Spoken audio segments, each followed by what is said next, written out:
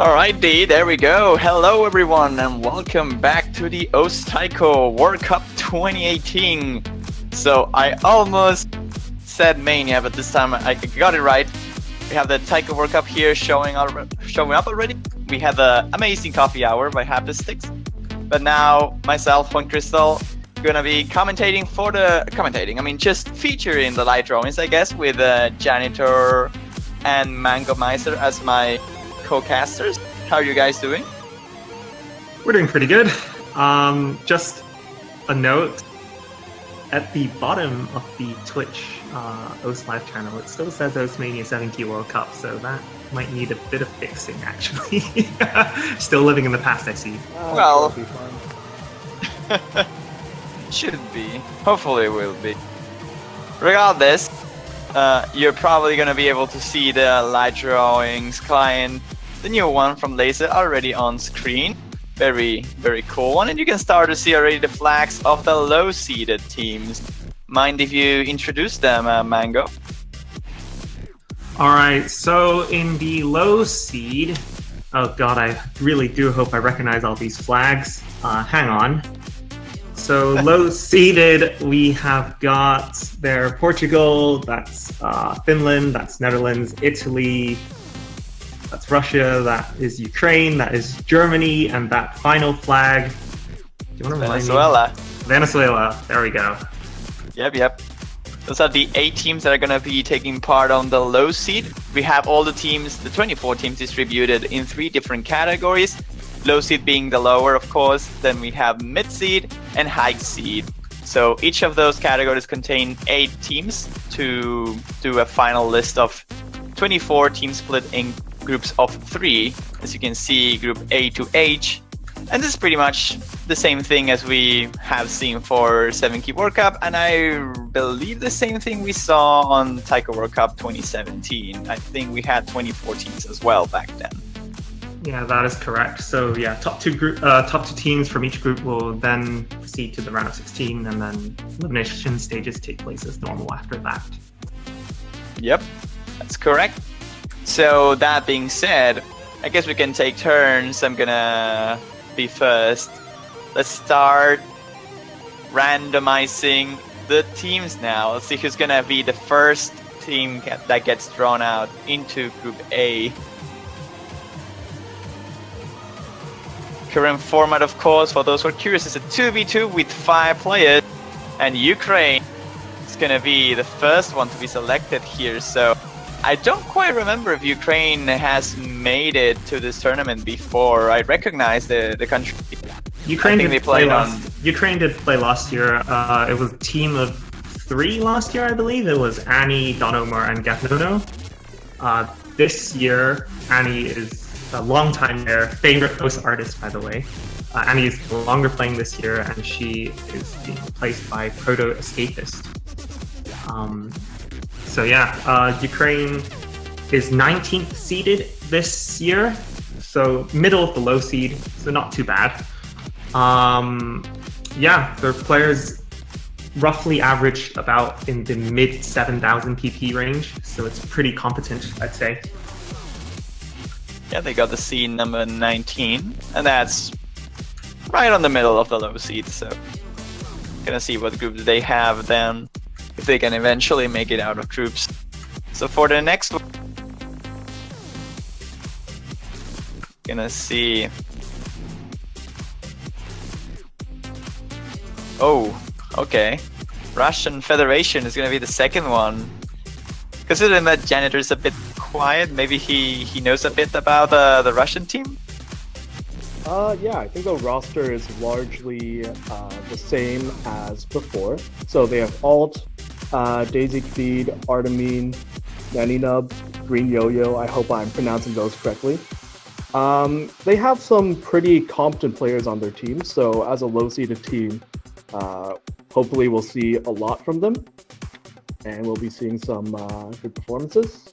So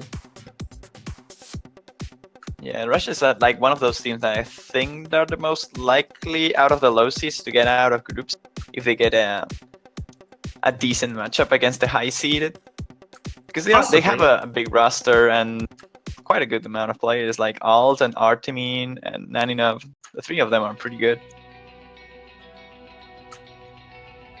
Now for Group C, we do have Venezuela. Okay, Venezuela is like one of my favorite teams of the tournament because I know pretty much everyone on this team, like Chichinia, Lord Ender, and Color Rojo 12.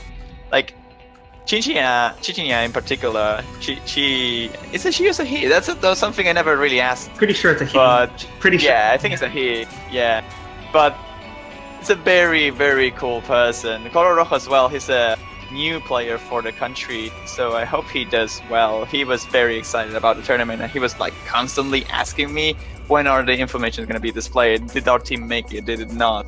So I really hope that Venezuela has some fun throughout this tournament. They're seed 21, so a bit on the lower side, but hopefully they will be able to show off that they are pretty decent at the game. Hopefully they can make out of the group stage. As a South American team, I would love to see that happening. Having played in the tournament with Chichinia once, I can attest to his amazing tournament skill, and this was over a year ago. So who knows? I'm sure they'll do very well in group stage this year. Looking forward to see how they perform. Yeah, I also played against him before in a tournament, also around a year ago, and he had some really good performances, so maybe he'll be enough to carry Venezuela to group stages. Have to see with the 2v2 format. It's going to be a bit harder, but for Group D, got Germany. Mango, it's your turn. It's my turn? Okay, so Germany has a full roster of 5 this year. They're led by Napuri. So I have to say, I'm quite surprised by Germany's seeding this year. Last year, they were actually high seed or top seeded. They had a really impressive roster last year with players like Miu and Zay. But this year, it seems like most of the top players aren't participating this year, which is a bit of a shame. Nevertheless, they still have a very competent roster of Neferi, Lifion, Michelotto, Lakili, and Jay Lest. I hope I'm pronouncing that correctly. They do have a fairly decent mod coverage, I'd say slightly lacking in hidden possibly, but I can see them doing quite well in group stage as well. It's really weird to see a team like Germany so low, considering how amazing they did last year. They made it to finals last year, actually. Yeah, they were top 6. A few of the top 6 teams from last year kind of dropped off a bit. Hey, got your newcomer here on the World Cup for you, Janito. Oh, is it? Alright then, so in the next group we have the Netherlands. I think, correct me if I'm wrong, but this is actually a new country to the World Cup. I don't think we've seen them before. You're correct. Yeah, and we have Theon, Paulsen, Noah, and Jackie Lamb 5 playing for the Netherlands team. This is a pretty funny team. Yeah. Fionn is a bit of an older player, I believe, and he decided to finally come out to lead the Netherlands team. I think a few of the other players on the team are actually standard players, if I'm correct. Yeah, Jackie Lam and Noah played in OWC 2017, and they did really amazing. But this isn't the OWC, this is Taiko World Cup. So maybe the skills are transferable, who knows? I have no idea as to what they're capable of. Yeah, I think Netherlands might have a bit of a harder time compared to some of the other even low-seeded teams, but, well, we'll just have to see if the 2v2 format bodes well for them. Hopefully do good for them, but now into the next group we have Finland. So what can we say about Finland? Finland is a team that is was Finland supposed to be okay? For some reason on this note it says that they're number 10 seed, and I'm pretty sure that's not correct. But they have a Dusky, Reikochi, Hot Anime Girl, good name, and Lefafel. So they have a pretty strong two-man lineup. Like Dusky and Hot Anime Girl are both very solid. And I reckon with Reikuchi and Lefafel, they will have decent enough cover to like perform on different mod brackets. I'll expect Finland to be one of those dangerous low-seeded teams, probably alongside Italy, as those that might be the favorites to get out of groups, with Russia as well, I guess. I just want to address the Twitch chat a little there. Everyone saying press F to pay respect for Sylarn. I mean, without Sylarn, the top player in the country, it does hurt Finland a little. He was a very good player last year. So yeah, they could have made it to mid-seed, I believe, if Sylarn had participated this year. But as it stands, they are the second bottom seed this year. Anyway, so we have 2 countries left. And it looks like in Group G, we are going to have Italy. So what can we say about Italy? Italy is one of those special countries this year that only has 2 players. But in spite of that, their 2 players are extremely dangerous. Their roster line consists of Ikun, who is an all-mod player, known for having 8,000 PP without a single 400 PP score.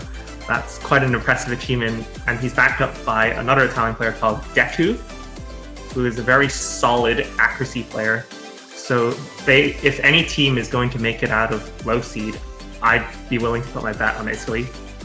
Yeah, I think they're definitely shaping up to be probably the strongest low-seeded team by quite a margin. I will say you're correct, but now who's gonna get in the last group? I'm curious. I wonder.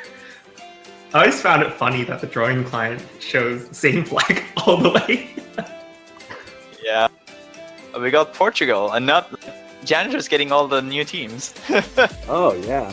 So, Portugal is also another new team to the Taiko World Cup, and a pretty exciting one at that. So we have Baby Snakes, Shinzui, Meowcat, Hi, I'm Costa Reno, and Black Pet playing for them. Baby Snakes is a pretty, I would say, fairly well-known figure in the community, known for some of his speed plays and stuff like that. I think Portugal is also definitely one of the stronger low-seed teams that we have this year, and probably one of the ones that you might expect to make it out of group stage. Yeah, I'd be inclined to agree there. Some of the players haven't played many ranked maps as of late, so I would say that their performance wouldn't be as accurately reflected by the rank. So we may see some surprises here and there. Well, speaking about surprises, I see a Hong Kong flag on the high seed and not on the top seed. What is this? The number 3 team of last year, like the 3rd team of last year's Taiko World Cup, now getting into the high seed and not on the top seed. That's a big surprise. Pulling a Japan from OWC 2014, from the winner of 2014 to not making it out group stage. I know, right? But anyways, here on the high seed we have the following teams: Argentina, Malaysia, Hong Kong, United Kingdom, Poland, or also known as Reverse Indonesia, Spain, Chile, and South Korea.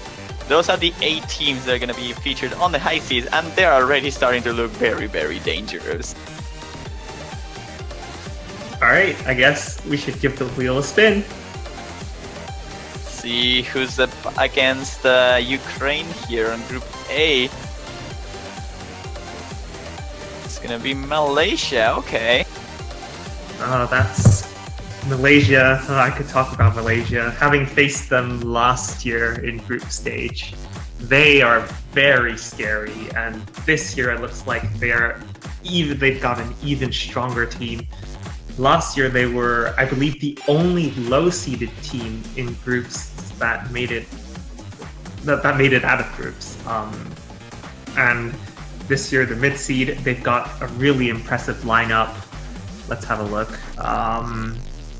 They have the team captain is Celtic rival, and he's backed up by Zeph's Z161 Dakri, CD8 Sausage Boy, and Jerry. Many of these players are very strong hidden players as well as accuracy players. So I can see them shaping up to be a very formidable team. I would be scared if I was a top seed that ends up this group, honestly. Definitely, especially in the 2v2 format. I can see Celtic Rival and Jerry going toe-to-toe with some of the stronger players in this tournament. Okay, so let's see who's gonna get against Russia here on Group B. It's gonna be the United Kingdom. Another interesting country, I will say, the United Kingdom, is because they were one of the teams that had the most amount of signing up players. And I think it's fair to let Janitor introduce them if he's fine with that. Yeah, that's totally fine. So for the United Kingdom, we have Gohigi as the team captain, Horizon with 3 eyes, Mekalemembe, O'Brien, and Grimbo playing for them. I think at this point, a lot of people will recognize Gohigi as he has very quickly risen up the ranks as one of the first, if not the first, United Kingdom player to reach top 50 and more recently 10,000 PP. And I think he can do a great deal in a 2v2 format to maybe even lead an upset against one of the top seed teams. Well, they're definitely gonna need Gohigi on good shape if they want to make it far. Yeah, But I mean, the rest of the team is pretty competent as well. They have a lot of experience, like Grimbo, Mekalemembe. Abrian as well. They've got the second slot is sort of filled in by mod specialists. Neke is very good. Hard Rock, Grimbo very competent. Hidden, Abrian's a very fast player. Horizons can play technical maps, so it's really, really diverse skill set, I would say. Now for Group C against Venezuela, if we get Chile or Argentina, that would be good for... Oh no. My scheduling! Venezuela and Hong Kong are gonna be on the same Group C here. And I think it's fair to let Mango talk about the Hong Kong team. Well, I mean, we had a very good run last year. We came third. Hong Kong was amazing last year, but it seems that almost all of our team members have other commitments this year, myself included, being map pool selector. Quite unfortunate. But anyway, this year the team consists of only 3 players, which is quite dangerous, actually. So team is led by Sing216, a very well-known accuracy player, and he's backed up by Jackie, who is a known double-time player, and Fakata. This year, they're 14th seeded, so not looking too great on the seeds. However, their top 2 players are very scary in terms of being able to play high-level maps. So I think maybe in the early stage, they could struggle a little bit, but towards the late stage, I think that's when they'll be able to flourish. Oh, they have to reach that point. We'll have to see if they can. Now for Group D against Germany, gonna have, if it is Poland, that will be pretty cool, but yes! Oh, I am legend. I am a legend. You predicted the future. Yes, like I always do when it comes to cursing or something. But anyways, for the Polish team, we have Akrid, the captain, Darkstorm M, Creepy Duck, and Tetsurio. So maybe their ranks are not as high as someone will expect from a mid-seed, but boy, Akrid, Creepy Duck, and Darkstorm is a dangerous trio. Like, oh my goodness. They are very good at the game. I recall Poland being quite dangerous on last year, I think it was. They made it out of groups. If I recall correctly, they went on tiebreaker? Or was they went to tiebreaker against Malaysia. Yeah, and that's what I remember. They won a clutch 5-way fail. Yeah. Not passing the tiebreaker, being the only person to pass the tiebreaker. So that was legendary. That was amazing. yeah, Creepy Duck definitely a very scary player in the tournament setting. Very good accuracy, very fast, and pretty diverse in his mod usage. So it's a scary team besides hitting seed 16, so being the lowest of the mid-seeds. I reckon Poland is going to have a good fight against Germany. I think they will make it out of groups. Definitely a bit underrated for their seeding, I think. I think Akrif is one of the few players in this tournament that's been around since the first Taiko World Cup, actually, back in 2011, I believe. This year we've got two other players that's been here since the beginning. I won't spoil the surprise.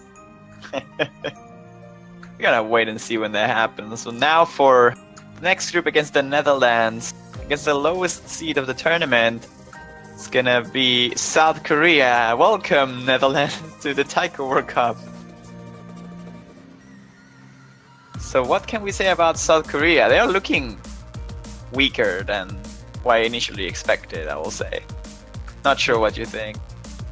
I'd say It's a little bit deceptive there because Kompaka Serial and Liss, who are, I don't think they've played in the Taiko World Cup for quite a while, are more old school players, but I think they're still pretty good even though they haven't played in a while. Definitely a very solid hidden lineup this year. funny thing to note, they also have Azriel, one of the best catch players in the world. Who knows, maybe they can use the catch Taiko skin Yeah. to help them play in the TWC. Maybe catch up with his team. Oh, that's so bad one. The last member of the team is Metal Stream, who has risen up the ranks quite quickly in recent months, and he's a very fast double time player, stream player as well, as hinted in his name. Yeah, also quite good at both hidden and hard rock, which is kind of a trait of really good tournament players. So I don't think he's played in other tournaments yet, or I'm not sure if he has. So this will kind of be his debut, I think. Oh boy, now Finland, Italy, and Portugal waiting for the rival, and it's gonna be Chile versus Finland. So all the three countries remaining are Spanish speakers. That's pretty funny. Nonetheless, is Chile also another one of those teams that has a very good catch player, if I recall correctly? I think they have Line QTXZ, I think. Isn't that Owen Yang QD33 or something? Yeah, I think he name changed. I think it was a plot by some Netherlands player. Cough. Anyway, Chile team this year, oh, they are very scary. Chile is led by Ulqui, a very consistent player, and he's backed up by Alapat, Palm, and Kazu, formerly known as Anhedonia, a very prominent rapper in recent months. What can we say about Chile? Janitor, do you have any comments? Yeah, we see some returning members from last year. So Kazu, Okui, and I think Palm were all present in last year's team, where they did pretty well. They got some unfortunate matchups, but they still put up a pretty good performance. They have a lot of speed players in their team, so you could probably expect to see a lot of that. And also, pretty good mod diversity as well. Yeah, they also have some very pretty good hard rock players. Oki's very good at hidden. I think having a full roster like so in a 2v2 setting definitely helps them out a little. I dare say they could take out some top seeded teams without too much difficulty, actually. Oh boy, let's see now. Italy and Portugal waiting for Argentina or Spain. Both of the rivals are very hard, but it's gonna be Spain versus Italy. Man, Italy got a bit of bad luck, I reckon. Oh, that's pretty tough. I didn't realize that Spain was a mid seed this year. I thought they were top seed, honestly. They got the highest mid seed, so yeah, it's the highest mid seed versus the highest low seed. Yep. So Italy's in a tough spot, really, since I was hoping to see them get out of groups, to be honest. But I will say the top seed of that group might be on a hard spot. Maybe. We'll see who they get. If they get Japan. If they get Japan. First seed of each bracket, that would be sad. But anyways, the Spanish team is very, very solid with Mitrox, Raiden, Hanjamon, Alvaro, and LZD. They have pretty much a play for everything, I reckon. I believe that's an identical roster to last year, minus the Madness lady who was playing for Spain last year because of teams of 6. But yeah, they definitely are very diverse across all the mods. Very strong team, could definitely take out top-seeded teams. Yeah, Yep, the top seed better watch out. But before missing the last team, because I feel we're gonna miss Argentina if we don't introduce them now. We have Argentina with Gaston 2199, Trollo Cat, Boss Play 02, who played on Mania World Cup 4Key last year, Midnight, which is probably the most known player after Who's the Box, and Lao TG, which is a bit sad to not see Who's the Box on the team of Argentina. But with Midnight, Gaston, and Trollo Cat, I reckon they'll have a decent time of groups. Like, they can probably take down Portugal, but it will be a pretty close match. I think Argentina versus Portugal could be pretty interesting to watch. Regardless, Are we going to move on to the top-seeded teams now? I hope so. All right. We're starting showing. Of course, Japan is being showed first. Japan followed by Japan. Taiwan, of course. US, This is Canada. This is Australia. how Oh, that's the scary. positions of the tournaments are actually going to be. Japan's going to get first. Taiwan's going to get second. US is going to be third. That's pretty much the order of the seeds, actually. That is the order of the seeds, yeah. So yeah, All right. probably everyone Very knows scary. a lot about these teams already. Every team is extremely scary. Looks. I think at this Let's see point, who they'll definitely- get.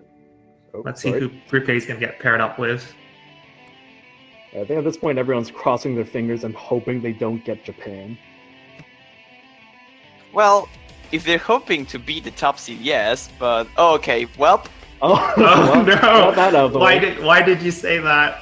I'm sorry. Yeah, I'm sorry. absolutely jinx. commentator cursing before even the matches start. Oh no. Juan, I think you found a successor. Yeah, No. I have a good eye when it comes to new commentators. You know, like this guy is gonna be my next successor, the taiko one. Yeah, I'll carry on. I'll carry on the legacy. Japan Yeah. is a team that does not need any introductions. They've taken the first seeded, they've taken first place in Taiko World Cup for the past 3 years, led by veteran Tasuke 912. They have a roster of Uone, Z-Kane, ISOC, and Rize, all of whom are newcomers to Japan with the exception of Uone and Tasuke, of course. So, Janitor, what do you think? What are Japan's chances of winning Taiko World Cup this year? They're a pretty decent team. Kind of slipping. They lost 1 point last year, so that was below expectations. Interestingly enough, they don't actually have U68 this year, which would have made the team infinitely more scary. But even as is, I think you'll be hard pressed to find many teams that can even take a point off them, much less beat them. I do believe U68 gave up his slot on the Taiko World Cup after learning it was teams of 5, so he could let some of the other players shine. I think that's really nice of him to do that. Well, we got the big one already. So let's see who's gonna be against Russia and the United Kingdom. Please, no Indonesia. No Indonesia. Please, We need to France. save that. We need to save that for Group D. France! Oh my god, dude! God. Oh my god! I'm This is actually good. a legend. Jeez. Well, France. I reckon that if I got it right, I have to introduce them. France is a team composed by Arrival as the captain, with No Fool, Romain Noda, Timi Aeki Med, and Baloni. I probably butchered everyone's name on this team. But that being said, Timi is the player we have to watch out from this team, I feel. Yeah, known as the player whose playstyle has no weaknesses, the one true playstyle with no weaknesses. DK, possibly the only person in the top 10,000 who actually uses this playstyle. Yeah, very solid team this year. A lot of accuracy players, and definitely no slouch in the mod department as well. I think it's hard pressed to say whether the UK or Russia will be able to take a single point from them. It's gonna be hard. It's gonna be hard for United Kingdom and Russia, but I think it's a pretty balanced group overall. I reckon we might see some upsets there. Anyways, for Group C, Hong Kong and Venezuela. If it is the United States, I'm just gonna cry. No. Oh my god, that was close. Okay. Taiwan is... with Hong Kong. That brings back some memories. I feel that if we can let Janitor take this one.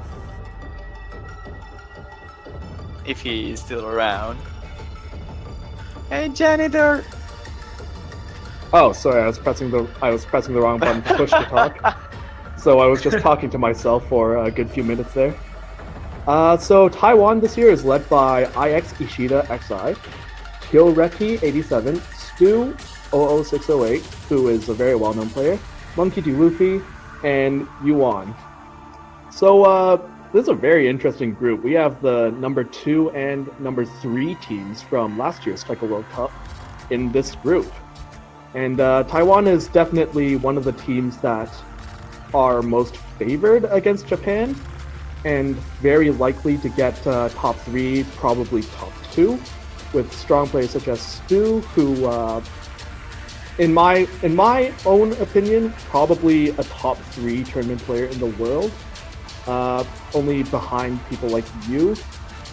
So yeah, I think Hong Kong is going to have a pretty hard time against this team. I really want to see Indonesia on this next group. Like Poland versus we reverse. have a 1 in 5 chance of getting it. Has to happen again. Come on, Happy Stick, use your magic. Stop the random in the right spot. I should also add, Ishida is the other player. So close. No! So close. So very close. But hey, US versus Poland is this OWC last year's final. But on Taiko. Unless we get that mean, like 128, right? Or something like that. Anyway.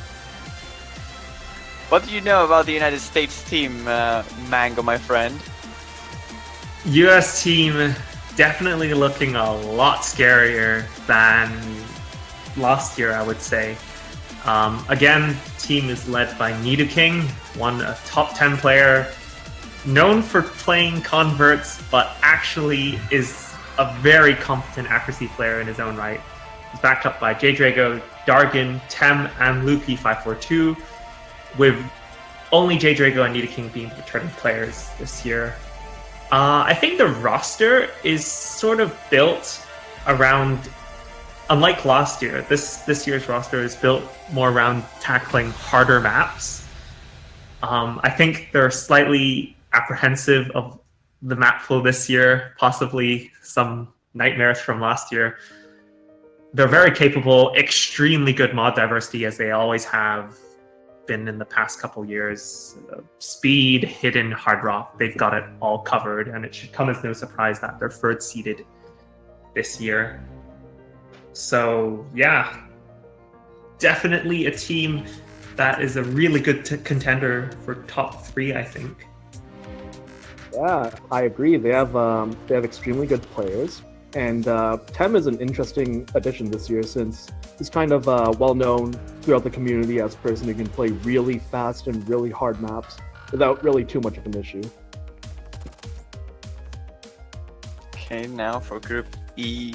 To start closing this up, Netherlands and Korea are gonna be facing no other team than Brazil. Oh, that was almost Australia. That's a hard to schedule group, I reckon. Oh. Asia, South America, and Europe. That's gonna be harsh. I'm sure you'll be fine. Yeah, I will. But Brazil, the last South American country on this draft, is actually a bit of a surprise for me. I didn't know that Brazil was this good at taiko, but then I saw the players and I was like, okay, yeah, this kind of makes sense with Hirok, Serial Dreamer, KV, Ludo, Skull Kid, and I can't even pronounce his name. KQRTA. Kurth. Yeah, I thought K-Curve.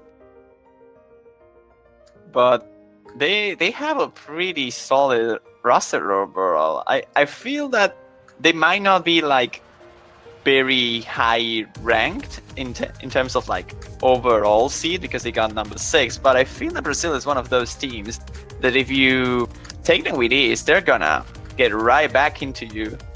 Like, I'm just getting information that Australia on the next group will be very bad, and I don't want to see that. But anyways, Brazil is gonna be a strong team on this tournament, I feel. Against Korea, it's gonna be a good show, I feel, as well. Yeah, I think that's definitely going to be a good match. I can say anything about Brazil. I think Brazil as a country is very admirable. They have a group of top players that sort of push each other to higher heights. You notice on some leaderboards that the top plays are some hidden hard rock plays by the same Brazilian players every time. So it's almost like they're moving forward together as a group. So I can see them working very well cohesively together.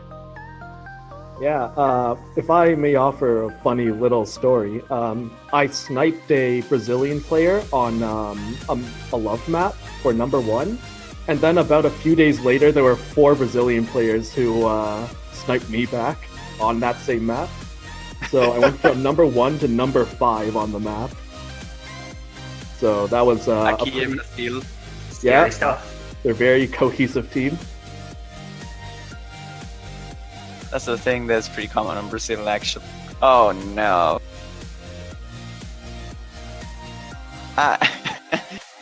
Okay, we have Australia then for Group F, and F to pay respects for scheduling on this group, really. Mind if you introduce them, Mango, while I cry in a corner? Alright, so let's talk a bit about Australia here. I believe Australia was eliminated by Chile last year, I think. Don't quote me on that. I think they were eliminated. I'm not 100% sure. But yeah, it looks like it'll be an interesting matchup there. Australia is 5th seeded this year, which is a definite step up from previous years, led by Alada. They have Ranko, Jai, Surya, Rani. What can I say about this team? It's very, very scary. Let's first address Jai. Jai is the ultimate player. He has defeated Japanese players, top Japanese players in community tournaments. He is unstoppable, and he's backed up by Rango, Surya, Alada, and Remy, who are very diverse in mod picks as well. Australia is a very scary team. Do not take them lightly. I reckon they can take top 3. They're definitely a worthy contender for top 3. And I think the team isn't too dissimilar from last year, but a lot of their players have gone through huge improvements, so hoping to see good things from them. Gonna see now in Group G here. And if it is Indonesia, I reckon Indonesia could have a lot of trouble on this group. And it is Indonesia, in fact, in Group A, Group G. Italy, Spain, and Indonesia. Isn't that a stacked group? That is very scary. So what can we say about them? I believe Indonesia is the bottom of the top seed, so this is definitely a very scary looking group. I can sort of see interesting things happening here. Highest low seed, highest mid seed, lowest top seed. That's interesting. But yeah, Nikonian, XQ2238, PM Riva, Nishizumi, a Lighting Weaver, other team for Indonesia this year. And PM Riva is probably the star player of the team, I feel. Actually, a lot of these players have seen action in various community tournaments, and like particular shout out to well, all of these players, I mean, they're very consistent. Some of these players have gone against toe-to-toe with some top Taiwanese players. I remember a match in LMS 2, I believe, where XK went toe-to-toe with Stu and got a very, very similar score. Yeah, he lost by the point of one finisher, I think. About Yeah, 5 missed on the points. last finisher. So, very, very scary team. Extreme mod diversity. They're going to do well this year. But if they make it out of groups, that is. And I think this might be the first time they've gotten all 3 of their top players all together in a Taiko World Cup, so it's going to be interesting. Oh yeah, because they were hurt by registrations last year, I believe, where they only had Nishizumi to participate last year. So this year they're going to do significantly better. Okay, here, so for the last team, it's going to be obviously Canada versus Portugal and Argentina. And I think we have to let Janitor talk about his own team, right? All right, then. Thank you very much. The Canadian team this year will be led by Vladiushko. The other players are Janitor, me, Carter Freak, Fudgy King, and Yuno. So, absolutely no bias here, but the team is pretty solid. Around the same team last year, which got top 4 in the Taiko World Cup. Solid mod diversity all around. And a lot of the players on the team have participated in various community tournaments with varying results, so definitely a team to look out for. I have to agree with you. I think Canada is on the bag of top 4 guaranteed, no matter what happens. I feel that your team is strong enough to consistently beat almost every single team that is not Japan and Taiwan. So I reckon that's good enough to get like top 4 at the very least. With very bad matchups, you will be at least top 4, I feel. Canada has always been like the 3rd team with Hong Kong alongside on the history of Taiko World Cups that were very, very close to like get to Japan or Taiwan's toes. Yeah, hopefully we can do well again this year. Crossing my fingers, I hope I don't get cursed and end up getting knocked out early or something, but yeah, hopefully it'll turn out well. Well, no pressure, but if you get 2nd of your group, you're likely facing Japan, so... That is true, and no one wants to face Japan in the bracket stage that early. Yep. So that will conclude our live drawings for the Taiko World Cup 2018. We have Ukraine, Malaysia, and Japan in Group A, followed with Russia, United Kingdom, and France in Group B, Venezuela, Hong Kong, and Taiwan on Group C, Germany, Poland, United States for Group D. On Group E, we have Netherlands, Korea, South Korea, and Brazil. On Group E, in Group F, that is, yep, that's an F, we have Finland, Chile, and Australia. Group E is going to be Italy, Spain, and Indonesia. And Group G is going to be Portugal, or that's not a G. That was a G and not an E and H. Okay, you get it. Portugal, Argentina, and Canada. My vision is not good enough to tell the letters. That's close enough. Hey, I need my glasses, okay? It's not that I use glasses, but I need some. But yeah, that will conclude the live drawings here. We will jump straight into the Maple Showcase. So in about 2 to 5 minutes, we're probably going to swap into it. We will have, I believe, Mango commentating this with Raiden. I'm not sure if we're going to have another commentator. I think it's going to be just 2 of them. I'm not sure. Or maybe Janitor will join as well. I'm not so sure. You're more than welcome to join. Don't be intimidated by this year's map pool. I mean, we spent painstaking, I think we started about 5-6 weeks ago, and we only just finished the group stage about a week ago. So we spent a lot of time on this, making sure that every map is 9 stars in difficulty, just to scare away everyone. Yeah, it's not 9, it's just 8.99. Yeah. Well, to be fair, I think after last year, it's going to be hard to be intimidated by the pools again.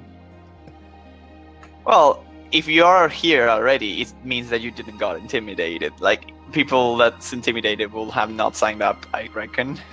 Yeah, that's yeah, that's definitely true. So whoever is watching and is still or is gonna play on the tournament, you should know that the map pools are not gonna be as crazy hard as last year, but that doesn't mean they're gonna be easy by any means. I believe the pool is harder than 2016, but not quite up there to 2017. Quite a bit harder than 2016. In fact, I believe that was one of the reasons why 2017 pool was so hard, because people had complained about the pools being too easy back then. And so we've decided to set the pool this year somewhere in the middle. And so hopefully it appeals to everyone. Hopefully it will. I'm sure it'll be fine with our very competent map pool selectors this year.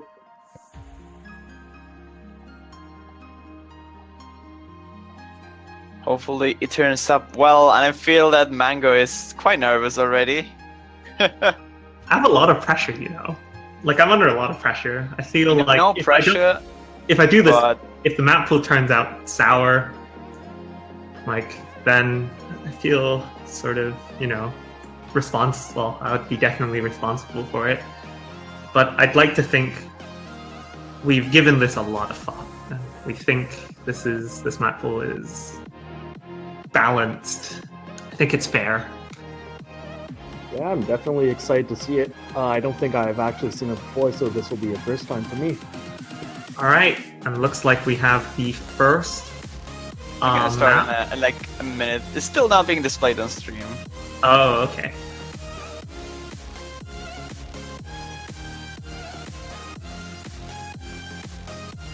Okay.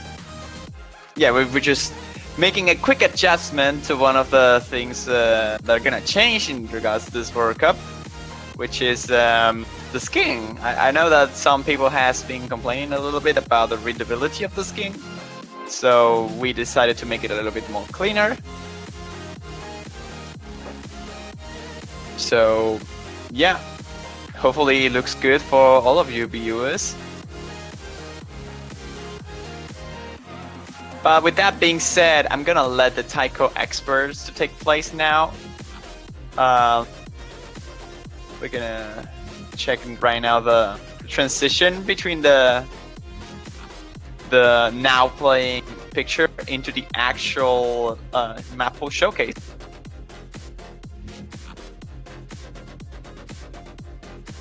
So I'm gonna take my leap here, and I'm gonna leave Mango and Raiden with this. So if you want to stay around, Janitor, you're more than welcome as well. It's up to you, but I'm definitely gonna take my leave. All right. All right, thanks, Juan. Yep, thank you. Thanks, Juan. All right, looks like we have the first map in the pool, and it is going to be Chroma Collapse by Mittens. I'm gonna leave this one to Raiden. What do you know? I'm sure you're familiar with this map. I'm actually familiar. Yeah, I played it with hard rock in order to try to get some kind of score. But yeah, this map is actually pretty interesting. It has a lot of 1/4 patterns, long ones actually, and a lot of finishers. A lot of them, like almost 100 of them. So it is actually very important for you to hit all of them for the score. With the new score V2, of course. And a no finisher double S has less score than a 96.2% with all finishers hit, so make sure to hit all the finishers in this one.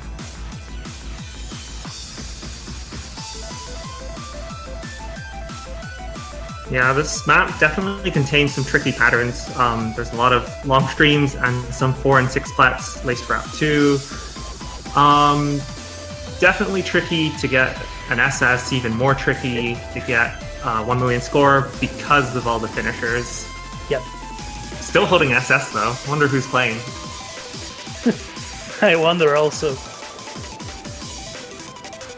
But yeah, I think it's actually a very fitting challenge for the group stage, because if you are a very accurate player but cannot hit finishers, you are punished for it.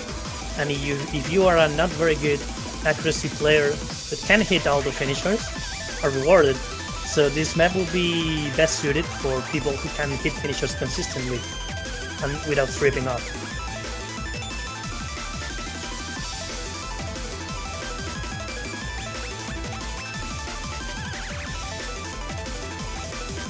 So you can see the map is about 2 minutes long. Yep. So it's not too much of a stamina sort of test. It's just short and sweet. That's how we like it. Yep. It goes without saying that the map quality is super high. Like, it follows the song so well and flows so well, and it's actually challenging at the same time. So very good pick for the group stage. I gotta congratulate you for this one. Oh, you don't have to tell me. You should thank.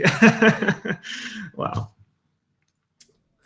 All right, moving on to the next pick. We have a map by No Fool called Going Under. The artist is Negaren. Difficulty Special Oni 2. Star rating for this one is 5.182, BPM of 210. This one is interesting. So it's this minor gimmick map in the pool. It's only 2 minutes in length. It's classified as the low SV reading pick. So this is a reading challenge for a lot of players. Indeed. The only maps I can't remember now are the red versus blue in another tournament, and the This map was featured in Gezo's TSRT actually. Oh, that's good. And the what was it called? The Magikarp song. That's actually very funny as well. It has very low SV, but has like 1/8 patterns and all the stuff. You have to read them all. Very, very long streams actually. Yeah. So as we could see, some SV gimmicks here and there. The starting SV is a quarter, so 0.25x SV. But the patterns aren't actually too complicated. This reading challenge. But upcoming, we do see the slider, which obscures a lot of the playfield. So if you're not ready for this map, then you might end up missing. You might end up not catching the slow SV section afterwards. That's one of the tricky points of this map. Man, if that finisher was followed by a 1-2 node, you wouldn't be able to see it at all. Because the finisher covers everything. Luckily, the mapper left some rest, so the player can prepare for the patterns. I love how in the comments people are saying they introduced easy mod pool in TWT2. I would say that if you tried to slap easy onto this, you would probably die. All right, Raiden, would you like to introduce the next song? Okay, so the next song will be by Chai, Caramel Custard, The Inner on the Difficulty by Dot. If I recall correctly, it is a moderately low BPM song and has more like it's a more technical pick, if I recall correctly. Yeah, it's a low BPM technical pick. One of the slowest map in this round, in fact. But in terms of density, it's actually pretty high. Exactly. So, funny thing, this is one of 2 maps that N-Wolf actually played in the showcase. So kudos to him for the FC. That explains the accuracy. Just kidding. This map is actually one of the higher star rating maps in the pool at 5.9. Yeah. OG is 6, and the length is just under 2 minutes. It's got a lot of diverse technical snaps. Yeah, so you better be ready to hit those 1/6 plus 1/4. And I hear that even 1/8 some part. As well as finishers as well throughout the map. And it's a similar situation to Collapse. First no mod pick, you need something like 96% like the whole 96%. All finishers can beat out a no finisher SS. So to all those players using no finisher skins, we are punishing you. We're taking the cheap road out. Deserved, actually. You have to play the game to its fullest. So yes, we can see the patterns themselves don't vary that much, but the snapping is constantly switching. As we reach the end section, though, we sort of see some 1/8 patterns, which could throw some people off, I reckon. Probably. So yeah, all in all, definitely one of the more tricky maps in the pool, I would say. But it's pretty short, so, well, we'll see how players will cope. If you can consistently hit those the snapping changes, you should be fine for this map. All right, moving on to the next map, we have the Penguin map, Ginga Tetsudo no Penguin featuring some artist. Featuring someone. Difficulty name is Taiko of an Illusion, star rating 5.5, BPM of 220. This is a consistency speed pick, and the map is about 3.5 minutes long. Yep. OD isn't too high, it's about 5.7. This is the second fastest map of the pool. It should probably be one of the overall easier maps in the pool, since it's fairly consistent in terms of patterns that it uses. So it's just a consistency pick. In the intro, though, as you see right now, there are a couple 1/3 doublets that could possibly throw people off. But beyond that, there shouldn't be that many issues in the map. It's fairly consistent throughout. Yeah, this is actually the map that rewards people who can consistently act. So if you're a very good accuracy player, this map is for you. I should also add that this map made an appearance in the Mania World Cup and the OS World Cup as well in previous years. So we're carrying on the trend. Enwolf is screaming at me to include, to convince the catch selectors next year to include this map as well. Well, if that's on to you, you can do it, I guess. Yeah, this map doesn't have that much more to it. There's just be consistent, be accurate, and you will win.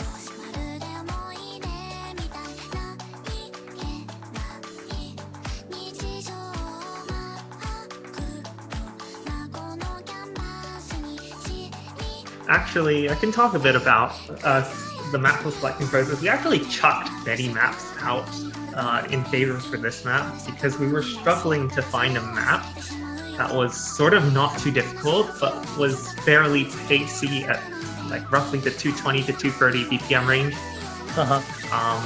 It was actually quite difficult to find a suitable map that just fit the criteria we were looking for, because we didn't want to have too many repeats of a map. If it was too quick, then it would mimic some of the other maps later in the double time pick pool.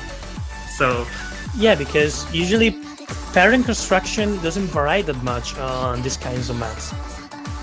You see the usual DDK, KKD, AD, KKD, of like four reds and one blue, 4 blues and a red. And those patterns usually form up themselves to make the map entirely. Which is actually funny when you consider it, because you are hitting the same patterns, but you don't notice, you think they are new. So it's actually pretty interesting pick. All right, and so, moving on to the final nomad. Nomad pick. Oh God, do you want? I'm gonna talk about this map a little, if you don't mind reading. Yeah, sure. So go ahead. The map is Shiawaze ni Nanaru. It's one of the very famous, loved maps. It's a gimmick map, known for its use of 0 BPM gimmick. It's also the lowest star rating in the pool at 4.29. Lowest BPM as well, 142. But this map is tricky. It's very tricky. You can see already the chat going nuts. Yeah. We figured people would be excited by this. Alright, so what's there to say about this map? Uses the infamous 0 BPM gimmick, requiring a special kind of reading skill. map also features some limited memorization towards the end, which I'll point out later. It's got varying SV changes, just a risky pick for all teams really, because the map itself isn't actually very difficult. The ability to read gimmicks and sort of be prepared for this pick. And it is also one of the longer maps in the pool, clocking in at just under 4 minutes. Wow. Needing to play gimmicks for like 4 minutes. Is there any other methods of torture? Jokes aside, the 0 BPM gimmick is actually pretty interesting because you have to focus only on the hit area. But then again, right after the 0 BPM zone ends, you have a very fast note coming in, and you have to be very quick to react to it. Because you are like centering your vision on the hit area, and then a very fast note comes in. So your eyes be like, what? Where did the note come from? So you have to be really prepared for this map. I would say this is the most risky so far. I could see this map being banned a lot, but at the same time, I would like to think people would try and play this map. It'd be an interesting choice for sure. Can I say that this replay took quite a few attempts to actually get, because I kept missing on the last note. I feel like an idiot for missing on the last note like on 2 separate replays before I got this replay. So here we see the Abikobe gimmick, where you play a pattern and then you play the reverse of the color, so it's not completely unreadable. Yeah, you have to deduce it. And there was the very fast pattern.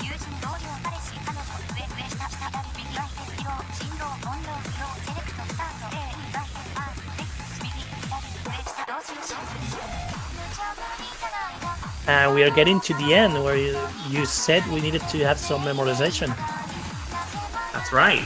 Because unless you are amazing at reading, this section there involves basically it's sort of the previous overlapping gimmick, but at double the speed. So the pattern is actually very easy to memorize. It's just a repeating pattern that happens like 8 times.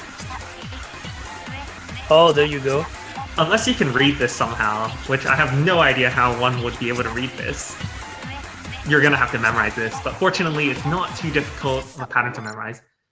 And then you have that ending, which... Oh, the ending note. The ending. I can see people missing on this. Mark my words, I can see people missing on this. Okay, so we finished Noma. We're going to the hidden pool now. First up, we have the entrance 2014 map, actually, by Midnight. And it's actually a slightly tricky pick, because it has a 1/3 snapping. So if you are not used to the rhythm and to hidden, you will probably get very high drops of accuracy here. Yeah, and that doesn't help because the OD of the map is OD7, which is the highest unadjusted OD in the entire pool. But technically wise, it is one of the easiest maps in the pool in terms of star rating, clocking just at about 4.9. Yep. I mean, unless you don't know how to play hidden or how to act 1/3, then it's hell for you.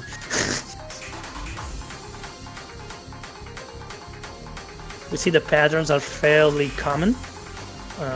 We have 1/6 burst right there. Yeah, I would argue the patterns are fairly common for 1/3 maps.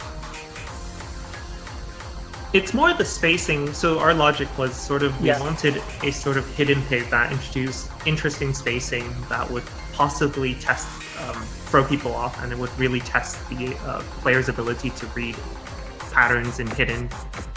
Yeah, this is actually a fairly good test to determine people's ability to read hidden with different spacing. And at the final KI, we see a sudden increase in SV, which So it starts low, then it goes medium for the most part, and then the final bit it ramps up. So it tests sort of all I can levels see of I can see the last pattern maybe throwing people off because of the triplets, like the triplets DDD, KKK, DDD. But since they are in 1/3, maybe they don't throw off so much. So yeah, let's move to the next one. I'll leave this one to you, I guess. All right, here we have another no-fool map, actually. So he's the only repeat mapper here. This map is Come to Life by ARM, featuring Nicole Curry. This is possibly one of the technically more tricky maps. It's also a ranked map, actually. BPM is 180, length is 2 minutes, OD of 6, so not too high, not too low. So this is the hidden SV pick. So it features high SV, changing SV, as No-Fool is known for mapping many SV maps. Yep. Many veterans of this game would know. Fun fact, this is the only map that Onasaki Hito picked in the entire pool so far. So you can sort of see, sort of his take on map pooling. Technically, this is harder than Entrance, but accuracy-wise, it's not as demanding. Yeah, because the snaps are simpler. So, Raiden, do you know this map? Have you played this map before? It is ranked. Yeah, I did. What are your thoughts on this map? I think it's actually pretty cool. Like the gimmicky things to be a ranked map. Like, I really like what No-Fool tries to do with the rank section when he plays with the SV. I think more people should do that, actually. So yeah, throughout the map we have about 3 SV increasing streams. And right now we're entering a section where there's sort of a little weird snappings, which could result in some misses. And there are a very nasty 1/6 + 1/3 stream that could definitely catch people out. Look at that SV. Look at that. Whoops. You can see me dropping accuracy here. Yep. I don't I have trouble having good accuracy on this map because of the SV and the rhythms. Yep. So that would be the second hidden map. Let's move on to Hard Rock. All right. Can I take this one? Sure. All yours. This hard rock pick. Okay, what's a group stage pool without the obligatory 7-star map? This map is 7.5 stars. But don't let that throw you off. Please don't, because it's sort of like Minera with lots of 1/8 doublets that hugely inflate the star rating. If anything, I'd say this is probably one of the easier maps in the entire pool. So yeah, the map is Helix, and it's mapped by Hikiko-chan, difficulty MX, BPM 175, length just over 2 minutes, and OD 6, but with hard rock, that's inflated to 8.4. This map is sort of the hard rock SV technical pick. It's got a lot of different snaps. It's got some 1/6 quad bursts, as you saw earlier in the map. It's got many 1/8 doublets, and it's got a 1/3 section later as well. Like I said, the map is technically very simple, but the SV, the changes in SV, particularly the increases, will make it quite difficult for some players who are unaccustomed. I'm starting to feel it myself. Aren't you a hard rock player yourself? I am. That's why I'm feeling the rushes on the SV, trying to hit them. My hands are automatically trying to play this. But yeah, that was one of the topics I wanted to talk about in the coffee hour before. Like, not only the 1/4 + 1/6 meta, but the 1/8 double meta that is so famous today. And there we just saw a quite tricky section with a slider and a spinner. If players are not prepared, they could miss the note right after the spinner. That's another point where people could miss. Hey, you should do the spinners like as quick as you can.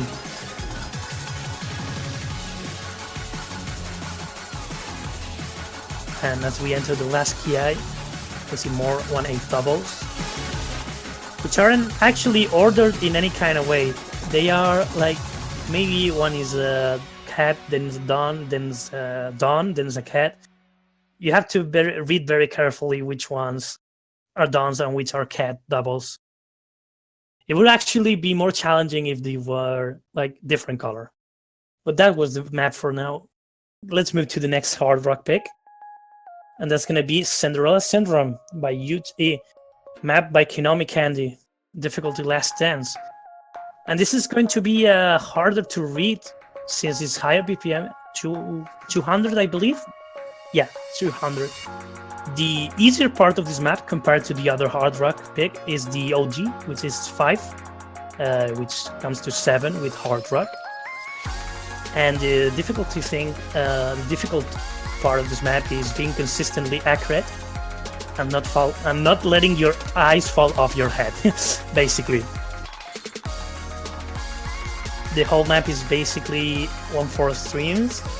And I've played this map before. I think it has some 1/6, but I'm not entirely sure. It does have some 1/6 bursts, and it does have some 1/3 patterns as well, but not too many. If you recall from last year, it's sort of like an easier version of Mud Pie and Dynamite mixed together.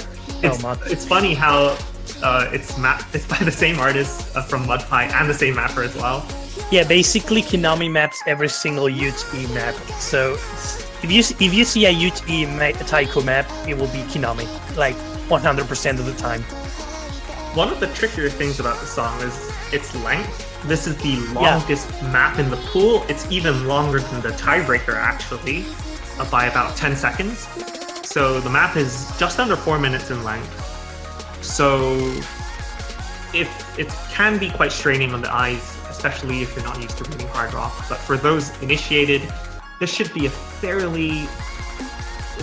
like a walk in the park. Yeah, if you're used to play hard rock, the consistency should not be a problem for you. So this is a good pick for those who want to just bore the enemy to death. I mean, more like bore, I would say. It's a good song. Yeah, I know, and it's a good map as well. More than bore, I would like to say like tear their eyes off, maybe. Well, hard rock. It's a good song, and it's long. Who doesn't love long and good songs? But people who just want to play 2-minute songs, I guess. You can try draining the opposing team by selecting these longer songs. Yeah, exactly. However, like for the interest. Yeah, it's just another. Interest of group stage. I'm sorry. After you. Yeah, it's just another valid strategy like any other. Yeah, sorry. I was gonna say, for the interest of group stage, especially since we only have an hour, the majority of the maps are shorter. But we do have a few long maps, as we've seen. Like we've got 2 in No Mod and then 1 in Hard Rock, and we've got a couple more as well. But we won't be seeing any marathon length maps in the group stage because timing and sort of, we need to be quick in group stage. I think that was a fairly good idea. Considering, if I recall correctly, last year they wouldn't let us pick like more than 2-minute long warm-ups. I think it would have been 3 minutes, but... Yeah, 3. I think it was 3. I think it was 3, yeah. Yeah, but unlike the previous pick, Helix, this map features absolutely 0 SV changes. So it's just constant 200 throughout, with the exception of the intro being slightly slower, but that's an aside. Sort of a warm-up, just to get the accuracy going. Yeah, those are kind of, how you say, redundant. I cannot speak the word. Like the slow parts who slowly and smoothly transition into the higher SV. I don't consider those very much as SV changes, but more like as introduction, I guess. So that was the last hard rock. We will move to the double time now. All right, so okay, this one is yours. All right, so this is Wu Shan Lan by Nardoxy Rabonucleic, or Nardo. This is the shortest map in the pool, so I better be quick. It's only 1 minute in length, but it is the highest BPM in the pool at 252 BPM. Nothing much to say about it. It's just speed, very basic patterns.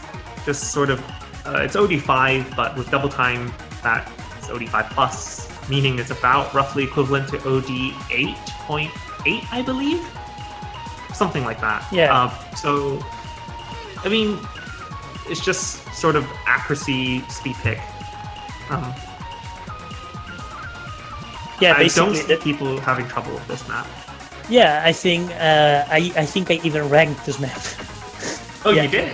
I did when I was nominated, I think. Yeah, I think I did. I definitely think I did. I mean, I have a full combo on this as well with double time, and I remember ranking this map. So it's basically very simple patterns, except when the Ki comes along, when there's And we're like done. a 1/6, and that's it. We haven't even talked about the map. Yeah. It was too fast. It was too fast. All right, that's going to change for the next map. Yep. Do you want to take this one? Do you know this map? Sure. I think I ranked this one as well. Oh, God. This map pool isn't rigged. This map was completely rigged. Yeah, if I recall correctly, I ranked this map, yeah. So yeah, basically Day After by Felt, map by Volta, I think it was? It's actually by Senritsu. Oh, yeah, Senritsu, sorry. Yeah, Senritsu, sorry. Yeah, I'm mixing people. They are both from Indonesia, so I probably got them mixed up.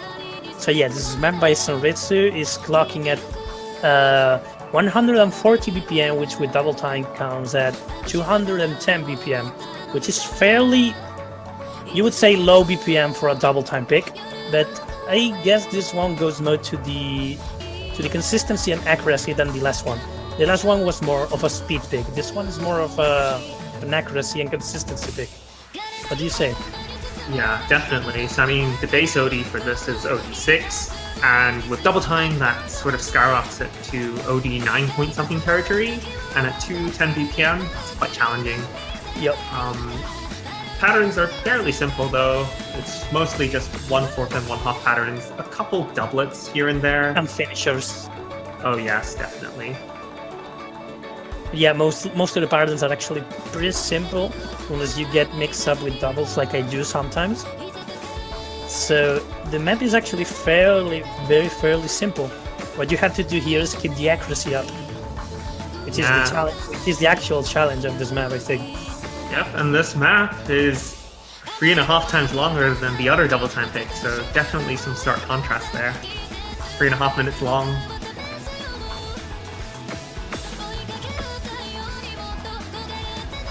And I think there's not much more to say about this map. I mean, I ranked it, so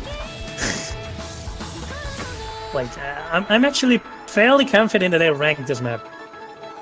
So Raiden, how are you feeling about the pool so far? I would say it is much better than last year's. Yeah, that's really all I have to say. It's much better than last year's. I think it's a lot fairer to many teams. So yeah, we can see here some quad patterns and some doublets, quite tricky. I think this will be one of those nerves picks, because if you're nervous, you tend to hit early, and that will really hurt your act. Yeah, and I think one of those quad patterns you were mentioning, I think is one of the parts that really messed me up when I tried to full combo with double time a year or two ago. That part actually always tripped me. So, but I think I got it full combo already. Very low accuracy, that is, but full combo after all. So yeah, there's not much more to say about this map apart from be accurate, don't miss, and hit all the finishers.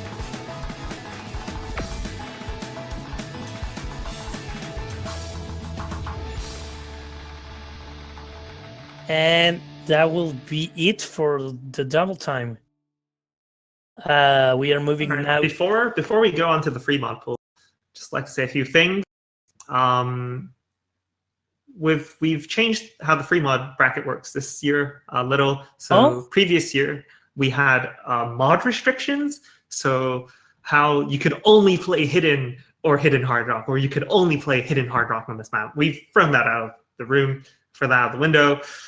Yeah. No longer do we have mod restrictions. You're free to use whatever mod you choose. Oh, that's actually really good. Not that we recommend that you go ham and go hidden hard rock, because some of these maps are really tricky with hidden hard rock. But Well, the option is there for the players who can cope. Yeah, that's some players to take the risk, like high risk, high reward. Yeah, so Grimbo says free mod is free again. Anyway, without further ado, let's move on to the free mod pool. You want to take this one? Yeah, I mean, I was the one who picked this map, actually. Okay, go ahead. So this map, personally, I feel this is one of the best maps on OS, like of all time. Encounter by Tasque 912, inner only difficulty, star rating is 5.7, BPM is 190, so it is the technical free mod pick. Contains a lot of tricky rhythms and finishers.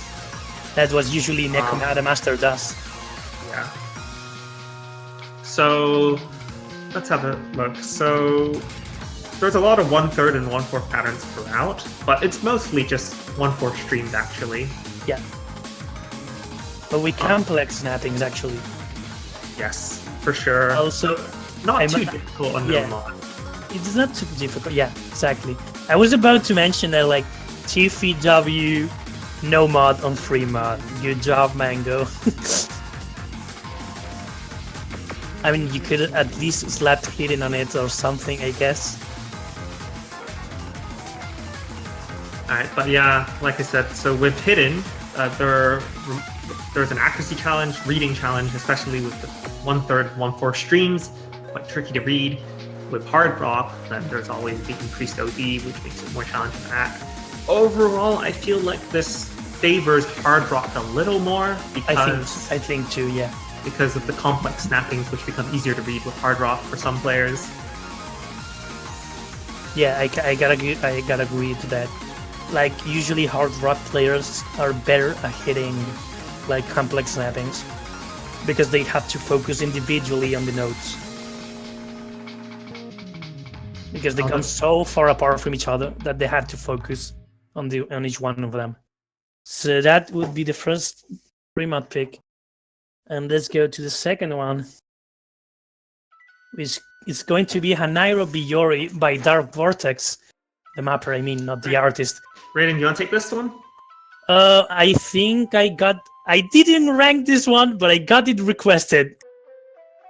I can't recall it too much, but I believe it was like a Vocaloid-ish song with like 180 BPM, or 182, sorry, and fairly simple patterns, fairly simple 1/6, but there were some parts which had very weird SV, if I recall correctly. You are right to remember that. There is sort of a pattern we coined as ninja streams. So. Oh yeah, I remember that now. I remember it now. Yeah, I remember. We'll be seeing one coming up very soon. But yeah, this is the consistency stream pick. So it's 3 minutes long. So it shouldn't be too difficult for any players. Oh, there we go. So we have a finisher. a ninja stream there. It's not too difficult to read because the ninja stream is the same stream every single time. It always begins as a KKDD. And then right afterwards, you can just read it normally because the SV is lowered. So what you have to do is be prepared for the streams and not miss on the consistency parts. It should be fairly easy. Yeah. So like Encounter, the other free mod pick, this map isn't too difficult with no mod. Maybe players may struggle a little bit with the 1/6 patterns. I mean, it's fairly low BPM, so it shouldn't pose too much of trouble. The real difficulty comes when you apply a mod. With Hidden, you have to read streams on Hidden, it's always a treat.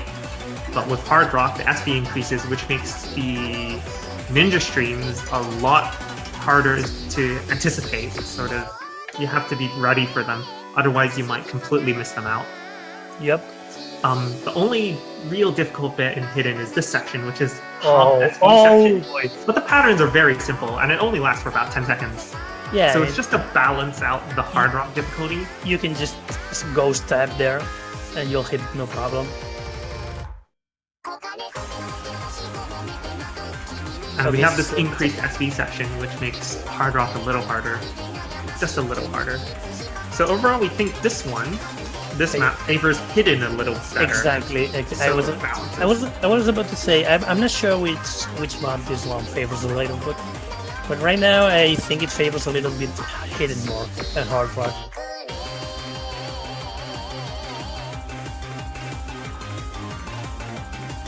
So as we approach the ending of the 3-mod bracket, We have the tricky 1/6 plus finisher section at the ending. yeah, I think that may trip some people.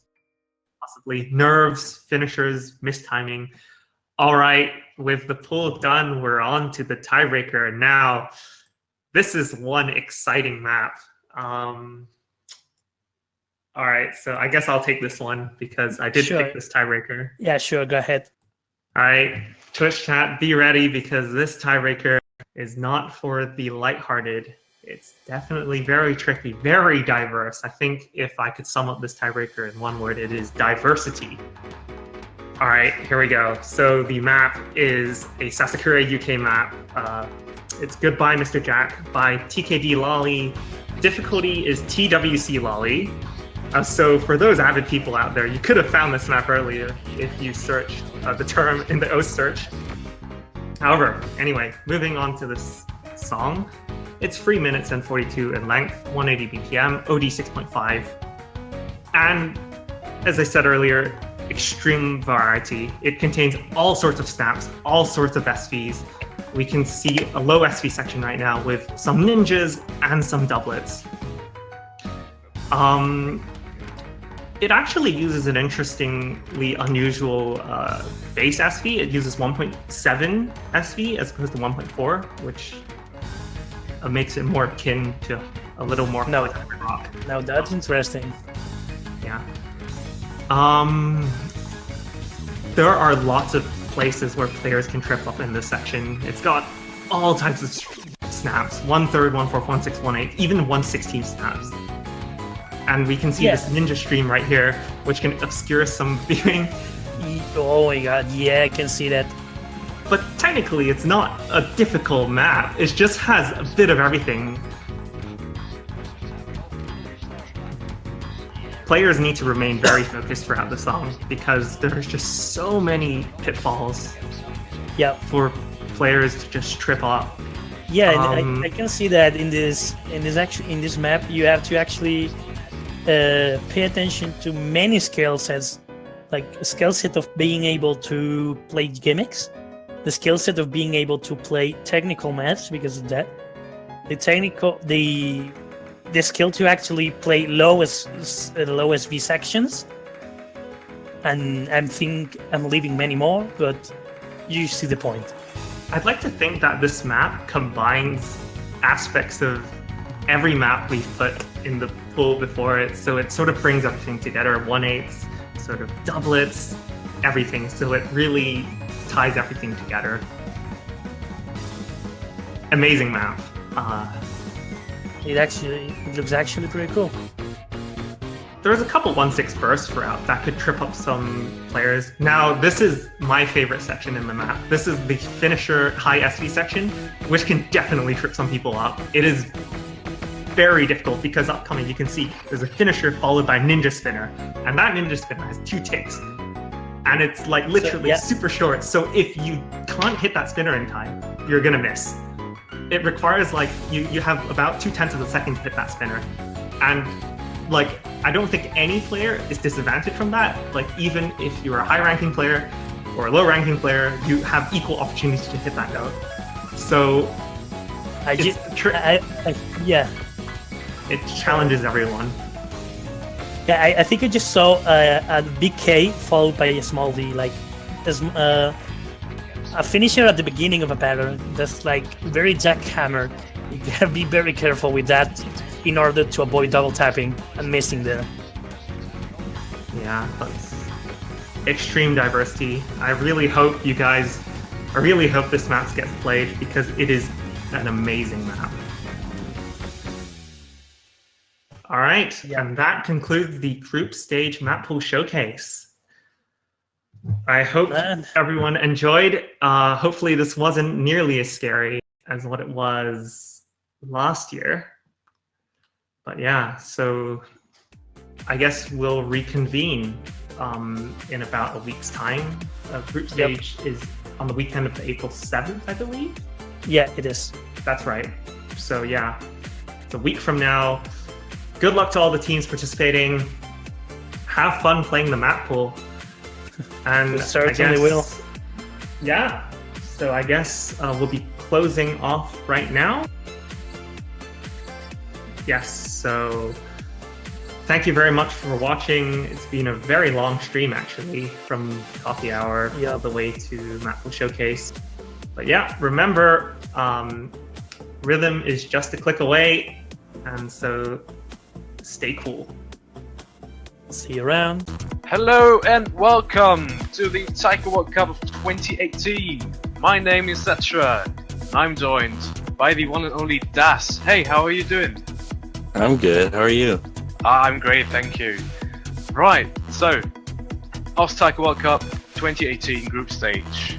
We have a lot of matches coming up. I'm very excited for this tournament. What is your opinion on the group stage itself? Are you looking forward to it? What is your general stance? I actually think that there's a lot of good matches between the low seed teams this year compared to last year. I know, right? Got some very interesting matchups coming up, even in the group stage. Usually you'd expect those in like semi-finals, a little bit later than that, but no, group stage is going to be filled with action already. I really love that. Right, so Das and I will be joining you for two matches, which are the first matches that you can see, well, the first and the second match that you can see on the schedule today. First one being Finland versus Australia. So, let's take a look at the teams that we're talking about here. I'm just going to start with Finland. We have got player number 1, Dusky, who is mainly a normal player. Seems to be very strong at hidden from time to time as well. So take a look at that. Extremely well at complex maps. For example, Triumph and Regret, which is a very difficult 1/6 pick. They are pretty good at this kind of map, so to be watched out on this sort of map. He's very consistent. However, he's got a little bit of a lower accuracy. He's a KKDD player. Then we also have Raikochi, who is a normal player, and they're actually one of the lower ranked players on the team. But that doesn't mean anything in a Taiko World Cup tourney situation or setup. Any rank below 5,000 is welcome here, and we'll see why in a second, trust me. Then we have a player called Hot Anime Girl. Quite interesting name. They are a hard rock player, very strong with complex maps such as Triumph and Regret, as previously mentioned. Very, very interesting. And then finally we have Lifapo. He's a lower ranked player, currently at just about 1.8k, and they are a normal player. However, from what I've seen, they're quite comfortable with other mods as well. So, whatever the rank is, we're going to see some of the players most likely play, even though there are technically, statistically, better options. So I'm very excited to see who is going to play in that team. What about Australia though? Who do we have over there? Alright, on the Australia team we have a Loda, who is probably one of the strongest hidden players on the team, although he may not be one of the fastest. But usually with hidden picks, that's not a problem. And then we have Rango, who is a hard rock and actually quite a really good GT player. He's usually good at keeping incredibly high accuracy, and I think he's going to be a really good carry for the team this year. And then probably the most famous is Jai, who's an incredibly strong hidden and GT player. We're definitely going to see a lot from him, and he's extremely well at gimmick maps as well. Next up we have Siroya. I don't know if I'm saying that right, I'm sorry. He is a hard rock player, and he's extremely good at complex map and reading high SV, so I think he's going to come in handy there. And then we also have Remy, who's also a hard rock player, He's also pretty known for keeping incredibly high accuracy. So I'm looking forward to see who's going to be playing for Australia, as they do have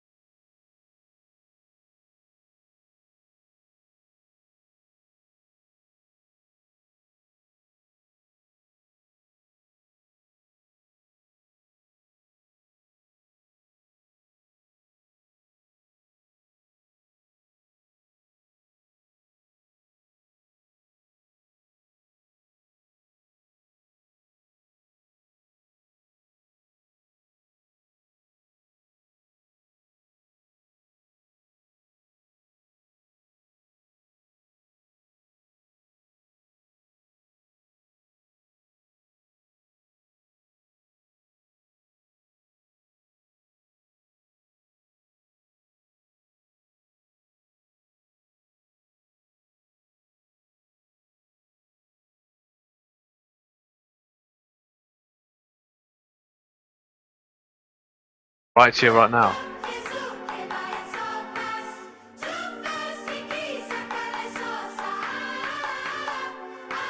Rango dropped their double S right there.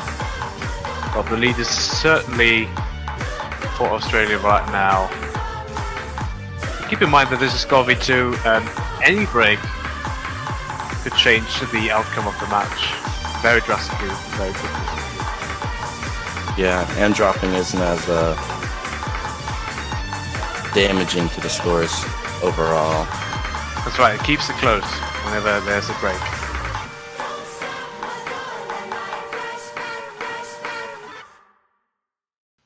Overall, not really a hard map. I was really wishing to see a little bit of a harder one, but it was certainly not bad. Let's take a look at the scores. We have 100 by Rango, very close to the double S, and Dusky actually being the person that assessed their own map. It's arguable whether that was expectable. However, we got 15 100s from Raikochi and also 4 100s from Remy, which I think is superb, considering that this was a hard rock play.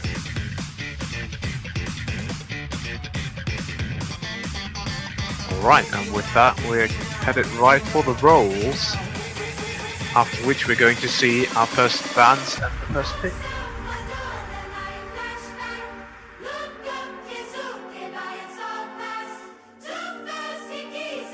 Do you have any prediction for what you think the bands are going to be? Let's see.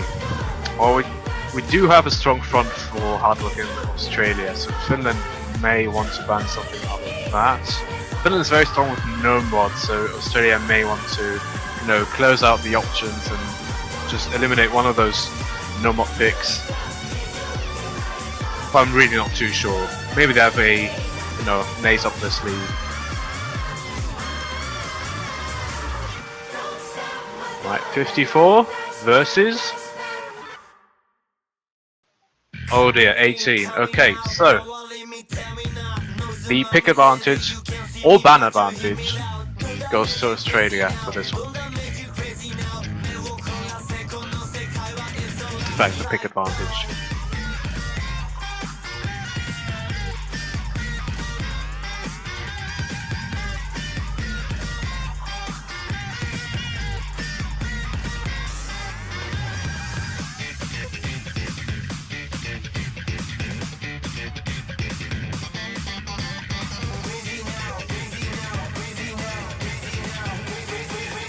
Right, so we have our bands in, that would be Cinderella,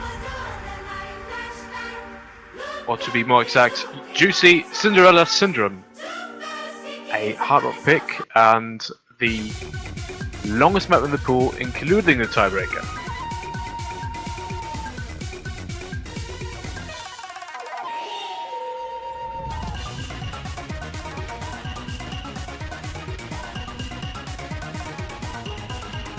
As for the other band, we have Felt Day After, which is a double time pick.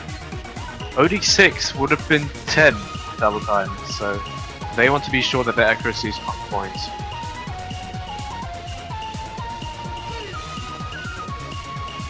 Also it says, or it is said, that Day After is favorable for those players that choose to go with an unconventional playing style, switching to DDKK or KKDD, whichever you prefer.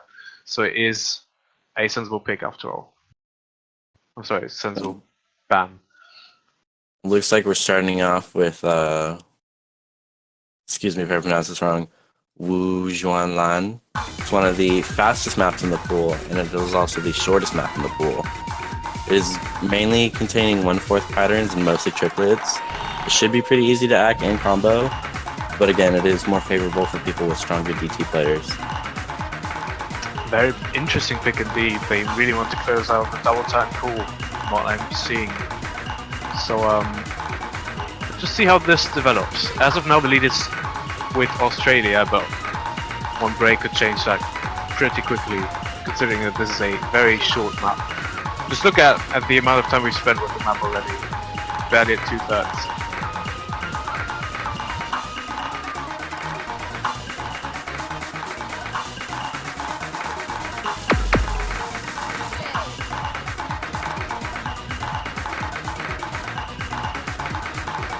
Jai and Rango holding incredibly high accuracy, as this is where they do shine.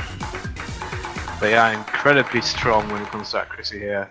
There's a certain deficit on Finland's side, and that will actually end up with Australia taking the first point in this first match of the Taiko World Cup 2018. Only 2 100s from Rango, making them the MVP of the match. The game, I should say.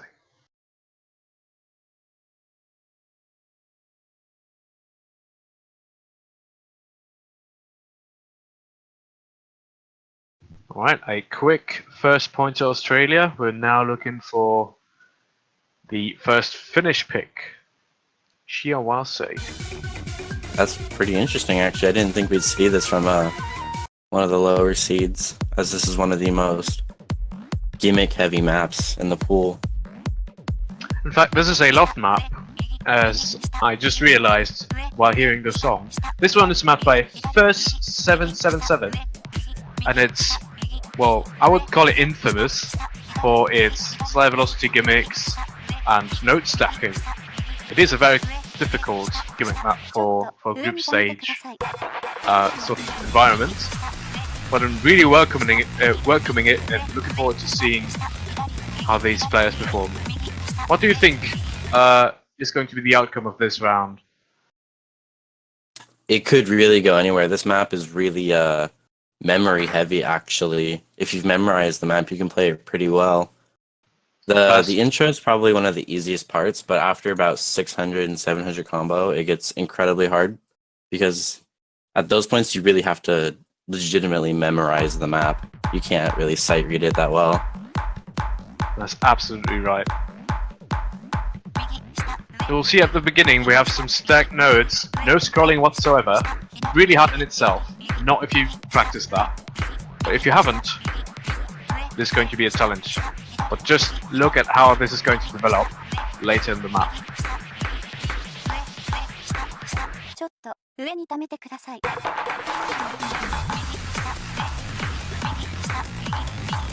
You have some mixtures of actual scrolling and stacking, which makes it really hard to read if you're not used to it.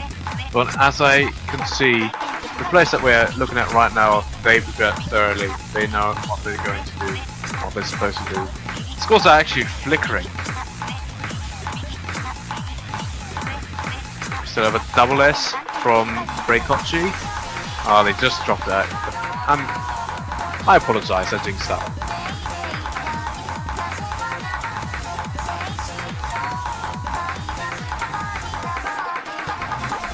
All across the board we have very high accuracies, with the lowest one being just over 98.5.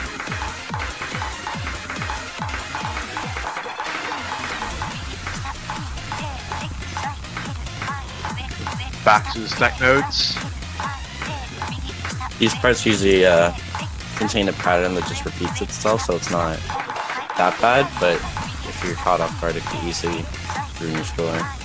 Well, this is arguably the hardest part of the map. We got scrolling and stacking at the same time. This is just ridiculous.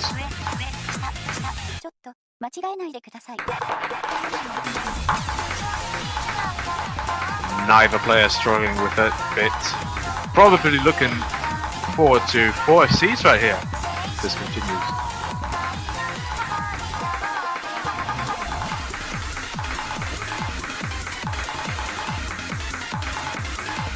I think this is going to really depend on whether they've memorized past 600 and 700 combo.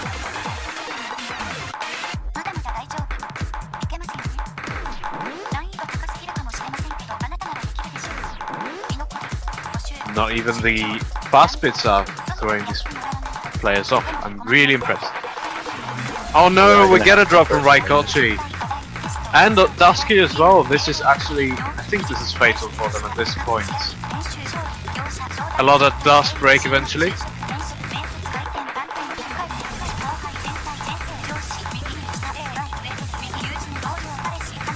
This is a very hard part of the map to memorize actually. The patterns that you're seeing right there, when they're fast, they're just mirrored. Every single color is switched. If you can't adapt to that, Sure. that's going to cause misses, and we've seen those. Jai is still holding a full combo with high accuracy. Absolute legend. This is what you'd expect from Jai.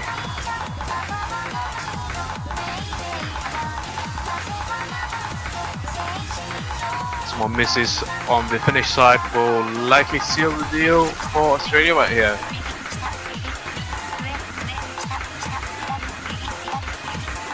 This part's completely insane.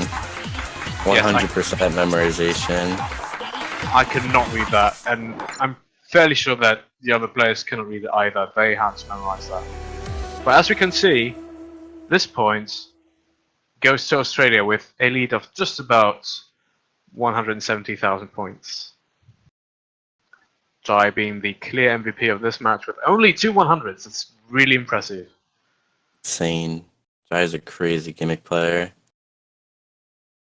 Overall, I have to say, the accuracy of the finish side is not too bad either for the kind of map that we're looking at right here. 38 100s and 46 respectively are not too high. Same goes for Lotta as well. Yeah, this is definitely one of the hardest picks in the pool. Absolutely. It may not seem like it due to the low speed, but I think the low speed actually adds to the difficulty, especially with this kind of map. Right, so we do have our next pick, which seems to be Caramel Custard. This is a no-mod pick. Yes, indeed, and what I've heard is that this one is extremely technical.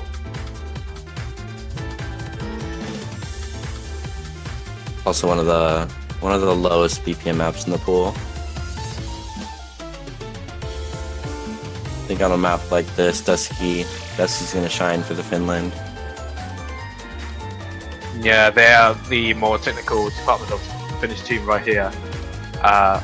Especially due to them being a KKDD player, that really adds to the technicality of either player, honestly. Either player that uses this kind of setup. Looks like they are gonna swap out a Loda for Rango.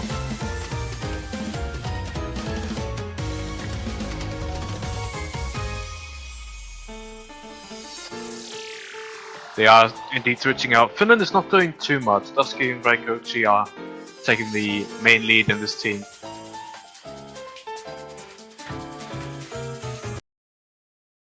I wonder whether we're going to see the other players.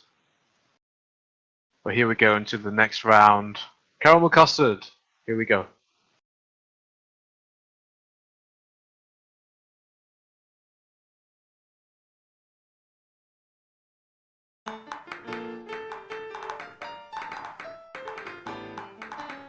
And right off the bat we have very, very weird and very difficult rhythm choices that will start throwing off the Finnish players. There are gonna be 2 misses from the Finnish side on both players. It's an early deficit, but it's far from over for them. We're just at the beginning of the map and everything can still change.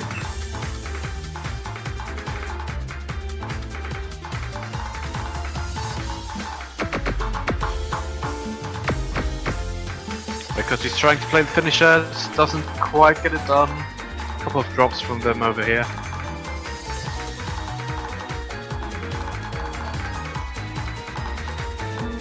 There is actually going to be a drop from Rango. There's the drop from Rango. That does open the opportunity for Finland to come back in this one, but Jay is holding strong. They need Jay to break in this one.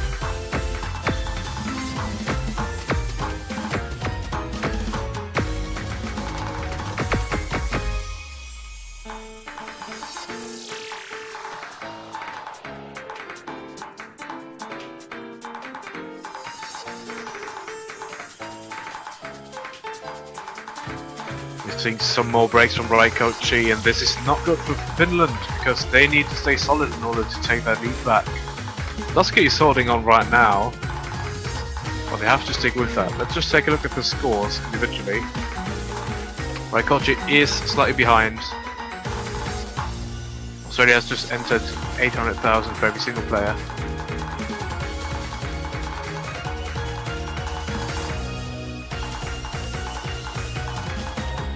We are That's nearing nearly the end of the over. map. That's right. That will do it. Raikochi drops at the end, but it's not going to matter too much. So this is another point for Australia. Coming close to that 4-point lead that they need to close out the game early. With almost a 200k point lead.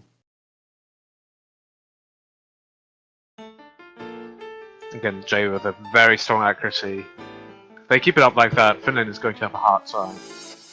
But Finland is actually pulling it in and really trying to combat that, but Jay, Jay's the wall. There's gonna be another swap from Rango back to the Loda. They did do a player swap, that is right. Let's see what the pick from Finland is going to be, because this is a crucial decision.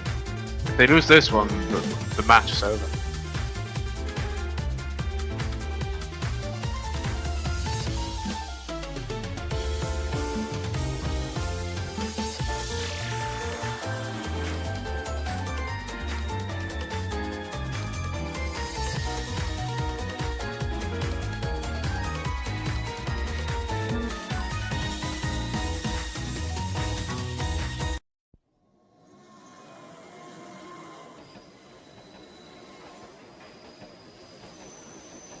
Looks like they actually are gonna swap Jai for Remy. Interesting decision, and the map is going to be Ayuban and You Know Me. Oh dear. Ginga, Testo, No Penguin, featuring Nikamog, Stripe P Remix. This map has 220 BPM, so it's fairly fast. The star rating's not that high with 5.51 stars. The map is 3.5 minutes long, and the OD is held fairly low with 5.7.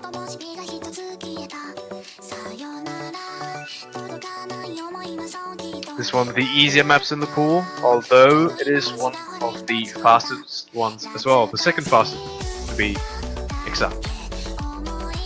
But this is exactly what Finland needs. If they are performing well on this map, they can start a comeback.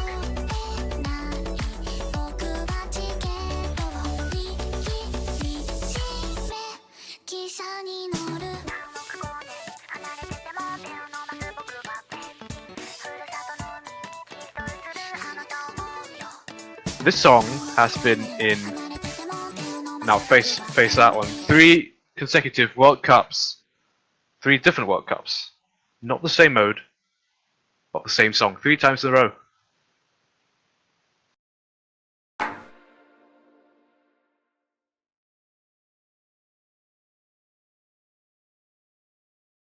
Right, let's get right into it. This has to be Finland's play. Give them all the support, they really need it right now.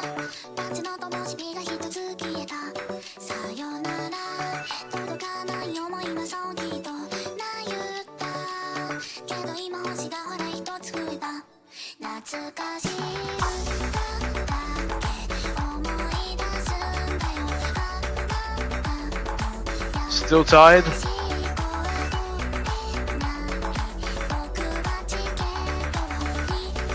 As of 4 right now, double it's all S's. done. Well done to the first person that act drops. Got some 1/3s over here, 1/3 doubles. These may actually start accuracy drops, but as of now, oh, we actually seen an accuracy drop, but it's from Australia, so this is exactly what Finland needs.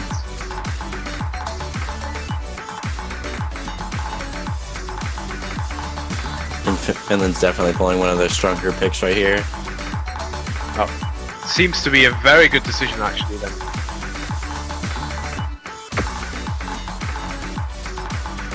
Raikuchi is going to get a 100, but I don't think that's too much of a problem.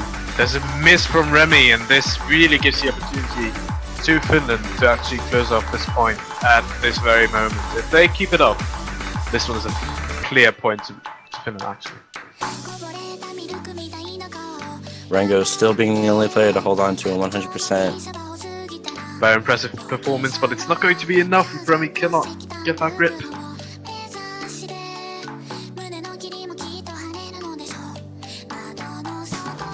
Accuracies all around the board are fairly high, even for Remy. And they're catching up now, so Finland cannot afford any mistakes at this point.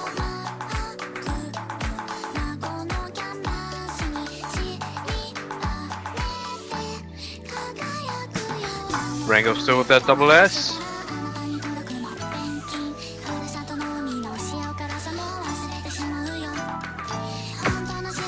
Going to happen, guys.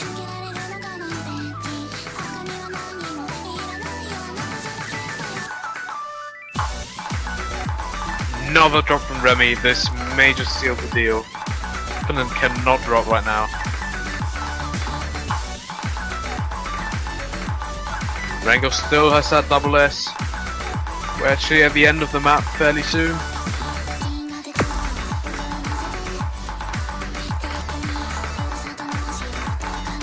No drops from Finland just yet.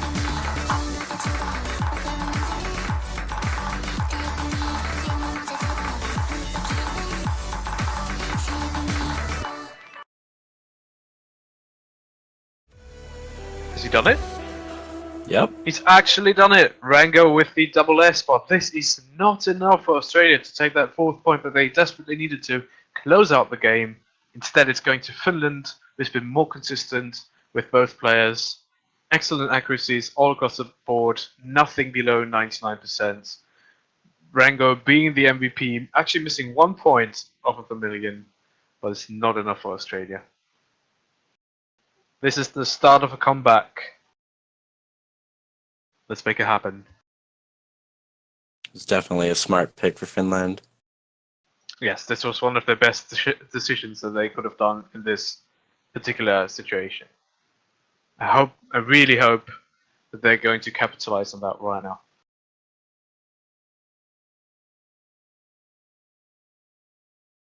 Now this is going to be Australia's pick, so they will have to counter whatever is going to be picked by Australia. Oh, and they're picking the low SV pick. That's right.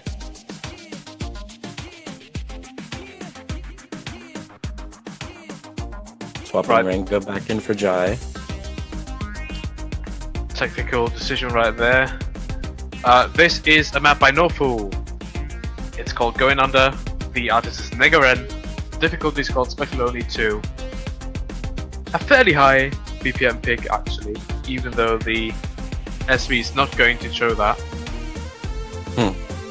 This is actually one of the gimmick picks. That's right, but other than that, in terms of rhythms, it's not that complicated. However, the slow SV definitely adds to the complication.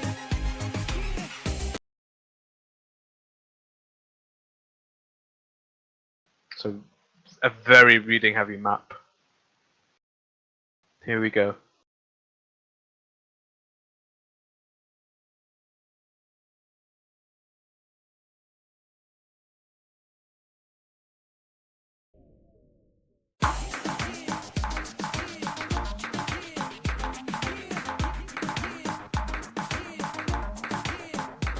If you're part of Team Finland and want to show your support, let them know right now in the chat. Finland needs all the support they can get.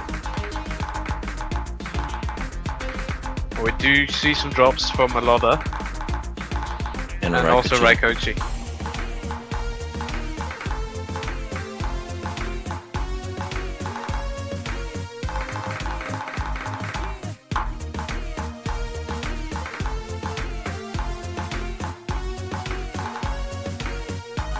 Jai is still holding onto his SS.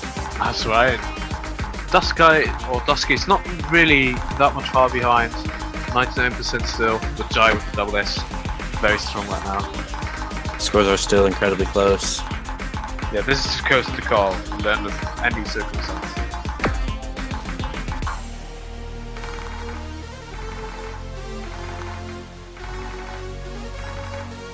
Talking 9,000 points right now. Oh, that transition from slider to technical patterns made Rikochi really struggle with the patterns and therefore caused a lot of drops. But Jai eventually drops as well. There is enough time for either team to take it.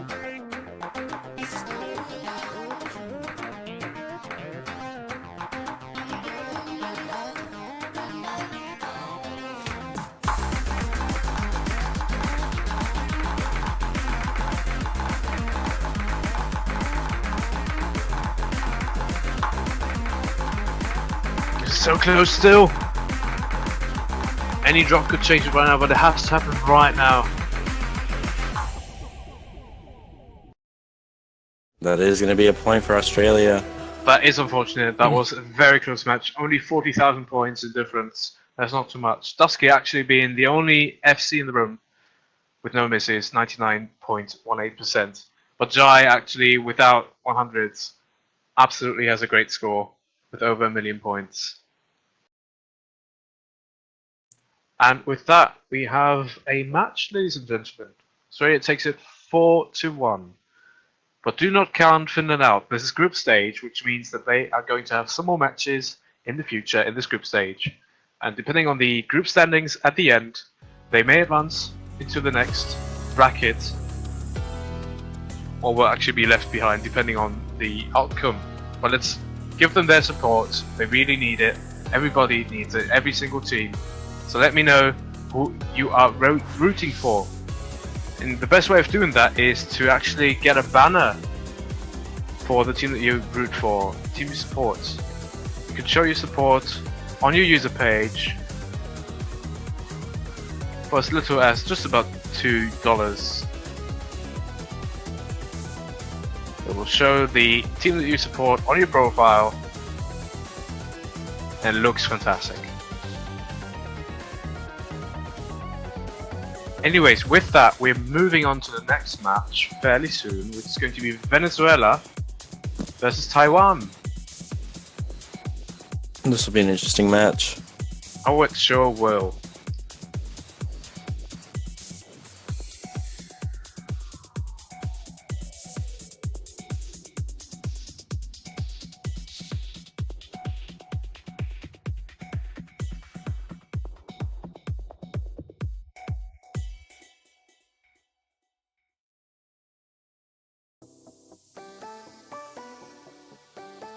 Alright, before the next match starts, we're going to take a little bit of a recess.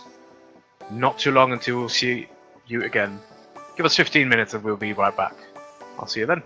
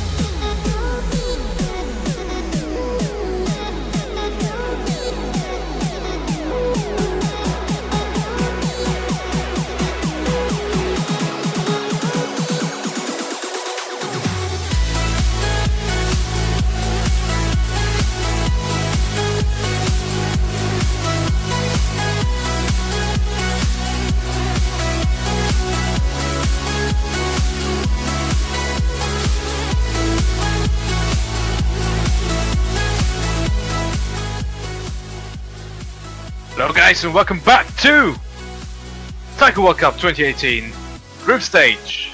How are you guys? I'm Zetra and I'm joined by the fabulous Das. How are you? I'm good. Nice, nice. Really like hearing that. Okay, so we've got one match down.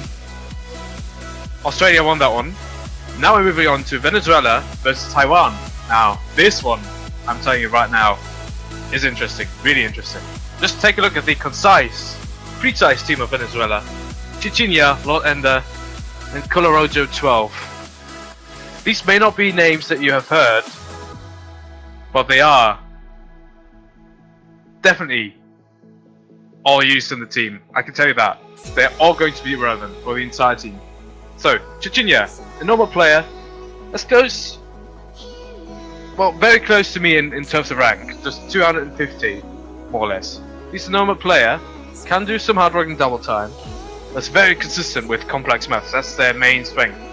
They're also a KKDD player, just like Dusky in the previous match. My Lord Ender is a double time hard work player, so it definitely covers the other skill sets as good as possible. And the X pretty good as well, which definitely plays into the strength of this team. And finally, Colorojo 12 is a hard work player. Although you may want to say that he's not as consistent as the rest, I know that whenever there's a map that's specified on some sort of skill set, they're going to jump in and they're going to do the job properly. Now let's see about Taiwan, what do they have? Alright, we have Taiwan with Ishida, which may be a name that you're familiar with. She's actually been playing since the first Taiko World Cup, and in fact won the first Taiko World Cup. She is known for being a tech and consistent player. Next up we have Kyoreki87, a pretty good hard rock and DT player. We have Stu00608, who's probably one of the best DT players in the world, let alone in Taiwan. He has incredibly high accuracy and he's incredibly fast. He's also good with hidden as well. Next up we have Monkey D. Luffy, who is kind of unheard of, but he's actually one of the speed demons of Taiwan. He's incredibly well with hard rock as well.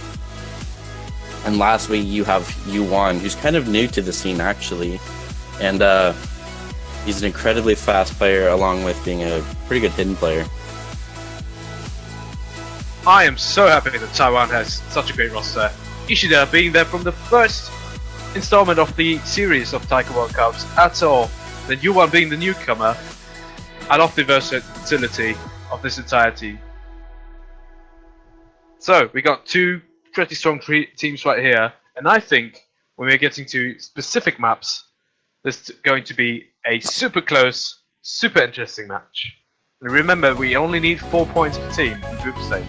So yes, I think this is going to be close, even though we're talking about Taiwan here. What is your opinion? I think that Venezuela can definitely pull this off, but Taiwan is such a strong team in the past, it's going to be hard to beat them. Yes, what I think plays into it is that we have a 2 versus 2 format instead of 4 versus 4. And I think this opens up a lot of chances for Venezuela. I'm definitely with them in this one. I know that Taiwan can perform well, but I really want to see Venezuela just counter that. Just be in there, take the lead. Even if they lose it, they're just going to take it away again. I'm so sure that they're going to make a great show for everybody. Definitely.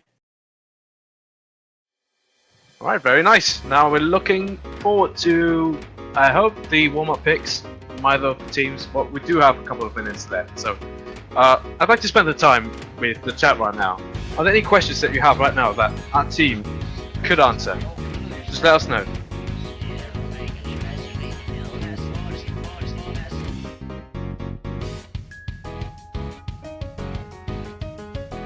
Shoe size. First off, how many songs in this round? Well, we need 4 points. So that means we got a first to 4, which is a best of, let me think, I think a best of 7. Which means that, well, at least going to be 6 songs. 6 to 7 songs, actually. Including the tiebreaker. Like, 6 of them can be chosen by the teams. No, 7 is going to be the tiebreaker. They do not have a choice whether they want to play a certain tiebreaker or the tiebreaker at all. That's being done for them. So more than 1 song. My shoe size, I think, is 44 in European measures. I don't know what it is in any other kind of measurement, but there you are, 44. Just like my dad. Stitches is the best character in Heroes of the Storm, hands down. That is why. Yes. Wait, you want to object that? No. Good. Actually, I haven't played. Have you not played Heroes of the Storm? Nope. Ah, that's a shame. Like, it's a really good game, but it's not the focus of today's session right now. Instead, we have the Taiko World Cup, so let's get right into that topic again. I am not that tall, actually, Darkstorm. I'm not that tall. It looks like Venezuela actually has 1 player online at the moment. Oh no, that is nothing that they can actually afford having. Not against Taiwan.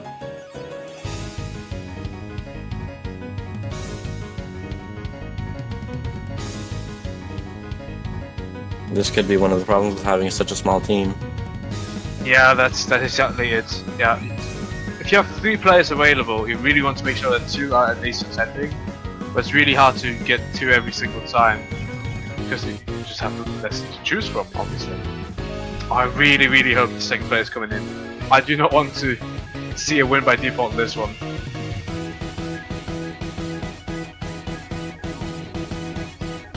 We're not accepting wins by default. Absolutely not.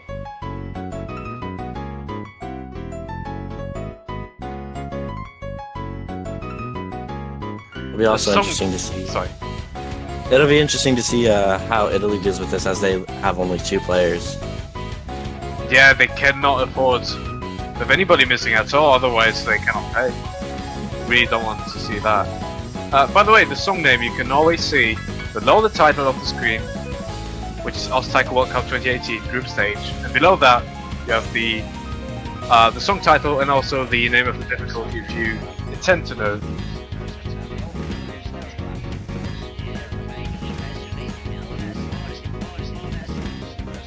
Actually, quite interesting. I think the title of the song ties in with a different song. There's Jack the Ripper, but I think the same artist. Goodbye, Mr. Jack may be a sequel to that. It sounds like one. I really, really like that creativity. Dude, I don't even know how you pronounce it, but Sasakure UK, I think that's a great artist. Yeah, he's got some pretty good songs. Yeah, they all kind of jazzy. Sometimes there's some 8-bit elements in there. Some mashups, some remixes.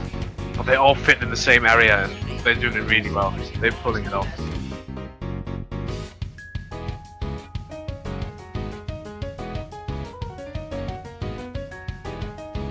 Right, Venezuela will have a little bit more time to gather their players, but we really hope they're going to get to 2 players today.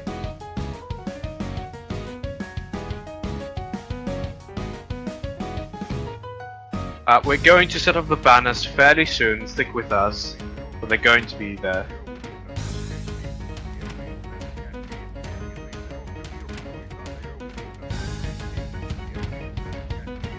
We do only have 1 stream available at one time, so we're definitely able to switch between games, but we cannot show every single game that's happening. Unfortunately, that is.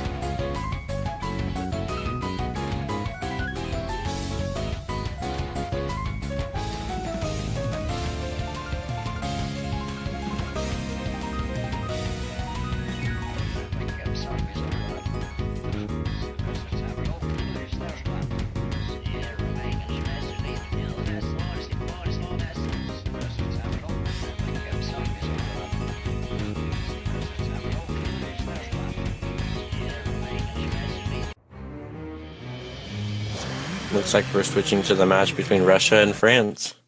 For the time being, we'll have to look at a couple of different teams, that's right. But this is just as hype as the other match would have been.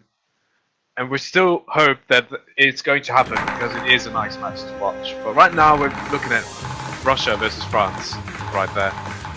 There's still warm-ups actually.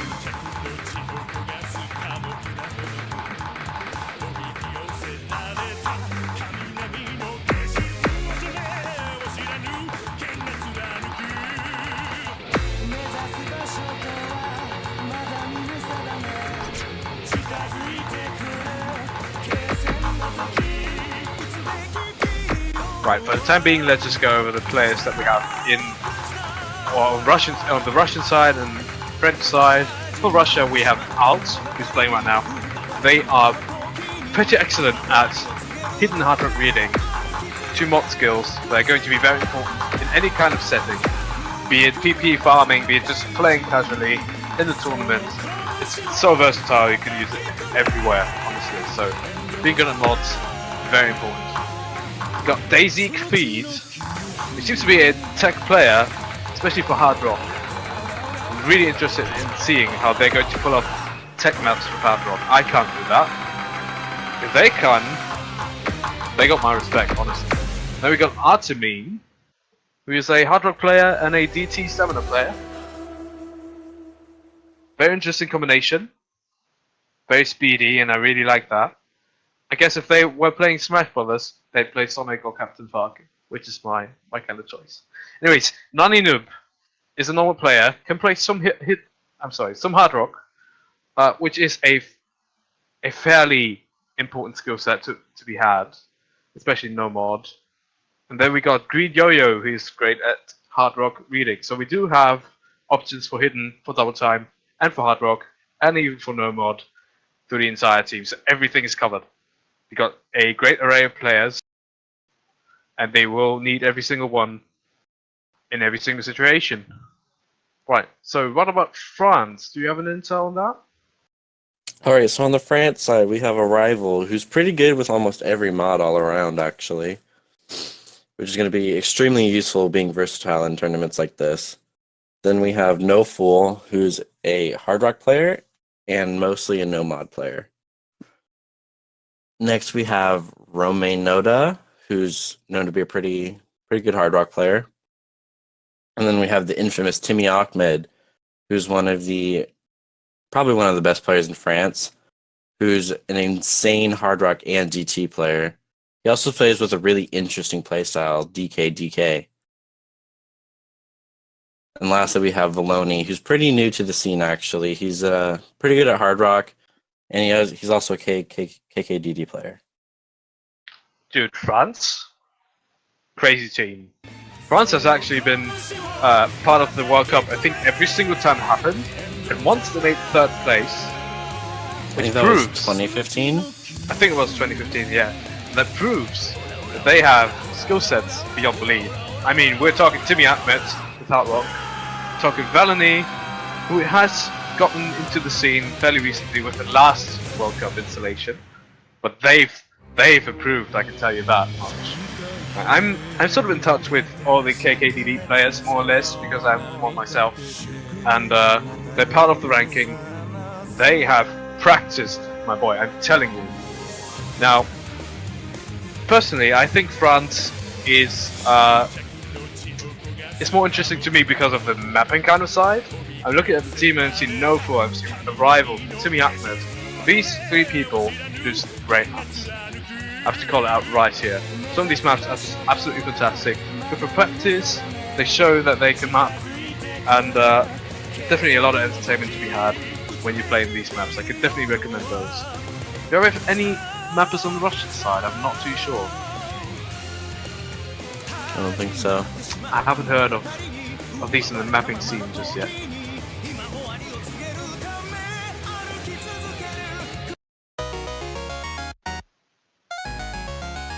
Okay, we got a second warm-up pick, which is, well, what is that? Uma versus Mori Atsushi.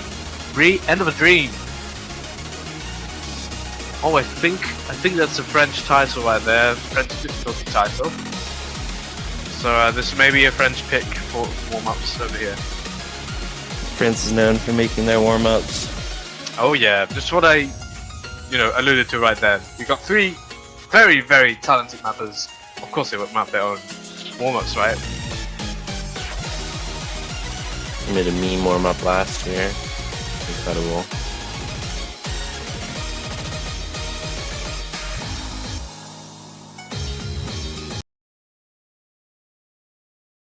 I just want to make sure that my French pronunciation is right. I haven't had any French in school. No, I had it in school, but I stopped learning it in 10th grade. So let me just try and say that right. Is it on est trop blonde? Is that right? Okay. We have some French people in the audience. On est trop blonde. Is that right?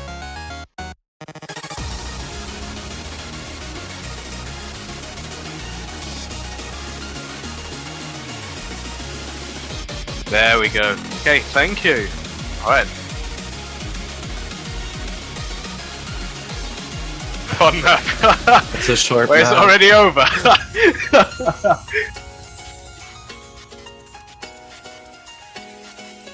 Well, I didn't even see you one. God damn it.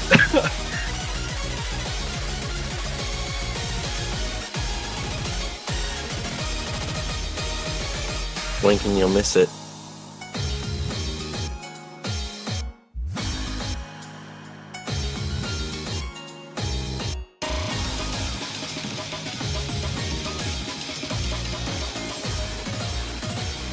Right, if that really was the warm-up, we're actually heading into the match then. Nah, I'm pretty sure they're going to redo it.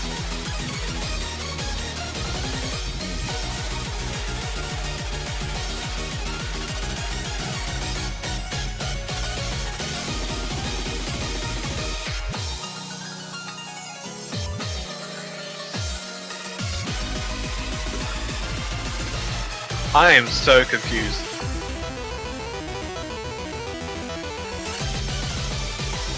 Yep, it looks like we're moving into the matches.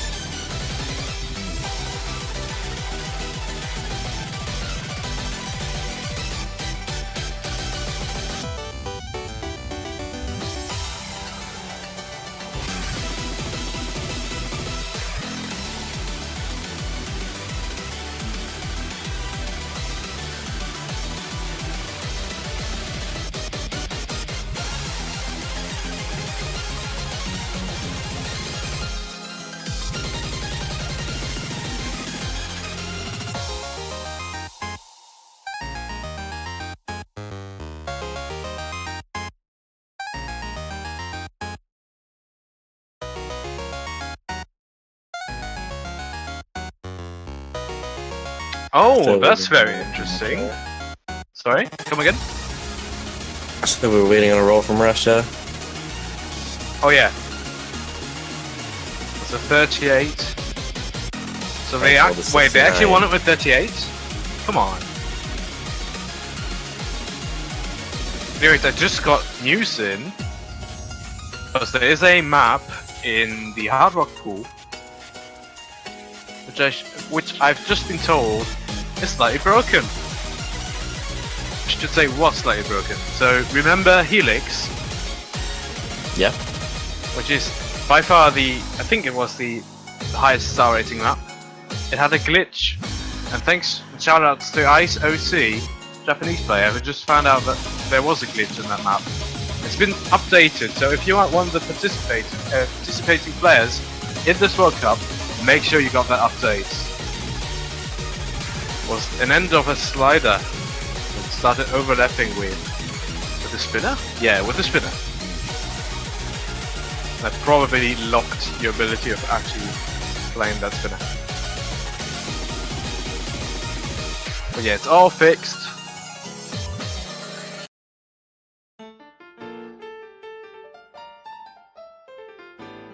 I'm just going to check how it's looking with Venezuela and Taiwan. Just bear with me as we're going to jump right into the first map of this match, which is Caramel Custard. We've seen that one before. Very interesting technical pick.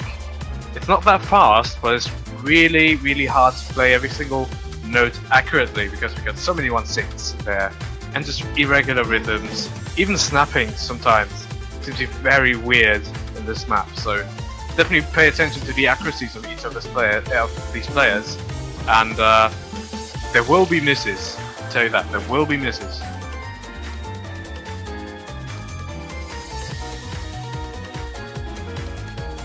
We're gonna be a quick intermission while we restart the client.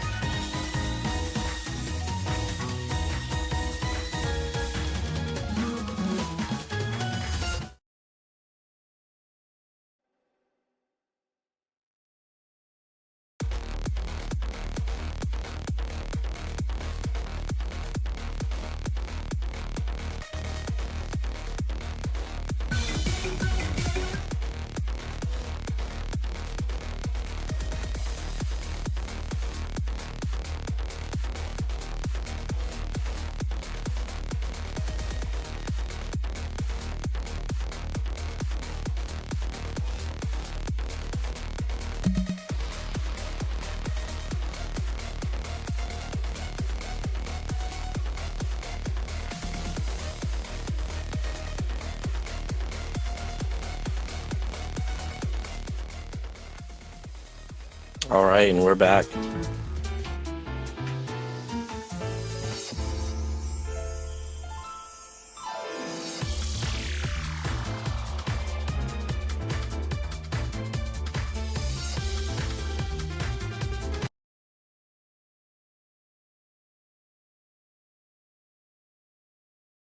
Okay, let's just start with the first map right here. Again, it's Caramel Custard. Very technical pick. I do expect misses. I do expect accuracy drops, but let's just see.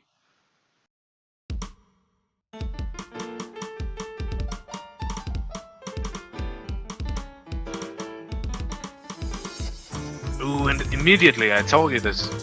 Accuracy drops down to 97% on, well, either side, honestly. Just Timmy Ackman has great accuracy, and this is something you have to expect with a great hard rock player. They do have great accuracy.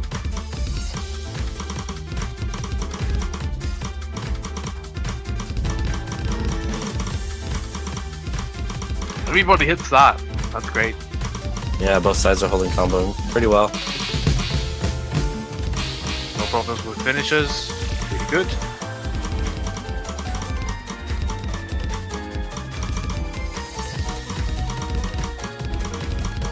You really see that both teams came prepared. Yes, I have, absolutely. Oh, the finish just dropped! I'll finish. I'm sorry. actually I'll missed from drop the Timmy. finishes. Timmy as well. Wow, okay. Well, they are the misses. Artemine and Veloni now holding full combos. Another drop from out. I was really struggling right now. Accuracy is still just above 97.6%. Highest accuracy in the room, Timmy out right now. 99. Fantastic performance by Timmy, but is it enough to just pull them through the match? I'm not too sure. There's one drop that could be fatal, as Artemine still has the full combo. Another miss from France could really pull it close. The lead's deceivingly big right now. Anything could really change the match right now. There is an accuracy margin, but let's just focus on missing here. Looks like it is going to be a That win is for not France. enough. Unfortunately for Russia, that was not enough to just hold strong. I mean, the best accuracy, technically speaking, is by Timmy Akhmed, and that really helped. But Artemine really had a great performance right there. Very close to Valony right here.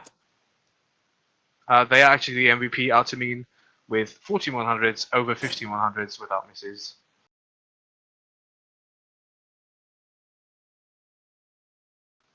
But again, not enough for Russia. First point to France. Moving on to Russia's pick.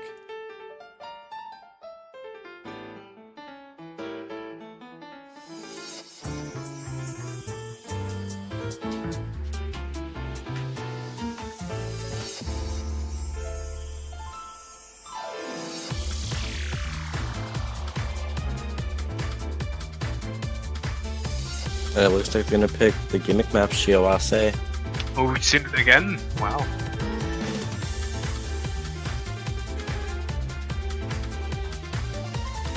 Yeah, this map is absolutely, and I mean this, absolutely ridiculous. It's got stack nodes, like at the very left end of the screen. We've got scrolling nodes that you'd expect to go at a certain pace, but it's actually faster than you expect. And then we have both mixed actually. And that makes it really hard to read, and without memorization, this one is not FCable. Unless you're absolutely, well, mind-boggling good, but really want to prepare for this map, and I really hope that both teams over here have prepared, because otherwise it can be disastrous. Looks like we are going to see swaps from both teams, swapping out Valoni for No Fool.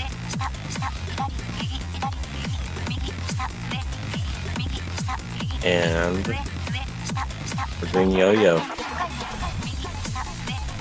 Very interesting play choices. Can we just give a shout out to the artist of the song? I think this is really catchy, isn't it? Isn't this like controller inputs or something like that? Yeah, I think so.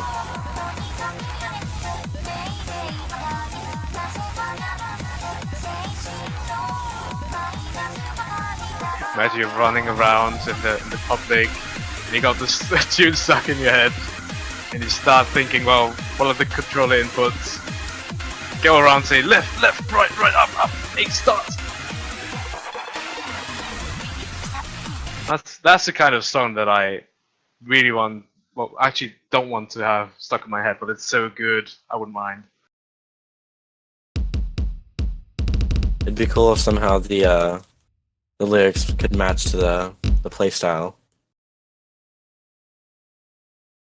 That'd actually be very cool. Like having a version just for, you know, for taiko, actually saying what the inputs are, like DD and KK. Mm-hmm.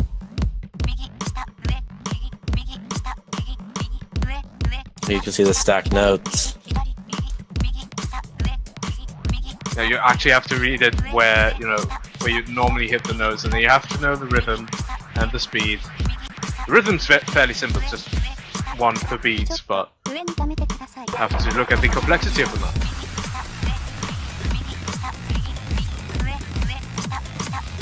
Oh right, there's the inclusion of custom hit sounds in Taiko, so you could actually do that.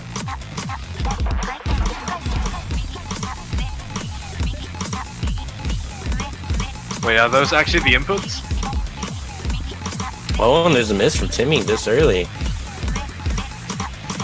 It's actually very surprising. I expect Timmy Ahmed to be very good at reading, including gimmick maps, but well, maybe they haven't prepared thoroughly. I can only speculate, but this does actually give the lead to Russia to see whether they can capitalize on that and keep it up. If Russia can hold this out, they might get a point.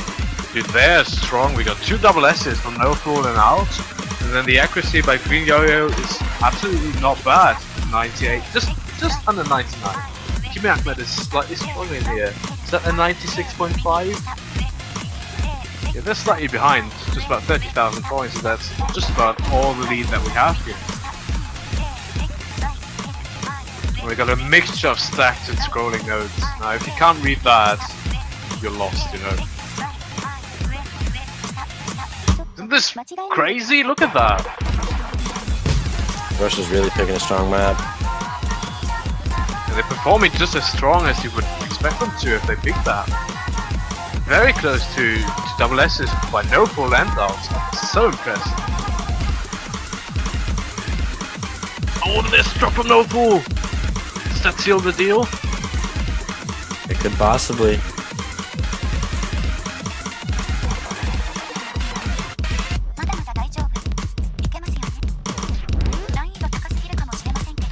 There's some SV sections there really fast, but oh, No Fool does actually struggle with it. No Fool dropping. The accuracy is still very high, but the combo deficit. Oh, and a miss from Green Yo-Yo. Green Yo-Yo does also miss. Alt's just been ridiculous right now. 99.87 accuracy, full combo. This is the difficult part, like the actual difficult part. Another miss Jimmy from Atman's both of the struggling. players on the French side. Noble struggling. Alt eventually drops, but the lead is there.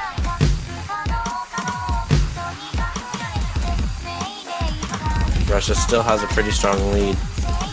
Yep, and the combo advantage is on Russia's side, even though Alt just dropped again.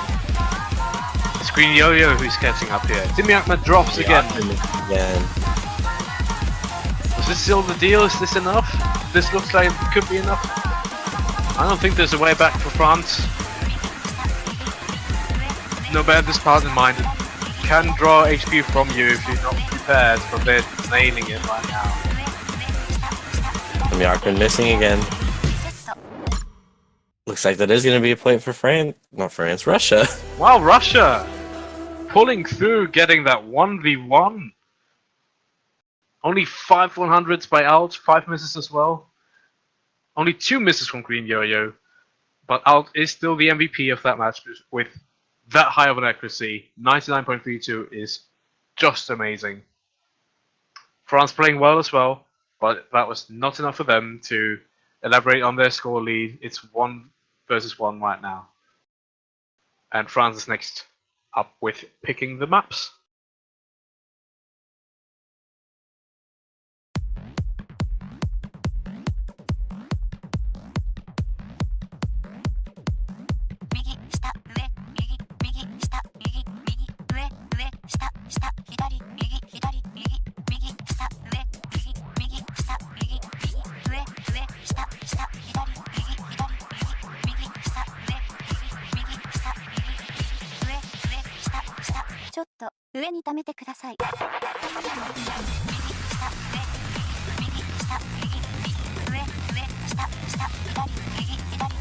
Still waiting for the pick.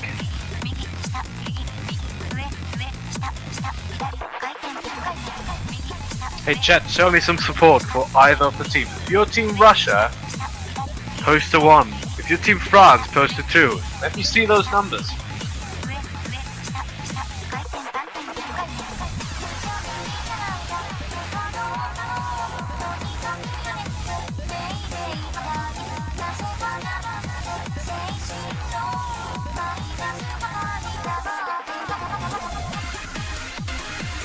Actually pretty equal. It is pretty equal. I like that. Look at the Smarty posting 1 and 2 and 12. What's that about? Just give me one number, come on. Single digits.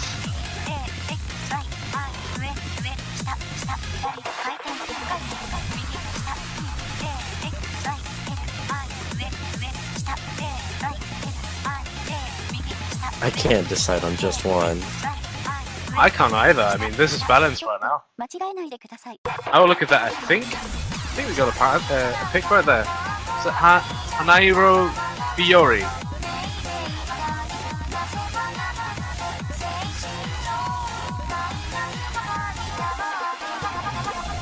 That is a Fremont pick. Yes, it is. It's mapped by Dark Vortex. One of the, well, I would claim one of the harder maps for Fremont right here. We got lots of 1/6 bursts and some mixed streams with regular rhythms, so 1/4 and 1/6 streams, and even 1/8 star in there. So it is technical. OD is 6, so you're not too prone on dropping accuracy. Could be higher, but OD6 is not to be underestimated anyways. OD works a little bit differently to what it is standard, so OD6 may seem a little bit low for the majority of viewers right now, but in taiko it works an entirely different way. We got no 50s, you know? No 50 business, it's not happening. We got just 100s, misses, and 300s. Now, obviously this leads to a different structure in, you know, accuracy forming. So OD6 means something entirely different to strike players than it does to standard players. Do keep that in mind.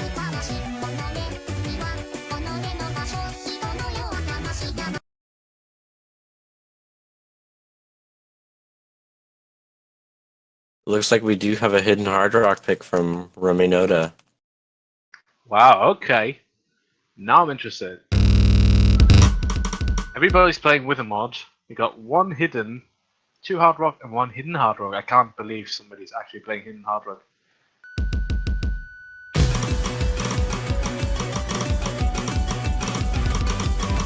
Miss from alt. So early.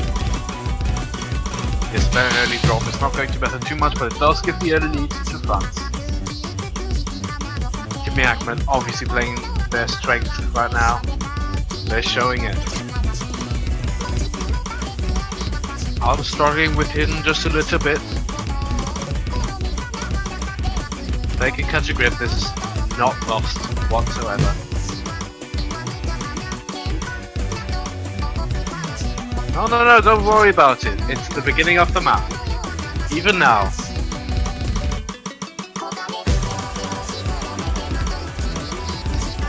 Yeah, especially in Fremont picks. It could go any direction at any time.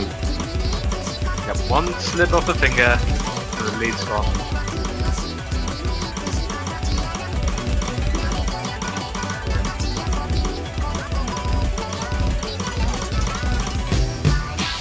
Incredibly high SV right there. Yeah, it's definitely challenging hard rock. I cannot believe that Romain Noda still has that full combo with a decent accuracy in hidden hard rock. That is just ridiculous. Look at them go! 500k at the halfway mark. That's so going to be a 1 million score. Thank you, so. He's definitely confident with his mod picks. Alt has started catching up, so there is a definite lead, but again, anything could change that. Yeah. A miss from France could really turn it around for Russia. Oh, there's the drop by Alt though. It's going to give the lead over to France a little bit more decisively, but again, we're just at 2/3 of the way, so everything could still, you know, it's still hanging in the ropes. We're not too sure yet. France has only about 100k lead.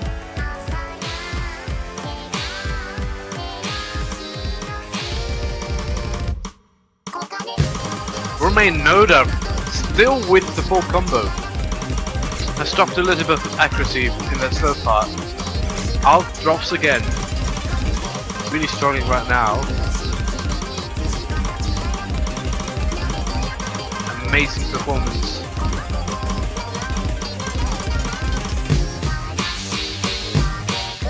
Ridiculous slider velocity.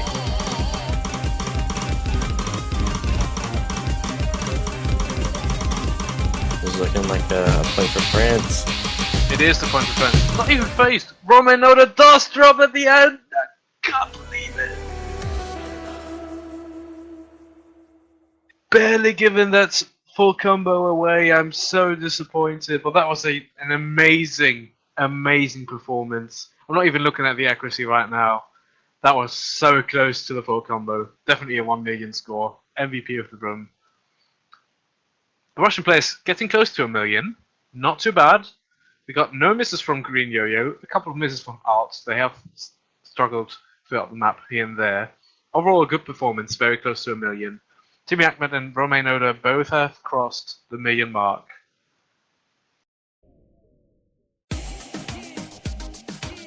Right away, we have a pick from Russia. It's going under. We've seen that one as well. Tell me a bit about this one, Das.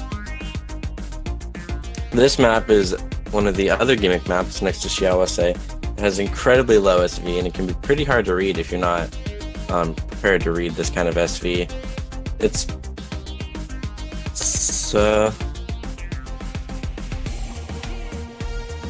It's challenging, I can tell you that. If you don't watch out for those irregular rhythms that are here and there, with slow velocity that can be fatal, because you may just start reading at a different position.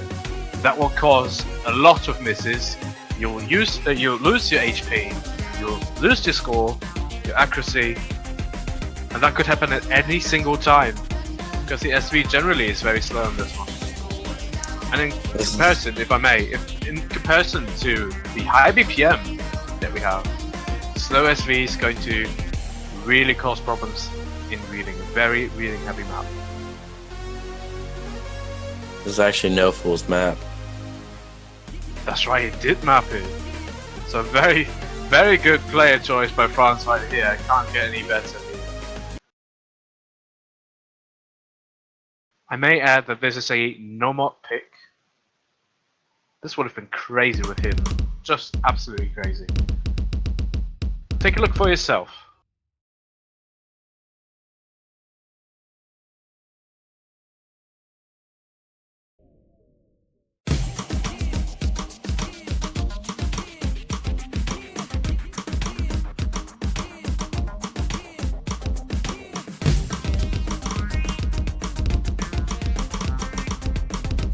There's gonna be some drops from Romanoda.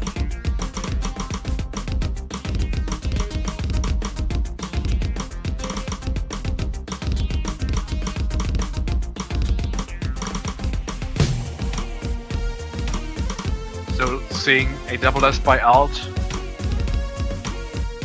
While green yo-yo's accuracy has dropped a little bit. No, full still holding really strong accuracy as well.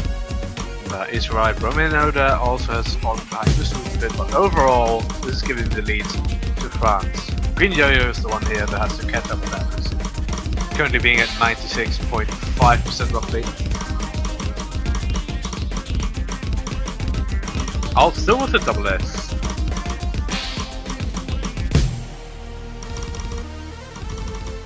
Scores are very close. This could go any direction at any moment. Yeah, one drop will definitely tip the scales here. This transition here is quite hard. None of the players are faced by that. Green Yo-Yo does drop eventually. That will give the lead to France. Well, let's see. They got absolutely magnificent accuracy by Alt and no full. Romanoda is not doing too bad either, 98.3% right now.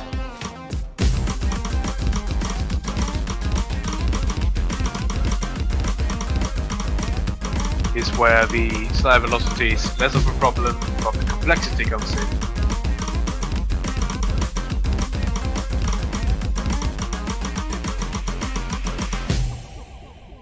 At this point, yeah, this is fairly clear. A point for France. Score difference just under 90,000 points. Sorry, just over. Alt having the best score in the room wasn't enough. Very impressive performance nonetheless. I mean, 2 100s, 3 100s.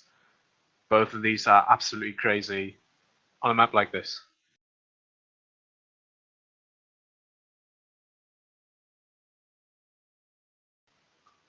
Right, so it's time for Russia to bring it back. But it is France's pick indeed. So I'm really interested in seeing this pick right now. It really depends on whether they're performing well on this one, whether they can continue with a good standing.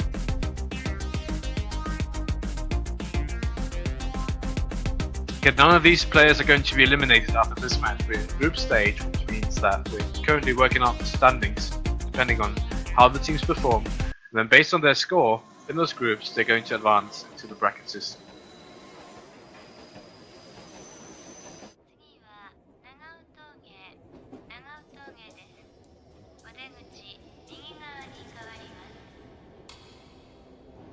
It seems as though Ginga Tetradono Penguin is making its return in the second match of this Taiko World Cup 2018 group stage. I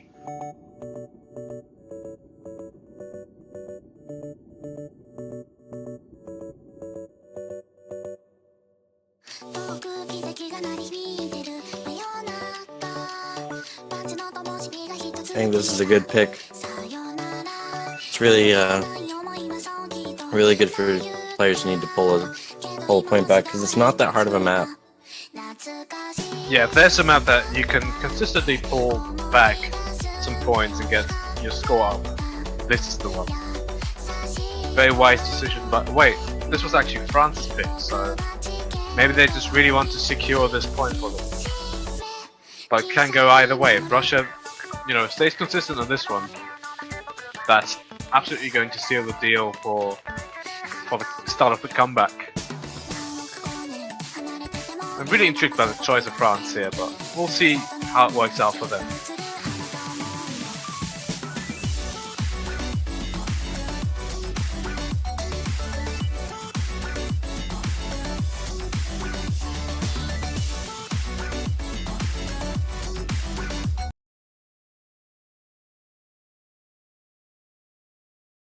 Before we get complaints for no penguins being in the background of a penguin song.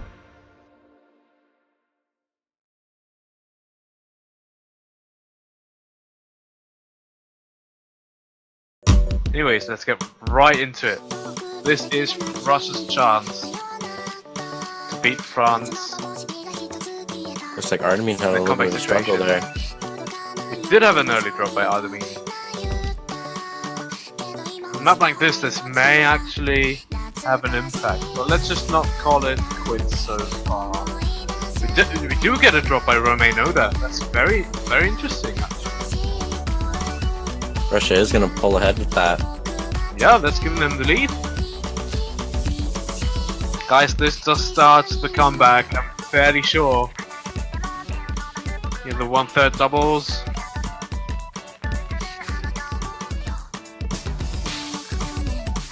To Team Yakmed holding good accuracy. Romain Oda entered the 99 mark again. Artemis is a little bit behind, not too much though. Can we get the comeback? Come on guys. Tiebreaker hype, let's bring it in.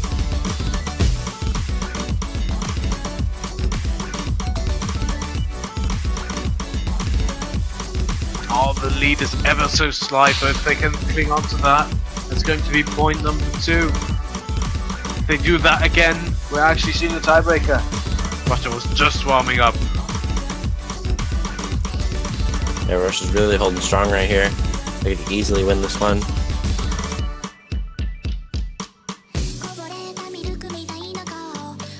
Neither team can afford a drop right now. You can see Alt freestyling a little. Yeah, I love ghost tapping, I do it all the time. Ooh, did you get that 1/6 right there? And 1/3.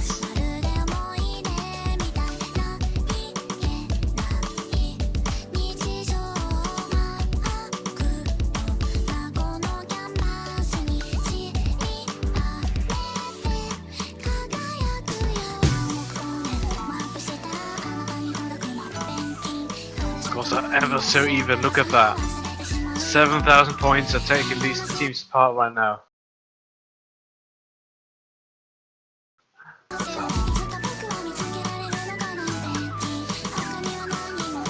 No disconnects, lucky. A little bit of buffering.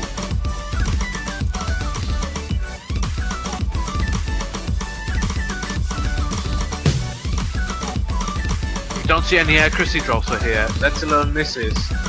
This is Russia's point. Oh, the scores are flickering. Scores are flickering, there was an accuracy drop. Oh, No, drops there isn't eventually, this no! Oh my god, if France does not drop right now, they took it. Right at the end. And France takes it. What a turn of events. That is actually a point for France. 4-1. Oh, that's unfortunate. They were performing so well. 5 100s, 9 100s. Everybody's above 99% accuracy. That was so close. And then right at the end, we got some drops. But man, what a match. Yeah, this match has really shown that Russia should be taken lightly. Yeah, definitely evidence for the strength of Russia, but again, France just clutching that one out and actually turning it into a 4-1 situation. Right, and that will conclude our first 2 matches. Next one is going to be in just about 15 minutes, I suppose. And that will be Great Britain versus France, so playing again. Looking forward to seeing Gohigi play. Guys, if you haven't seen Gohigi play, this is your time to stay in the stream and watch their greatness. I'm telling you right now, do not turn off the stream. United Kingdom is really strong of a team. France is really strong of a team. You just saw it. That is going to be a match that you want to watch. Exactly. It's probably going to be one of the best matches of today. Yes, one of the highlights, most definitely. All right, and we'll be back in 10 minutes. We'll see you then.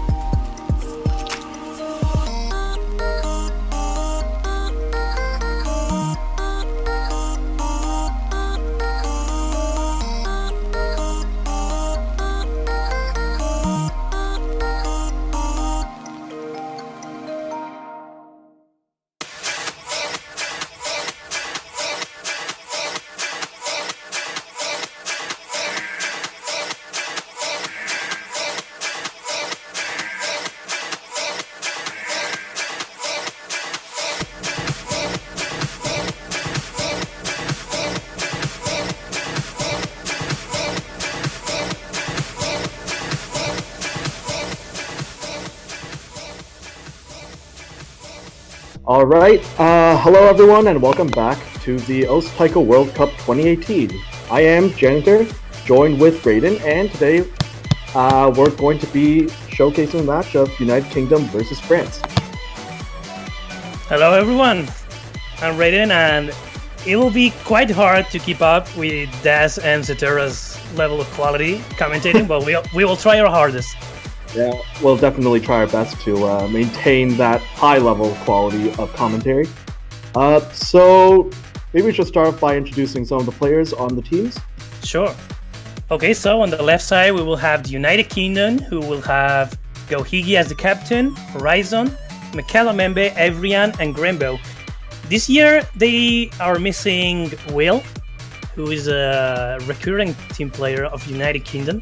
But regardless, they are a very, very strong team this year, and I think they definitely can keep up with France.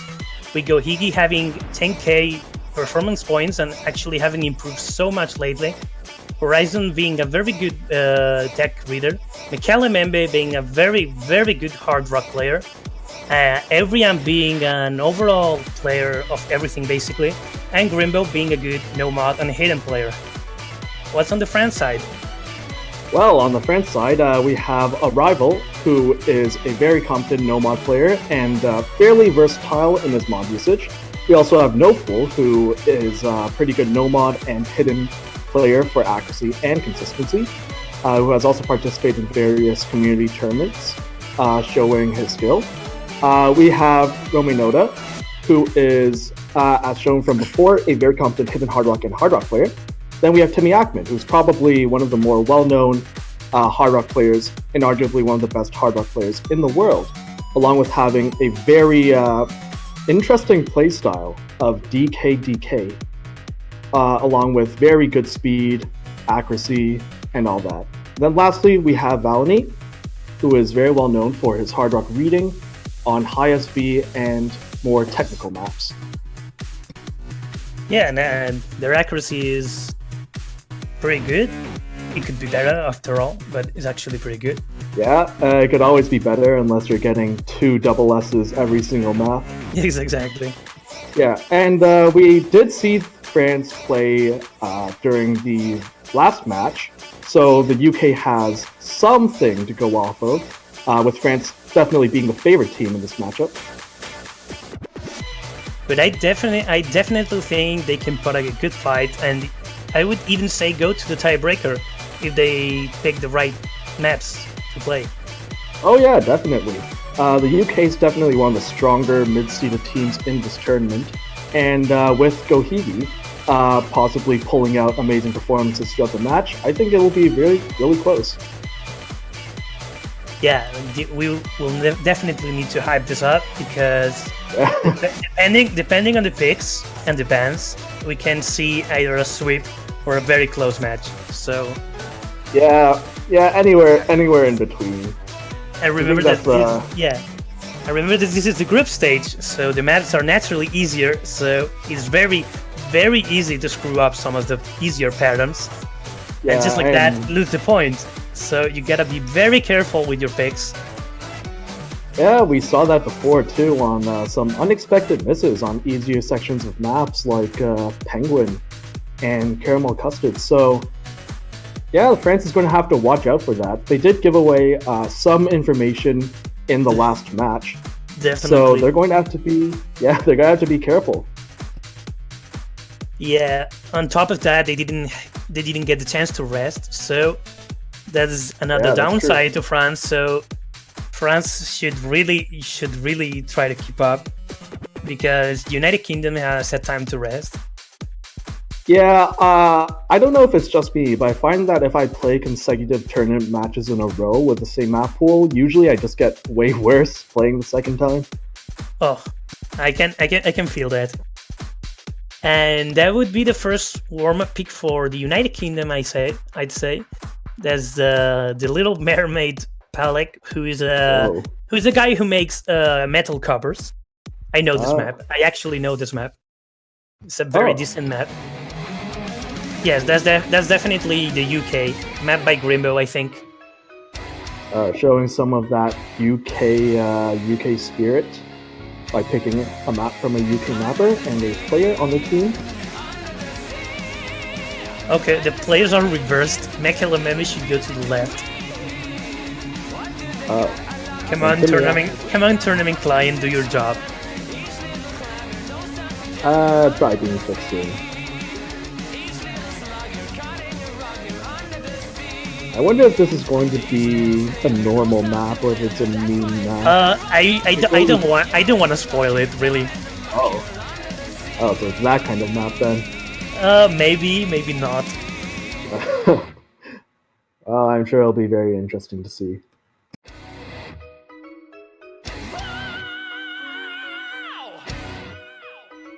As you can hear, the screaming, the various screaming.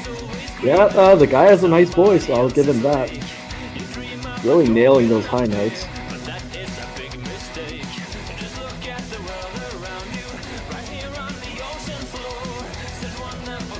Let's hope Disney doesn't put a copyright issue on us for this.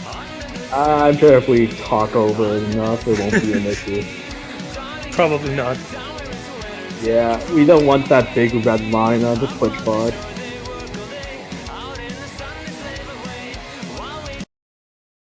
So I think we're ready. Oh, let's go. Oh, and the comment here is saying that we should sing along to prevent that. I think that would be that will be a little hard. I just know the Spanish version. Oh, there's a Spanish version. Oh, well, I mean the original song and the Spanish version. The original, The Little Mermaid. Oh, okay. Yeah, I don't think I... Very catchy song. Oh boy, that background. Timmy Ackman, of course, going with hard rock. Mechalamembe going with hidden hard rock, which is pretty interesting. Yeah, Mechalamembe is actually pretty good at hard rock, but I didn't expect him to get hidden hard rock. Yeah, that's true. It seems to be a bit of a theme for some of the hard rock players that I've kind of talked to, that hidden hard rock is actually a lot easier than hidden for them because of the higher scroll speed. Yeah, that makes sense. That makes complete sense. And just frozen for a little bit. Yeah, and just froze. Out. Oh, there you go. And this song is actually pretty catchy. So yeah, if you and the mapper just managed to follow pretty much perfectly all the notes. So if you can actually feel like you are playing the song by yourself. Yeah, this map looks pretty fun. And the UK was actually in the lead, but it quickly swapped back over to France after a few misses from Mechalamembe. Yeah, it's... But then again, it's the UK who knows this map. Yeah, that's true. So we might have some surprises.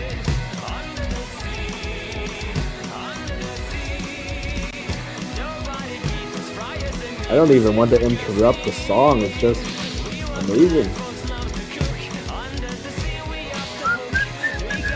It's just so catchy, man. Yeah, I know. Maybe we should be singing along. Just like the original. Yeah. Oh, it's better than the original. Yeah. Oh. So mom misses from the Mechalamembe.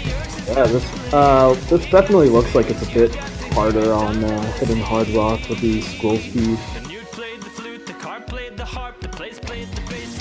Soulful though with a 99.92, and Timmy Ackman as well with very high accuracy. Oh, Timmy Ackman is actually known for that accuracy with hard rock, so an insane unstable rates.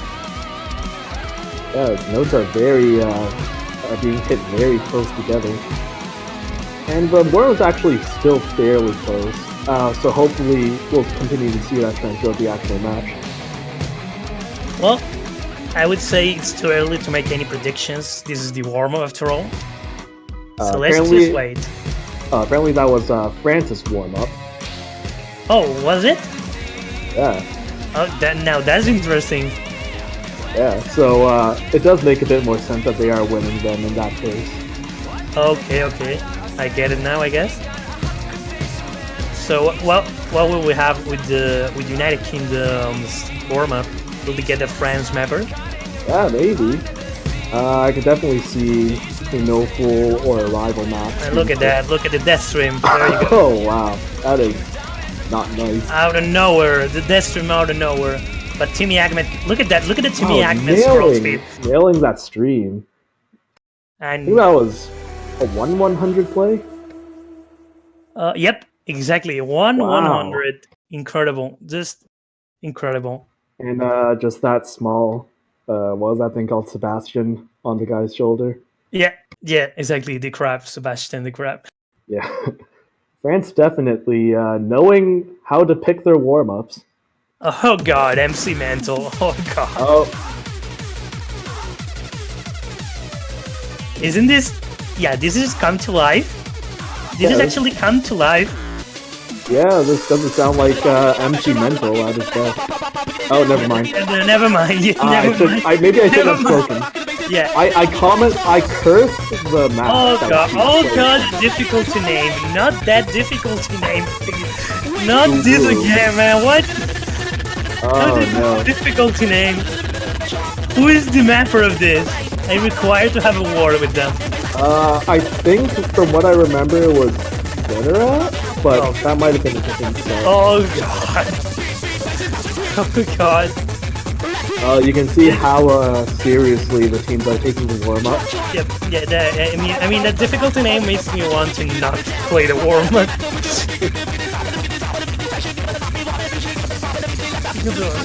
I just can't keep up with the song. Yeah, unlike the previous song, you probably can't sing along to this one. Probably. I mean, I don't think they can say they can strike copyright issues for this. Yeah, probably not. Oh, and someone says, "Can't is that a challenge?" Yes. Maybe someone should do this for the next host item.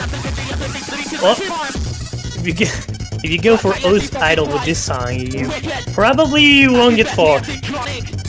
I think you just win automatically if you can do this. Well, maybe.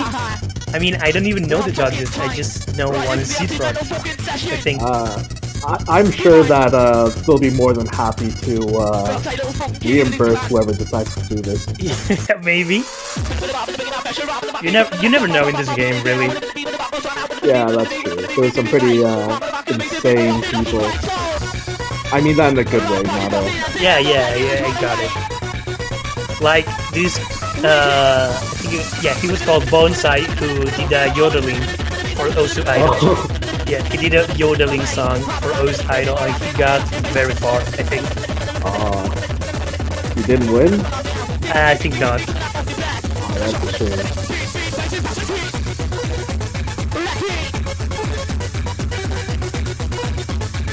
And I guess we're just letting the song sit here for a bit. I think we're waiting for Timmy to download their disc. We're going to start. Yep. Yeah, I can expect really anything from this song, really, as the map. Yeah, I am expecting some SV changes and maybe some gimmicky things. Yeah, I'm expecting this to not be very sight readable. Well, we'll see. Some early misses on the side of the UK. Yeah, it just looks like they are not taking it too seriously, I guess. Oh, so Look at that! Look at those notes match perfectly with the vocals. I mean, how can you not appreciate this piece of art? I mean, why aren't you ranking this? You're not doing your job as Well, not doing your job if it's getting ranked. I am not. Okay, let's recap that for a second. I am not a nominator, okay? Stop asking me to rank things. It's not my job, okay?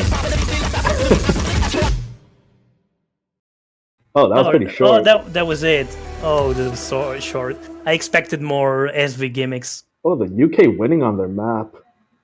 We have 2 C's and 2 S's. Interesting. So we can see that the teams are at least. Hopefully that'll carry over to the match. Well, I mean, I never take anything for granted on the warm-ups, so Yeah, that's true. Like you can do terribly on warm-ups in order to to fool your opponent, and then drop an S and double S. Yeah, that can definitely happen. So we're So, getting into to the the roles. roles, Yep. Will and we get hopefully they have Yeah. been practiced. we will get another 69? Let's see. Come on, Arrival, you can do it. Twice in a row. I'm not too sure about that. Oh, 20 short. Aw. We almost got it. Before we get into the match, do you have any ideas for possible bans or picks? I would assume United Kingdom may ban the free mod or the hard rock. I am not sure. Holy moly, Wow, that was a you're rolling 98. Wow, Someone has been practicing the roles. definitely. So yeah.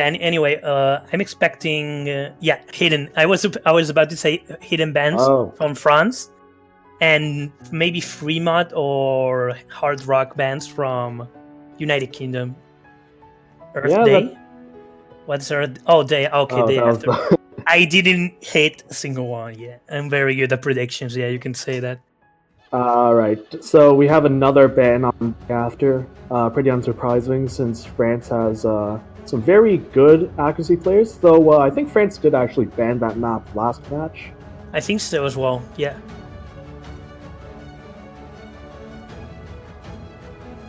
Yeah, I think France could have the upper hand on accuracy battles because they have such very good accuracy players like Timmy. Yeah, and Noful as well, performing very well on hidden overall. But that could definitely. Oh, I don't know. I don't recall who it was, but they said Nova was the hard rock player. Oh, yeah, Noful. They misread the hidden because he's a hidden player. Yeah, Just for the spectators, Nova is a hidden player. I'm sure he's good at hard rock as well. Oh, and there's the first pick from the UK is gonna be Caramel Custard. It's gonna be a tech pick who, of course, Horizon drops in. Very good at tech picks. Yep. I would assume this will be. I would say this is gonna be an accuracy battle, but maybe we will see some misses. I think we're gonna see some misses. Yeah, I mean we did see some misses when France was playing this map before, so I wouldn't actually be that surprised. Yeah, not And, actually. accuracy. Oh, sorry. Go on. Sorry. Yeah, not actually related to player skill, but like nerves and all the stuff. Because I'm sure all 4 players who are playing right now can full combo this, no problem. But the nerves really can get into them. Yeah, slower maps are definitely harder on the nerves since it's a lot easier to mess up on it. But we're getting into the match now. So yeah, let's jump right into it. Wait until this stream catches up, and there we go. We got the first 100s already. Yeah, it is early in the map though, so hopefully it won't make too much of a difference. Coming mostly from France because Gohig is still holding the double S. Interestingly, the UK actually has the accuracy advantage right now, which is different from what you might have expected, given France's normally superior accuracy. Okay, so far it's just an accuracy battle, which United Kingdom is winning right now. Yeah, go Higi with the SS. Don't say it too loud, you will curse him. Yeah, I take it back. Okay, we're gonna jump into the first KI, and there seems to be no accuracy drops or drops overall. Yeah, everyone nailing those streams. And now we have the finish section.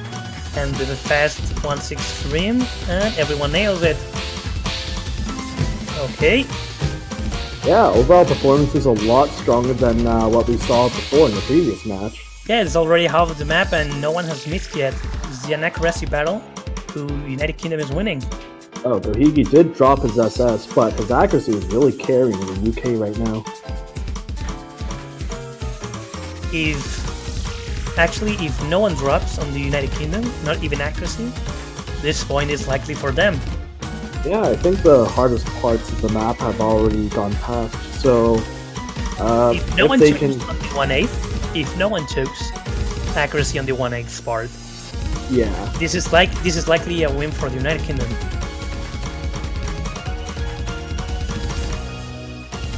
Yeah, this is gonna be a point for the United Kingdom likely. yeah, the final section of the map. And There the we UK go. That's a taking point for the first UK. Point. No one of you expected this, right? Oh, Well, and some of you and may go, expected a sweep, but that's the point for the United Kingdom. and Gohigi getting 100 on a finisher. That's pretty unfortunate. He didn't even get it on the 1-6 patterns. Oh, okay, that's fine anyway. Yeah, The accuracy battle was won by the UK. Who would expect that? yeah, that's definitely surprising. UK performing extremely well on that map overall. Okay, let's see how France responds to the pick. I would say they would go for Hard Rock.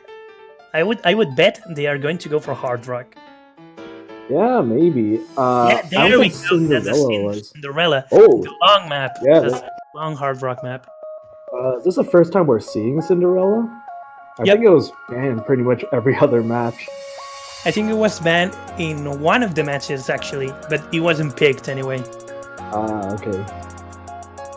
So this map is like 4 minutes long almost, and has 1700 combos. So it's actually pretty long and tiring.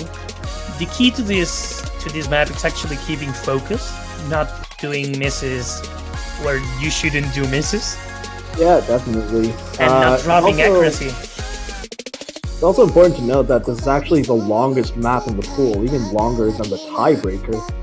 So Yeah. you have to stay focused for quite a long amount of time. Sorry. Yeah, exactly. I think it's safe to assume that France has the upper hand on this one. Yeah, Timmy Ahmed, a very well-known and strong hard rock player. Romy Noda also showing previously on the Fremont pick. Although he did play hidden hard rock, that they are still a very competent high SP player. Yeah. And on the UK we see Grimbo, an actually hidden player, gonna play the hard rock, so Yeah, it's not a good sign. we cannot take anything for granted, but Grimbo, do not miss, please. Come on, that's- you can do it, man. Don't curse him before the map even starts. Oh, don't worry, I'm not cursing, I'm just cheering for him because I know he can do it. Also, now if he misses during the map, we know who to blame, right? Yeah, of course. I'll just happily take the blame, like always. So we will be going into the map. I do actually expect to see an SS. Maybe not in this match, but in the group stage. But I think it's also likely to see an SS on this match. Probably. I mean, Timmy Ahmed probably can get a double S on this one. It's only OD7 after all.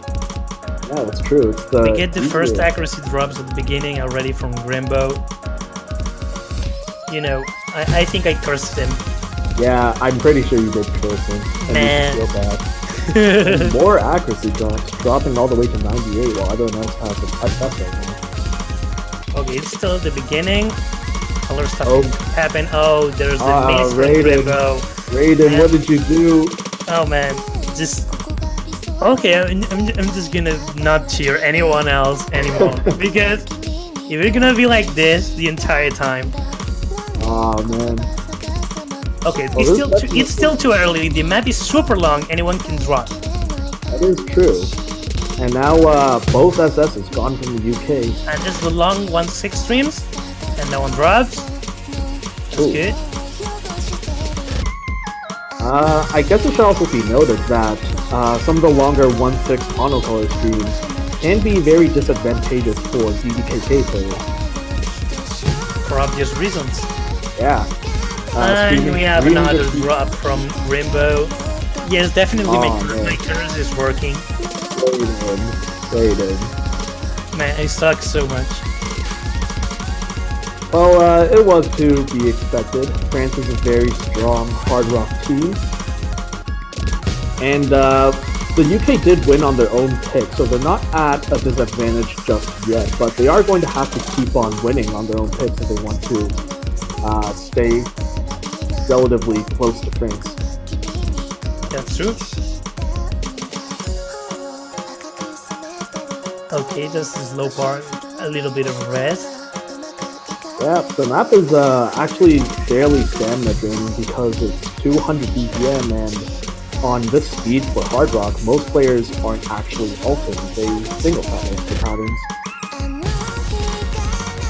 I wouldn't know. I actually alternate everything, so. I can't full ult, so I don't think I can really relate to that. And I think this is the second PI. I think there's another one. Yeah, it doesn't really get much harder than this. A lot of the patterns, and there aren't really any long streams to speak of. So, with a lead of almost 60,000 points, I think France is pretty favored to win this one.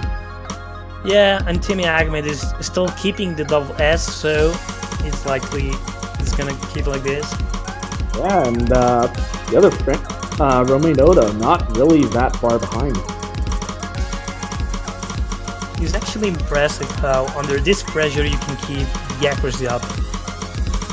Yeah, it's a long map, it's not really an interesting map since it repeats so much.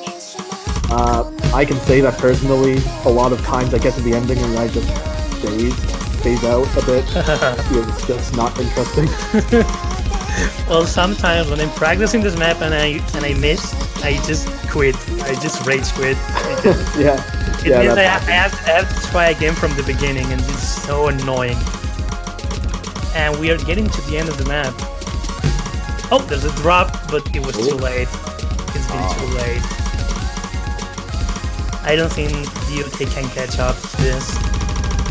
And I tried to not curse Timmy Ahmed, but it seems like he will get that SS on the longest map in the pool. Very impressive play.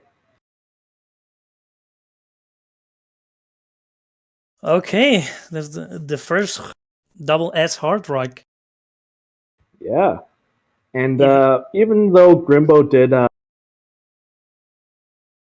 Grimbo and the rest of the players, he doesn't need to feel bad about it at all since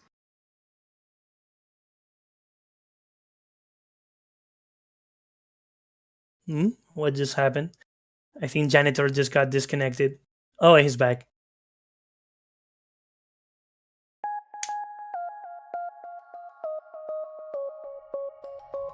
So what were you saying, Janitor?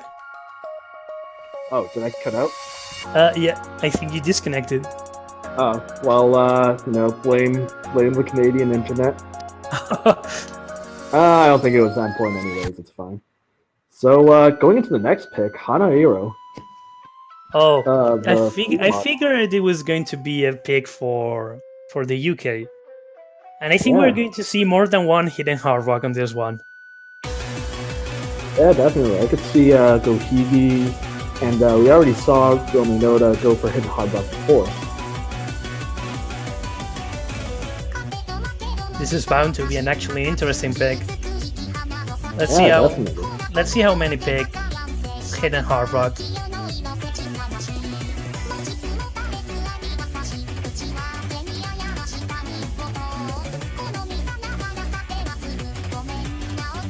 I wonder if we'll see any SS ranks on this throughout group stage.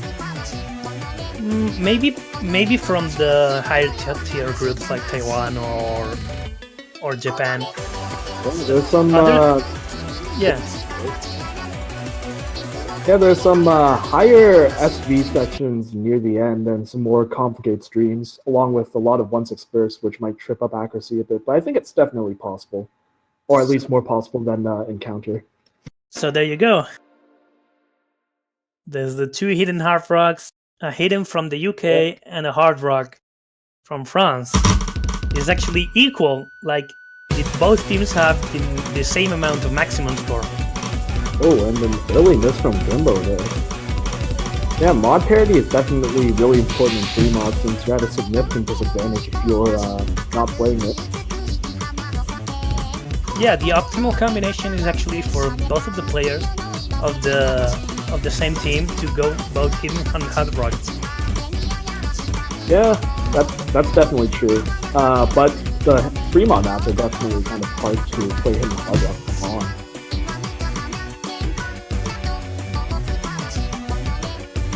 I mean, it's very risky to get both Hidden and Hard Rock, but at the same time, it's a very high risk, high reward. Yeah, that's true.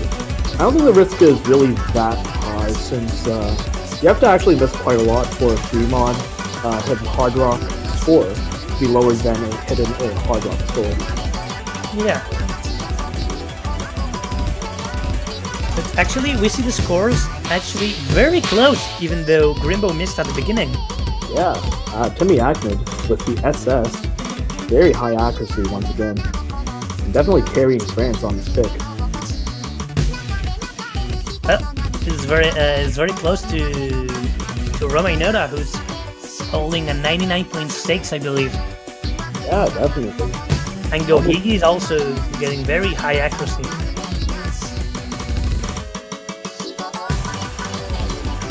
Oh, the score is actually really close right now. It's a difference of only a few thousand points. Yep. And it could swap over at any moment because of Gohigi's lead over Romainoda for the Hidden Hard Rock players. This is actually a very interesting map. Hey, Anything could go. If anyone drops accuracy, this is going to be very interesting. 3,000. Oh, look at that! Look at the miss! Look at the miss! It's going to go back to the UK! Oh no, Come on, that's come on. really bad. And on the really easy section as well. A bit That's hard to very read slow. this It's hidden. very slow, so it's fairly easy to miss on hidden. Oh And no. the lead goes back to the UK! And here comes the hardest part of the map with an increase in SV. Oh no, Grimbo missed. no, Grimbo misses! No! And the lead goes. Timmy Oh, Ahmed look at it! Timmy Ahmed missed! This is going back and forth repeatedly. I don't know if my heart can take this. Oh my god. Gohigis oh my are God. still with a full combo. Oh, 99.5. Grimbo misses Oh, no, again! Grimbo. This is not much Oh, map no. left. There's no much maps left. Come on. Oh, do they have enough time though? Do they have It's enough so time to close right go now. back? Oh no. Do they have on the enough time last to go one. back? No! Oh no. It's a 9,000 point difference, but the point goes to the UK. That was an extremely close match. Wow. Definitely have to thank Gohigi for that one with a Yeah. 99.5 Hidden Hard Rock full combo. MVP Gohigi. MVP. Oh man. And look at that, Grimbo saying, Jesus, thank you for carry. Yeah, and I think Wow. that was mentioned in the earlier in the drawings and previous introductions for the players that Gohigi definitely the star of the UK team. Definitely. He's definitely the star of the team. And that's the point for the UK. Who would have expected that, as France was Wow. having the lead during the entire map, and then at the last KI, Romainoda misses, and then Grimbo Oh. misses, and it was just back and forth. But in the end, UK took the point. This is already an extremely exciting match, and it's only just begun, I think. Definitely. UK did win both of their own picks, and now it's up to France to maintain that parity. So what do you think they're going to go for here? Maybe another Hard Rock map like Helix? I would say probably either Helix or maybe they go for the accuracy pick on which one long, the double time pick, the Oh, shorter yeah. one. Maybe, just maybe. I think after seeing the UK struggle a little bit on Cinderella, Helix seems like a natural progression from there. But Yeah. I think as long as they're going for the accuracy picks, then they're probably going to be doing all right.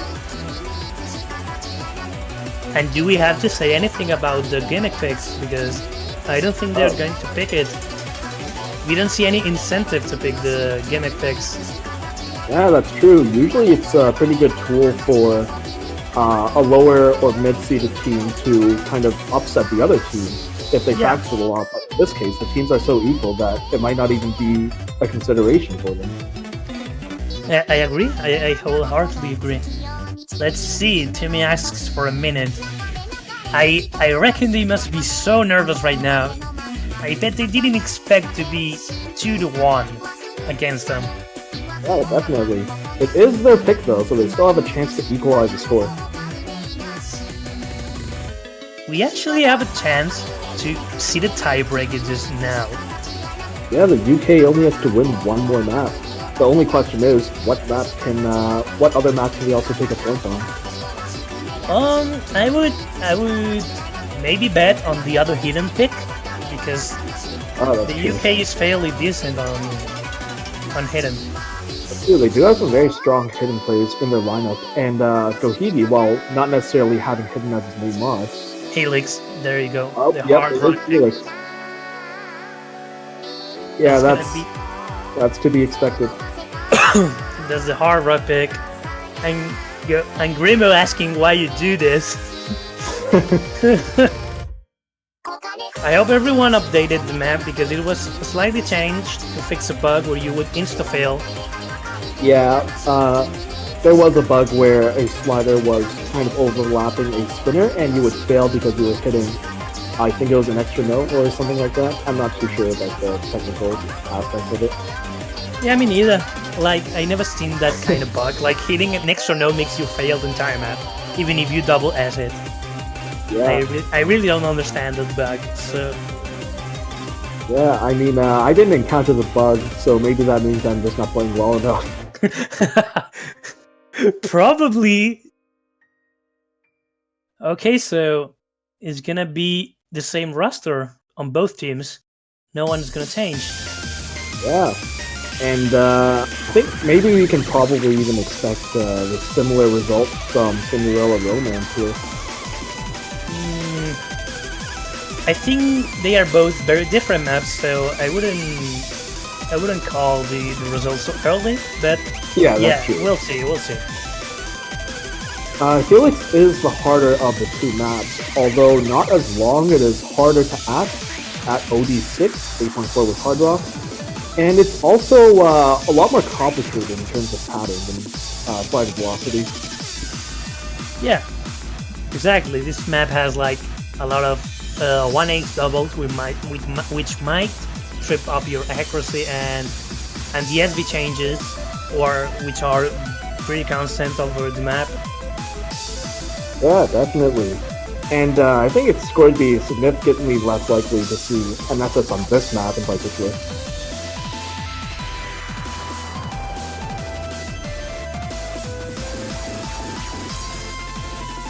Okay, it seems like the streamer is updating the map as well. Ah, I see. And then the players in the chat just discussing the patterns in the map, trying to help remind each other of the flight of velocity changes. Now that's sportsmanship, telling definitely. everyone what to think it. The pattern they just discussed, the KKKD double with the 1/3, I didn't understand it until I played it a lot of times. Was that the one in the beginning? I think there were two yes. KKKD 1/6 and two Yeah, 1/3. yeah, the double KKKD, exactly. Ah, yeah. That really tripped me up when I was first trying to read it. There's actually another 1/6 into 1/3 pattern in one of the hidden maps in Come to Life. Yeah, exactly. pretty tricky to get to that. I tripped up in that always. Yeah, it's not a very nice pattern to get good accuracy on.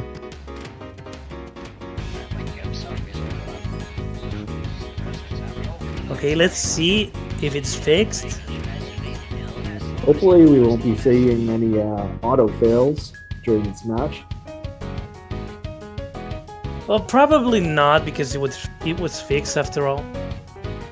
Yeah, that's true. Hopefully it doesn't break the tournament client either.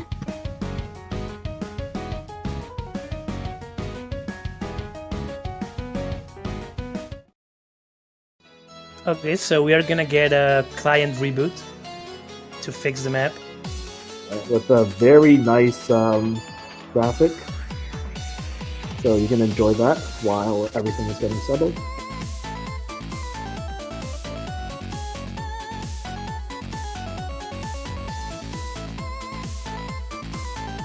So what did you think about Helix? Do you think France will take the point? I think they're definitely they have an advantage on it since Timmy Ahmed, as we've seen, is a very strong hard rock player. Yeah. And strong accuracy, which is important for scoring too. And on Cinderella, we did kind of see a sort of weakness for hard rock on the UK side, but Helix is, for one, it's a lot shorter, so you have more opportunities to practice it. But it's also more chances to miss. So the French side might actually see more breaks, which might actually give a chance for the UK to take a point, perhaps. Yeah, I mean, the SV changes might trip up the players who are not used to hard rock SV changes. Yeah, that's definitely true. But both players in France are actually used to hard rock. What I fear in this match is Grimbo. This is not a very dedicated hard rock player. And I'm cursing again. Yeah, you're cursing him again. No, well, I mean, last time I cheered for him. So now it should be like a reverse curse. So that should help. That should help him. You should know that regardless of whether you cheer or just mention someone, that the commentator curse does not distinguish between the two. Okay, so the client is back. Yeah, and I guess we're just waiting for the client to fix itself, I guess.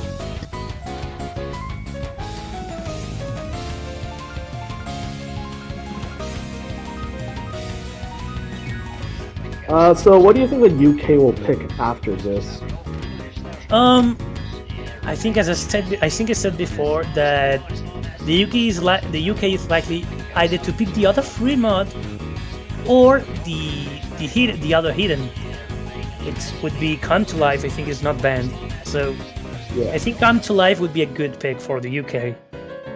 Yeah, definitely. And I'm not sure if the players on the side of the United Kingdom have practiced it, but Shiawase could also be a solid pick if they had. Since we saw previously that France wasn't the most prepared on the map.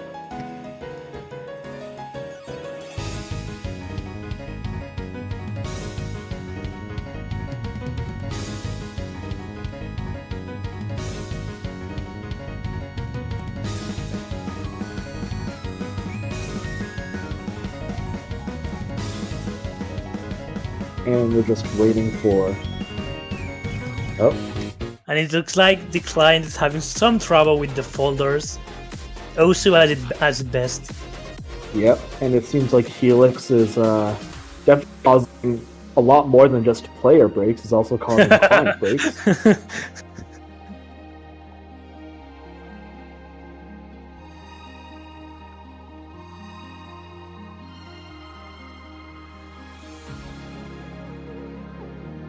So, do you think we'll be seeing a tiebreaker? I mean, if France takes this point of Helix, then the UK picks a good matchup like Hidden or maybe Fremont, and they win again. That would be 3-2, and then France would respond back. That's very possibly a tiebreaker. Yeah, that's definitely true. They only have to win one more map to guarantee the tiebreaker. And if they manage to steal a point on Helix, then they could actually win it without even going to tiebreaker. Oh, we'll see about that. Yeah, I mean, I definitely think France has the upper hand on Helix. Yeah, I'm who knows? definitely... Yeah, not too confident that the UK will manage to win on Helix, but a tiebreaker is definitely a possibility now. Yeah, definitely.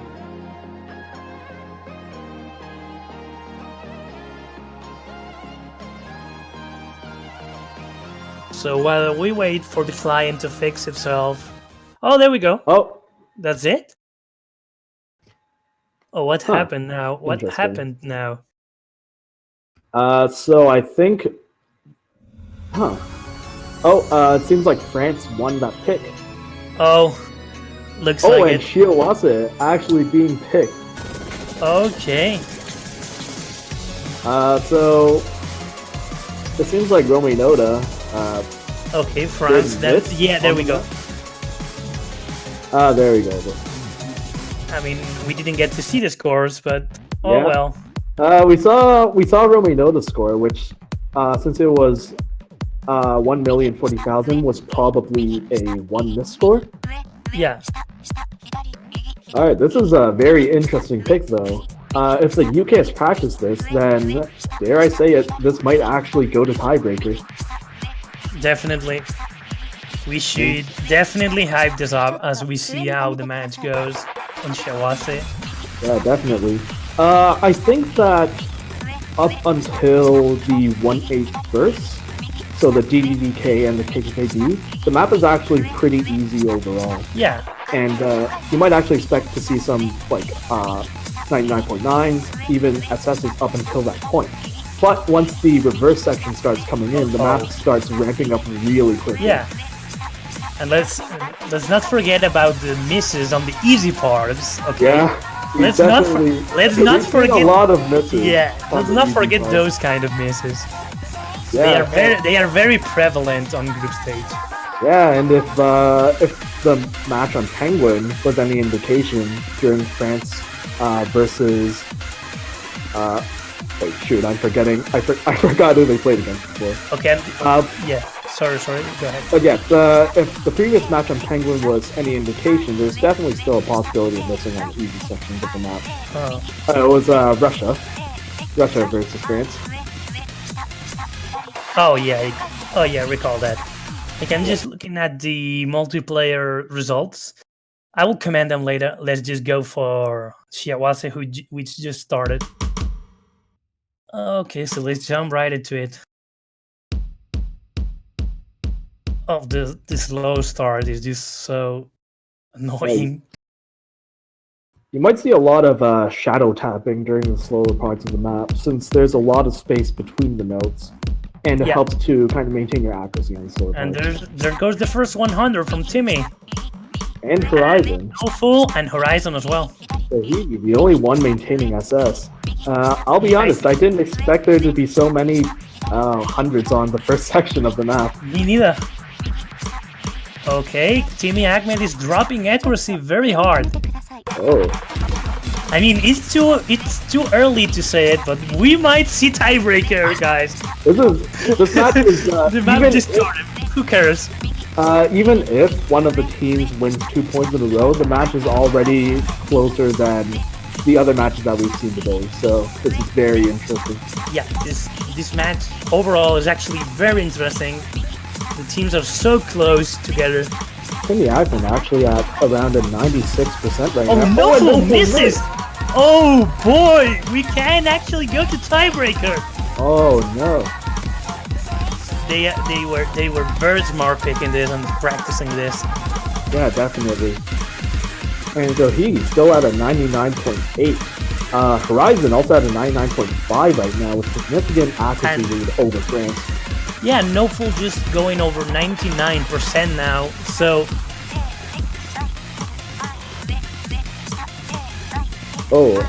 some minor accuracy drops from Horizon and Yeah. Timmy Agman. but overall there's 20,000 difference. Yeah, it's becoming pretty significant now.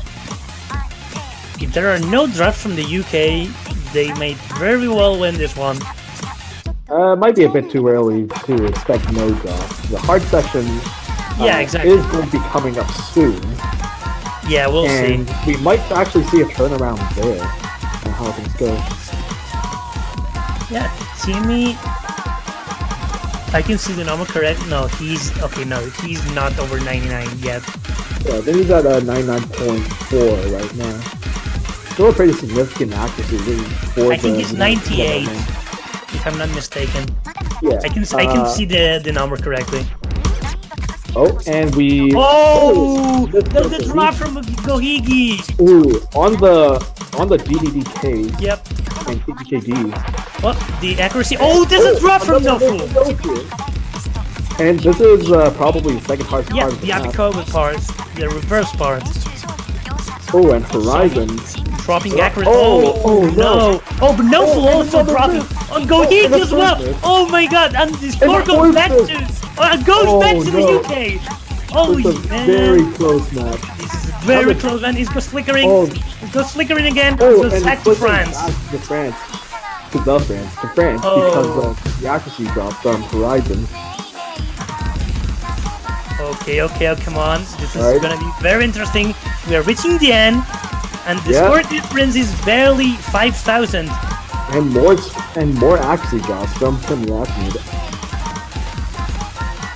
And the difference is only about less than 10,000 points, Yeah. coming up to the last memory section of the map.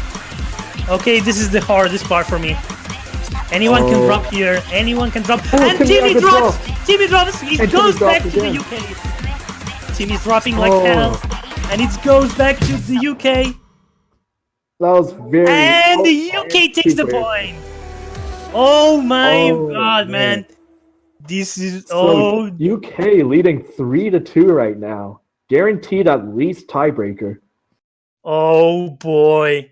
Oh boy. We are going to Oh. have a tiebreaker. The UK actually losing some of their AC lead on the ending part of the map, but Gohigi maintaining his definitely doing very well for the UK there. Yeah. Gohigi actually managed to keep the accuracy up for a lot. Yeah, But with on the hardest part, which is for 1-2, which is a normal node than a 0 BPM node, yeah, now France, Timmy dropped a lot. So the lead went back to the UK. yeah, And that was the end. Oh boy. I knew that this match was going to be close, but I didn't expect so many back and forths. Oh boy. Oh boy. Now France is going to have to be really careful about what they pick Yeah. here, because this is I match would- point for the UK. This is actually exactly. I would bet they were going to go for the safe pick and go for the other free mod maybe. Yeah, I think Encounter is probably fairly safe if they can get a hidden hard rock player on it. But the issue is that if they're not sure if the UK can outmod them or not, it might not be that safe of a pick. Because playing with the mod disadvantage can be really bad for you, unless the person with the extra mods misses a lot. Yeah.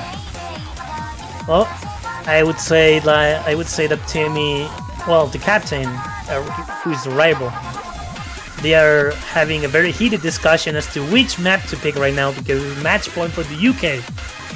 Yeah, definitely. They're going to have to be really careful, and they're all out of hard on maps to pick. Oh boy. Oh boy. I'm wondering if even they might choose to go for something like Penguin, which is a pretty solid accuracy and consistency pick, but Yeah. seeing as how they performed on it before, and maybe some of the nervousness going into the match, Yeah. I'm not sure that'll be the best pick for them. Well, basically, any map they pick now is potentially their last.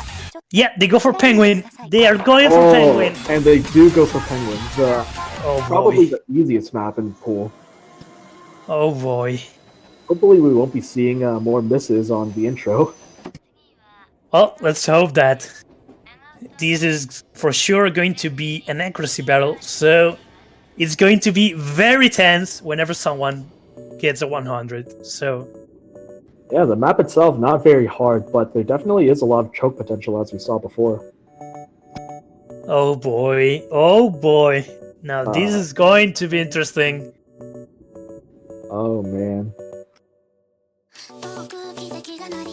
The Yak battle. Oh boy, the accuracy battle now. We could see an upset from the mid seed already in this tournament. And Grimbo's back. And they swapped No Fool for Romanota, Oh, I interesting. suppose, for the accuracy. I would have expected No Fool to stay in since he's such a capable No-Mod player. Yeah, but I'm sure they have definitely. the I'm sure they have the reach. Oh boy. And we have the last pick of the match, since the next is either going to be a win or a tiebreaker. Yep. One would say I'm actually more nervous than the player right now. Yeah, definitely. The matches so far have been really good, but this one in particular, just constant back and forth between the players. Okay, so we should get going to it. There we go. Oh boy. Oh, man. The UK versus France. Let's see who will come out on top. Match point for the UK. Okay, everyone spam the PogChamps because this is going to be probably a tiebreaker. Let's not call it too soon, but Oh, man. look at the ghost tabs. Those Yeah. ghost tabs. Yeah, the players are being really safe right now with those tapping to make sure they don't get 100s or, I guess, miss on the Yeah, intersection. they want to keep up with the rhythm. Yeah. I mean, the map is OD6, I believe, so it isn't that hard to get a 100 if you're not very careful. Now the 1/3 double us, Oh. we may see the first accuracy drop here. Yeah, there's a section which is a lot of singles with one quad 1/3, which we might end up seeing some accuracy drops on. And no accuracy drops. drops yet. Oh We my, have a oh my four-way god. SS on this map. Oh my god. This can't be. Oh man, this is insane. I'm staring at the 4 screens. Oh, there's the first accuracy Oh, drop. and No. Oh, the UK has disadvantage now. But France definitely performing much better than it did last time. Yeah, definitely. However, the scores are still really close. If anyone drops, then that could be it for them. Yep. Oh boy. And heading into another slow section. The UK needs France to drop right Yeah, now. either accuracy or just a miss. And it might be a bit hard to find it, but we'll just have to see if France can keep up their consistency right now.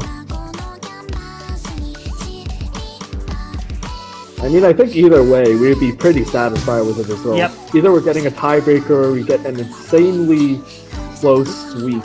Yep. No, not sweep, sorry. Not sweet yet. My English is not helping me right now.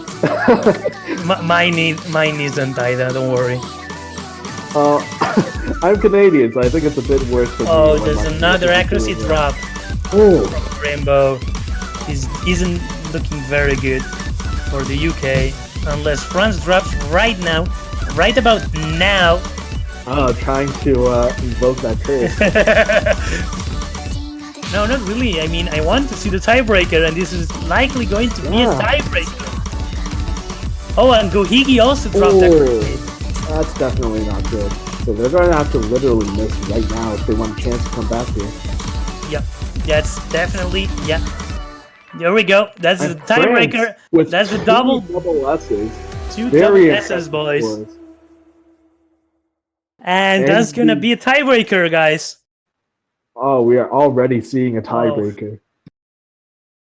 Oh boy. Oh boy. Here we go with the tiebreaker. And the tiebreaker is particularly interesting since there are a lot of gimmicks in it.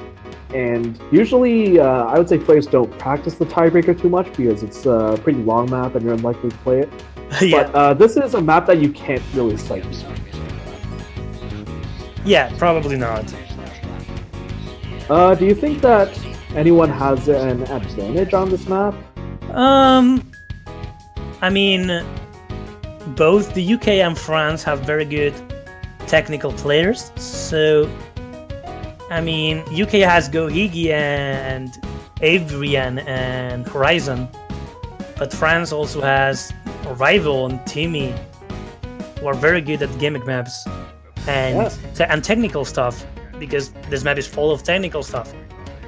Yeah, it's definitely true. I wonder if any of the players here actually practice the map as well, because there's some gimmick parts in the intro, ending, and middle, along with a ninja spinner around the last 2/3 of the map, which can Oh get boy, yeah, that ninja spinner. Oh boy, that ninja spinner. Have you practiced this map? Yeah, I have. Yeah, that ninja spinner. It's after a series of finishers, and it comes immediately after a finisher and lasts for half a second. And in Scorby 2, if you don't hit a finisher, you miss. So we might actually be seeing a very close match here. Yep. Oh, there we go. They swapped to Balony. And who's going to swap for the UK? I would say Horizon. Yeah, or maybe Horizon. Adrian. Or maybe Adrian. Yeah, it's true. I don't think we've seen Adrian here playing for the UK yet. We will see now. Oh, that's Horizon. Yep, definitely. That's okay.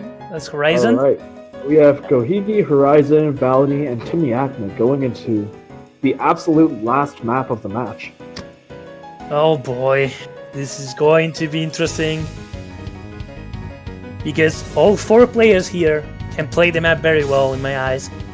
Yeah, I'm sure So- that all 4 players under normal circumstances have probably either full comboed or gotten close to it. Now it's just up to tournament nerves, which are probably pretty high right now. Oh boy. Oh for the boy. players in this Here we situation. go. Let's get right to it.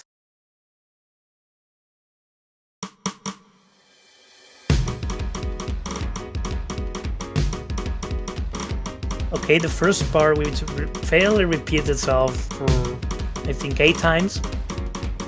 Now we see already everyone has dropped the double S, so Yeah, that's probably not going to be seeing any double S's on this match in the entire group stage. yeah, and I believe this is not going to be an accuracy battle either. Yeah, it's definitely about who can not miss during the gimmicky sections of the map. And look at that, everyone actually maintains their combo throughout this ultra slow SV. Yeah, and those double notes, they may actually be confusing for some players. Yeah, definitely. And Timmy Ahmed, currently the only one holding 99%, though Gohigi right behind his tail. Yeah, Gohigi is actually very close to him. The UK actually having a slight accuracy lead right now. Oh boy. Yeah. Oh boy, Gohigi just got up to 99%. I think it's time to be hyped. Okay. Oh, this is the first this is drop. amazing. Oh, but there's the Timmy miss on the Ahmed slow missing part on by slow Timmy SV Ahmed. section. And those, it was flickering, And but then then another Horizon miss. missed again.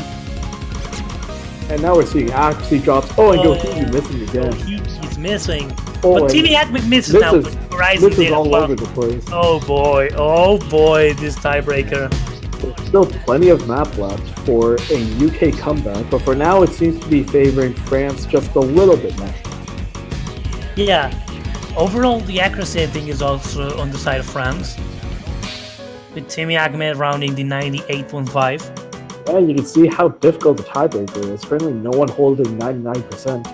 So Timmy Acker with a 98.5 almost, with a significant lead over the next closest player.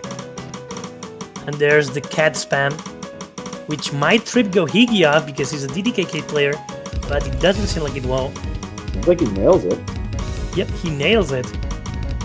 Well, Valony is also a DDKK player. Oh yeah, that's true. He's holding the highest combo, I believe. Yeah, 900, almost 1,000 combo already. Pretty impressive. And the only one above 400 right now, so the only one at the combo count. And now other players closer following Oh, behind. and Valony just drops. Just to say that. This And can go- soon we'll be coming up to the ninja finisher. Okay. Who will miss? Who will miss the spinner? Oh no. There's a misser. Oh, Oh, Gohigi no. misses it. Oh, they could That have spinner- used the Valony's drop to get back to it. Oh But no. unfortunately, Gohigi misses on the spinner, so the combo's back to 0. That spinner is brutal. Even when you know that's there, it just lasts for such a short amount of time that you can even still be surprised even though it's there. And the map is far from over. Okay, the weird streams. Okay, we're gonna have the next 1-6 burst in a bit. There it is. We'll miss. No Oh. one misses. Everyone gets it. Nice. The map is about to end. The map is about to end, unfortunately. I think that France actually has this in the bag right now. With If a they very don't drop, small if they don't lead. drop now, they must not miss right now. And nailing That's that gonna section. be that's And gonna France- be it for France. France clutches it out with only a 30,000 point lead, so only about the advantage of 1.5 combo breaks. Very Yup. impressive plays all around the board, though. Valony only getting 2 misses and a 1,000 combo, and Timmy Ackman with the best accuracy in the room. Wow, this could have gone so differently actually. If Gohiki didn't Yeah. miss that spinner, they had the combo advantage. They could have gone. They have catched up, Yeah. but Gohiki missed the spinner unfortunately. So France is gonna take this match, and that will be it for now. We will be back shortly, I think, with different commentators, of course. But Yep. Yeah, congratulations to France. yeah, congratulations to all France players, and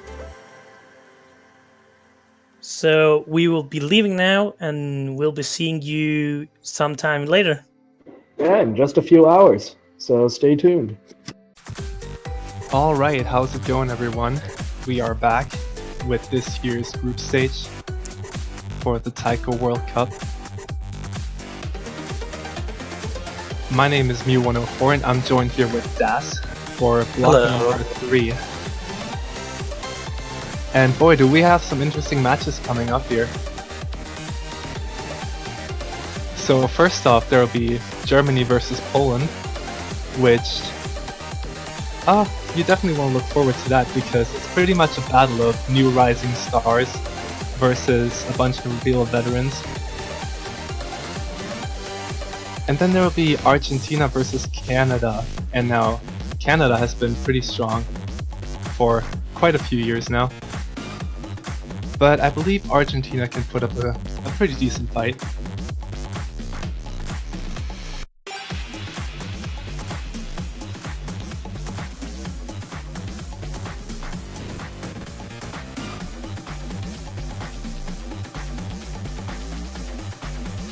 Alright, going over the rosters here a little bit. So, for Germany, now this roster might look quite a bit different from last year's. The only returning player being Nipuri. Now, all the players on the German side are fairly new to the community, I would say. Some have been around a little longer than others. But they've definitely shown that they have what it takes to participate. Whereas on the Polish side, we have players who've been around since the first ever Taiko World Cup actually. Akrith over here has actually played in every single World Cup so far. And Darkstorm has played in every single one except for the very first one. So they've definitely seen it all.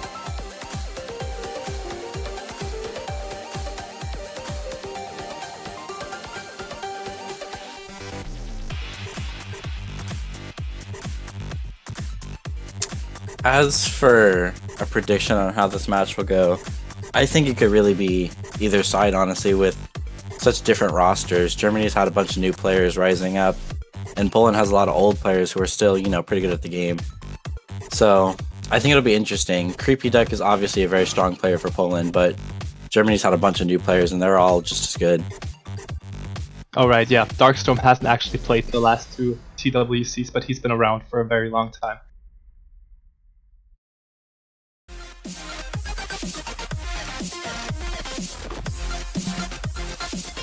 And I've been Interesting told warm-up. that...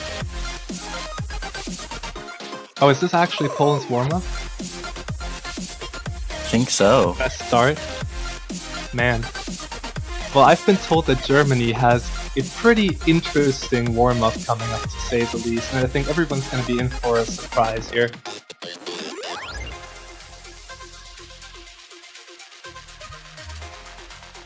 I'm interested to see what that warm-up is now.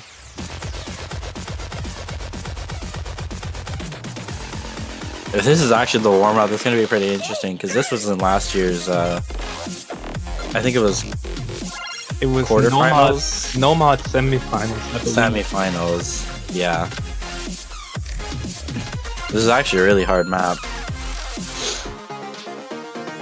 It's very fast and a lot of 1-6. And some pretty technical patterns actually, considering the speed. It's actually loved now as well. Yeah. And I can see why Nipuri and Leafeon are playing this one on the German side, because Lukili and Nicolodo on the German side are actually DDKK, and I don't think you want to throw this map at any DDKK player just because of how fast those monos are. Monos are crucial for DDKK players. Now on Poland's side we have Akrith and Creepy Duck, and one thing to note about Creepy Duck is that there's pretty much nothing that he can't play. He like excels at pretty much everything, especially technical 1-6 stuff, so I believe this should be right up his alley.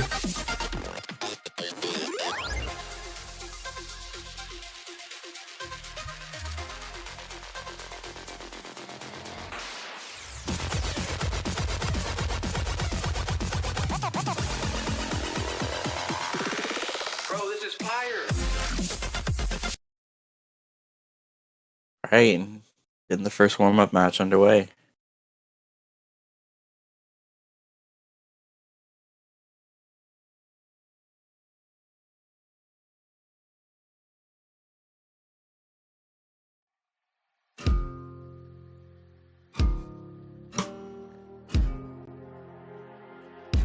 Now if I'd had to make a prediction here, I don't think that Germany has the technical skill and experience to outperform Poland on this map quite yet. Just because there's a lot of skill sets required for this one.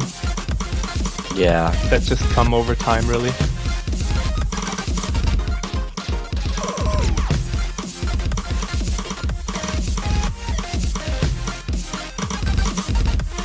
Creepy Duck holding the highest combo so far.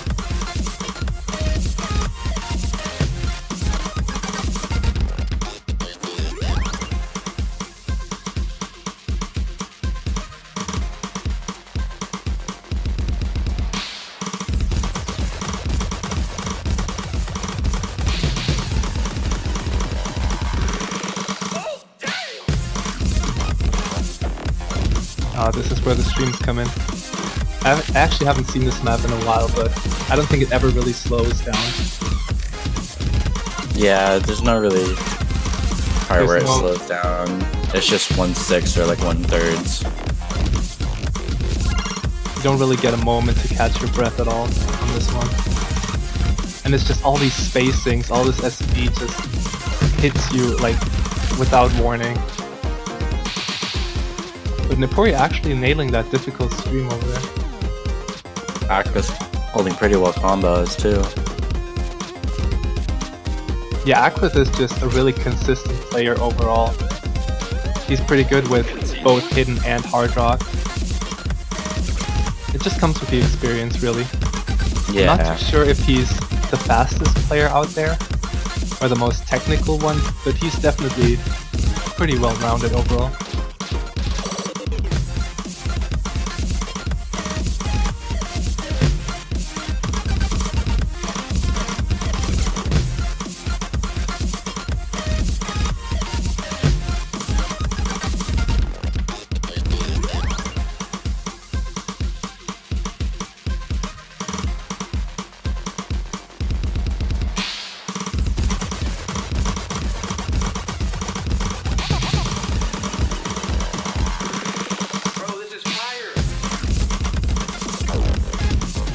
Lots of 1/6 bursts on this map.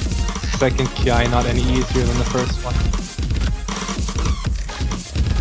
Not surprised to see Nipuri doing as well on this as he is, since he's really the fastest player that Germany has at their disposal.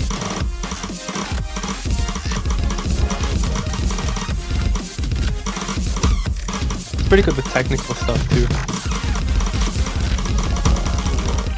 whereas Leafeon is more of a hard rock player that gets consistently good accuracy. But that doesn't help them out here, unfortunately. You can't really blame them if they're struggling. This map really drains the stamina out of you. Yeah.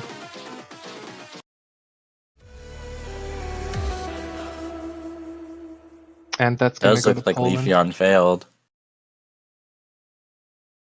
Creepy Duck with a 7 misplay. That'd actually be pretty high on the leaderboards, I reckon. Yeah, that's pretty impressive actually.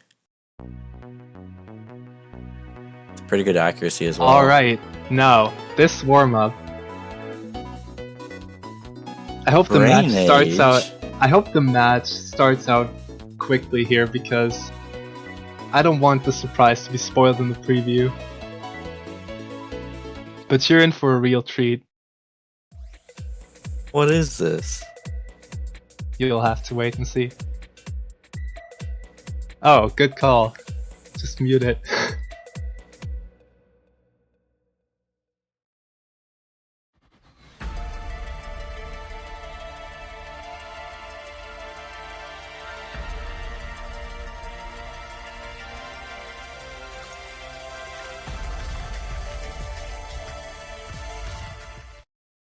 Alright, here we go.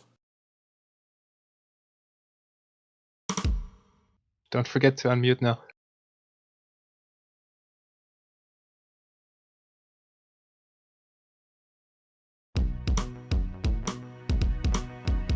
Oh boy.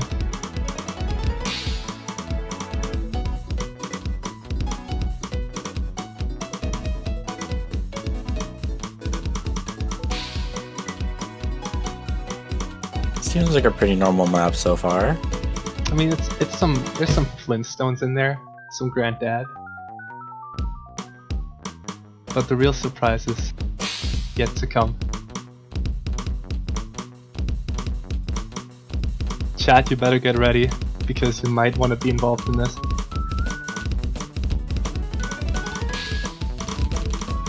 Are you ready, chat? Oh my gosh. How There could it is. you?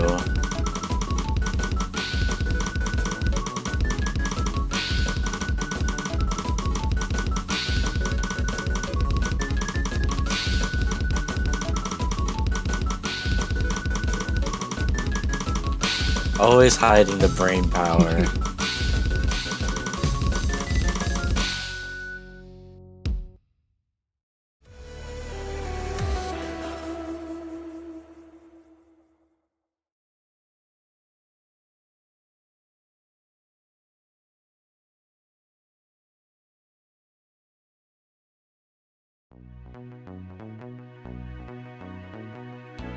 And just like that,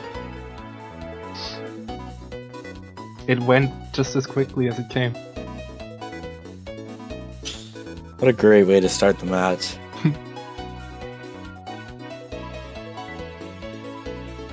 Also note the name of this difficulty.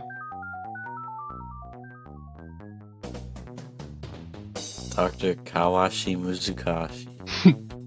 Exactly.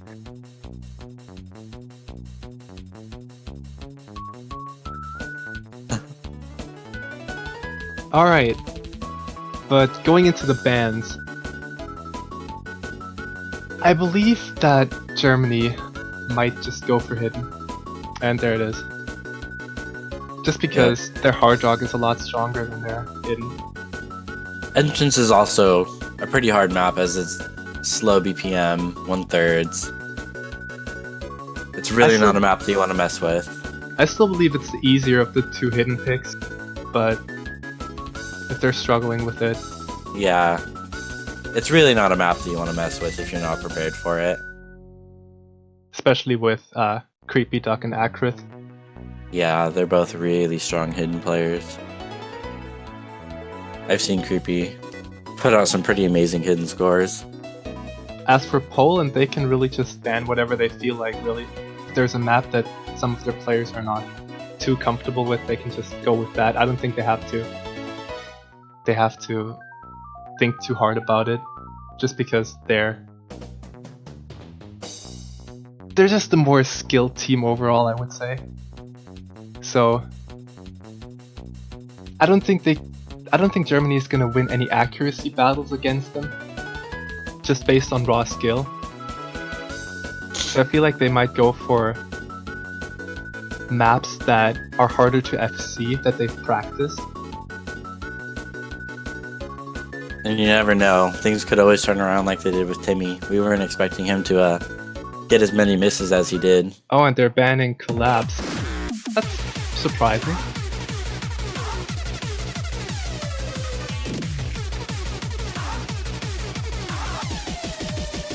And they're gonna pick Come to Life, which is a smart move, of course, seeing how Germany banned out Entrance.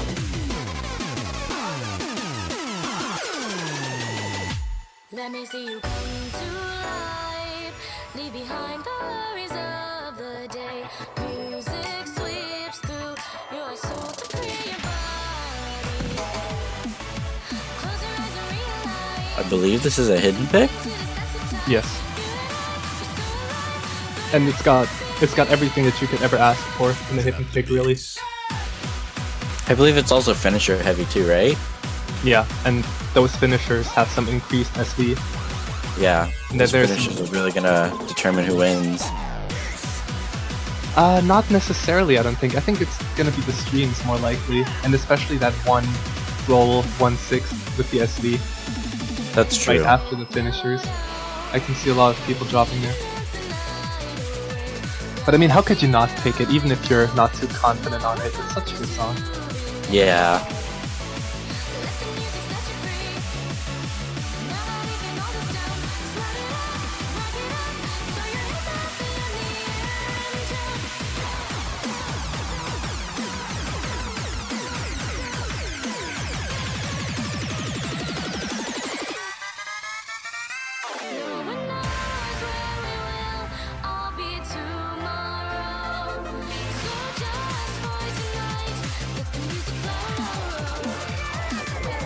Those copy pastas or something. Germans love their copy pastas right now. I think they prepared them in advance.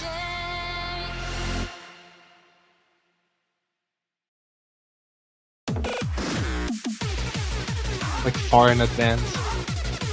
Really? We take our memes seriously. And there's the hyperspeed. Triple time coming with laser.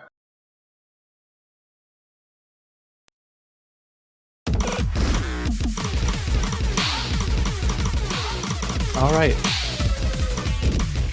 Germany actually Nice. swapped in JLess. I You believe see, he's the most experienced hidden player on their team.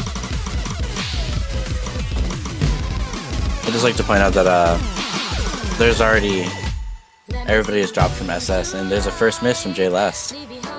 Oh, he's had a bunch already, unfortunately. I thought I just saw a Mac drop.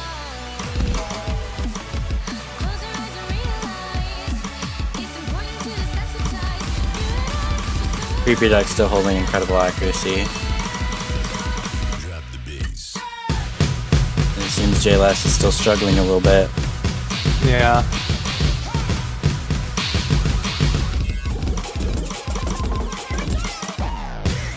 But Nipuri is still holding full combo.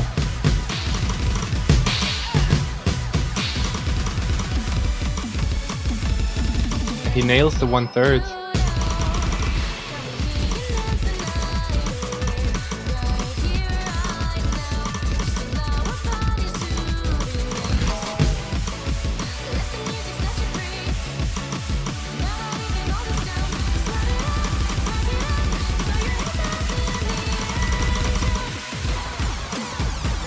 Another drop from JLS, but Nipuri is holding on pretty strong. I don't think it's gonna matter too much though.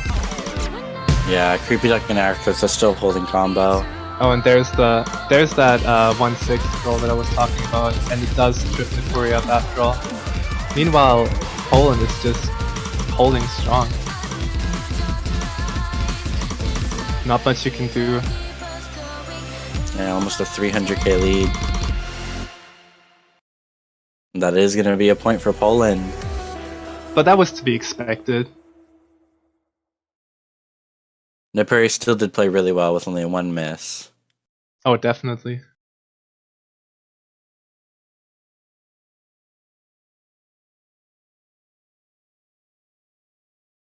Acris with the highest AC, 99.46. Actually beating out Creepy Duck. Surprised a little bit. I would have placed my bets on him, getting the highest score in the room. But I think this is going to be a lot closer from here on out, Yeah. because hidden really wasn't their strong point at all. And with that, there's no more hidden picks.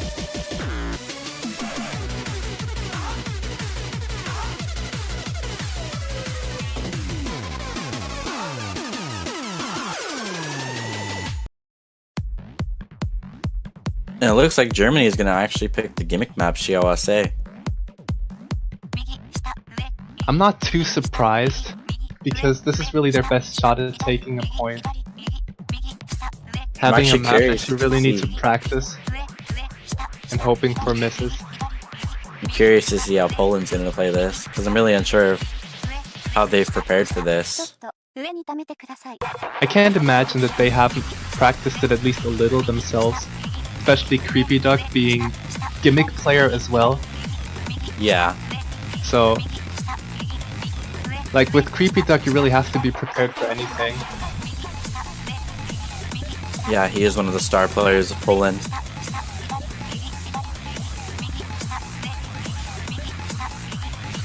But nerfs can also mess up your memorization a lot, whether it be Yeah. flashlight or unreadable gimmicks. So we'll see. Maybe the nerfs will actually make or break this match for Germany. And I'd just like to point out that they did swap out for Michelotto. Yeah, I hear he's practiced this map, like, a bunch. This map has been actually picked a lot more than I expected.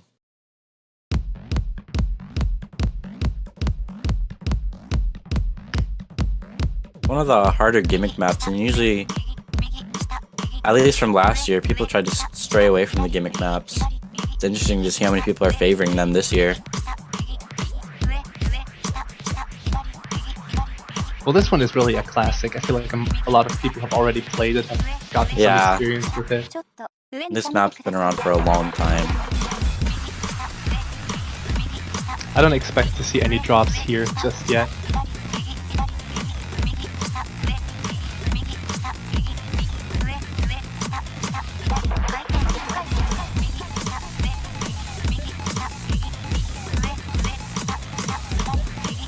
Poland's still holding on to a quadruple SS here. Or, no, double SS, quadruple S. Whatever you want to say. The score difference is not that great though. They could easily pull back at any moment.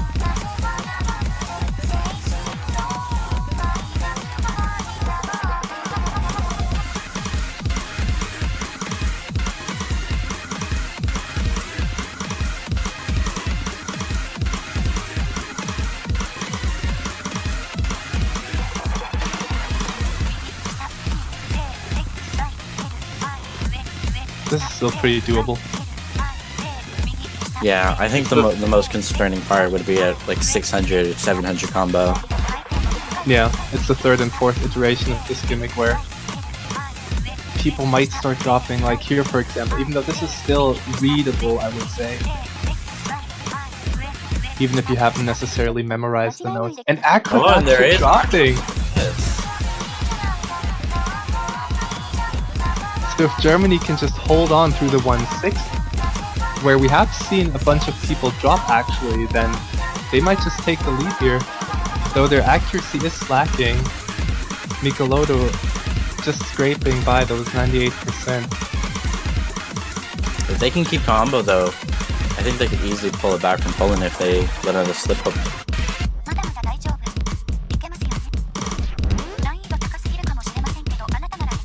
One down.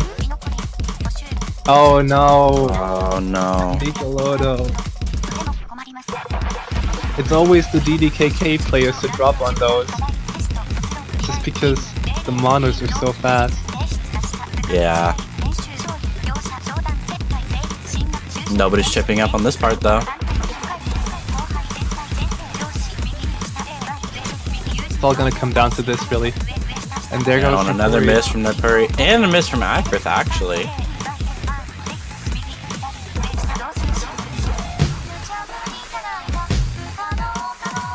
And I think that pretty much settles it.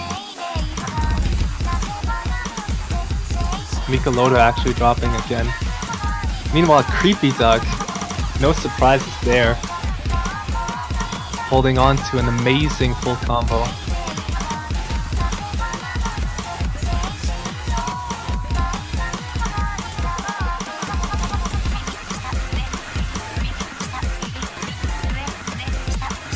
Creepy Duck finally Actually- dropping. Nepuri's still holding combo on this part.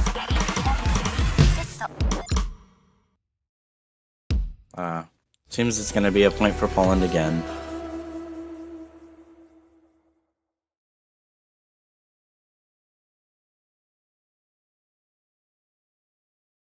It just goes to show that it doesn't really matter just how well you've practiced, how well you've prepared for a map in a real tournament setting. You just don't have the focus that you do when you're just playing for yourself. Yeah. I'm sure all of these players could hit the ending just fine if they went like and played the map for themselves right now.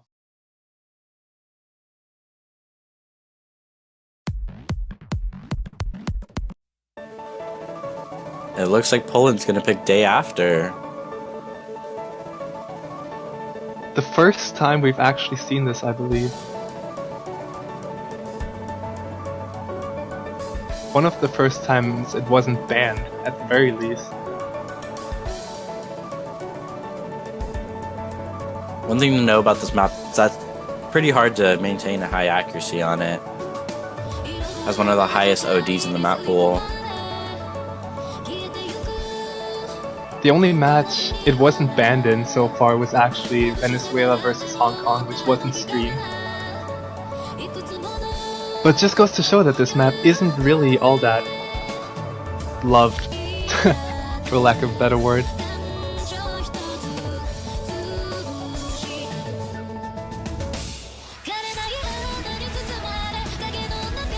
It's just really lengthy and hard to keep accuracy on because of, I believe there's doubles in it. Yeah.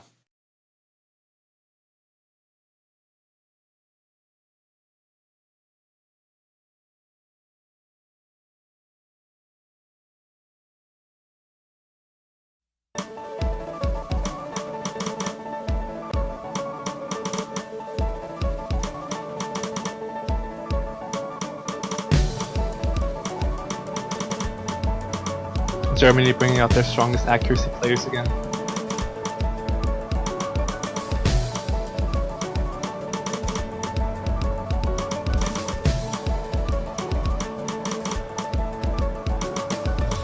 The score is flickering.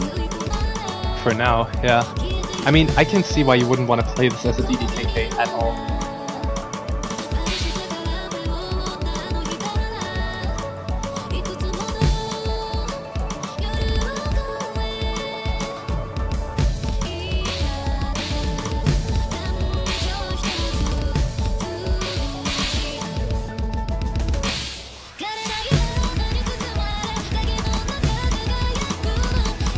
I don't think anyone had too much trouble with these finishers. And the score is still pretty close. Everyone's struggling just a little bit. Creepy Duck holding the highest act.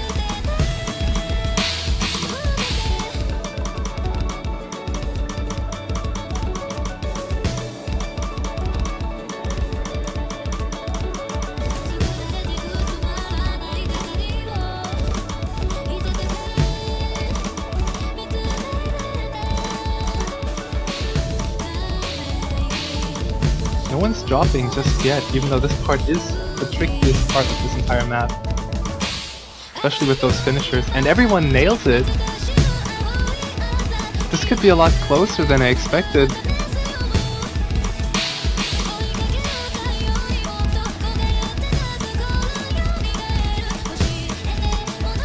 It really comes down to the first person to drop, I guess. One drop could really make the difference here. I don't think the accuracy gap is too big to bridge.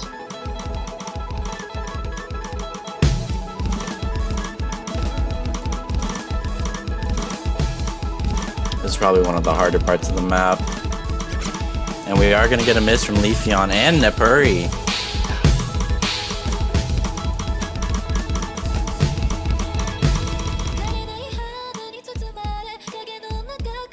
I think that's really going to seal the deal for Poland.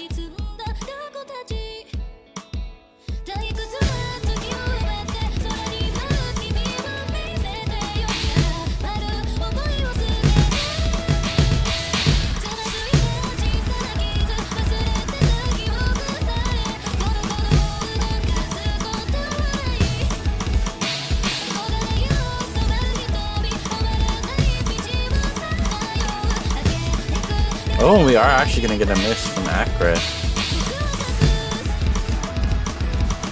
But that's not going to be too much of a problem for them.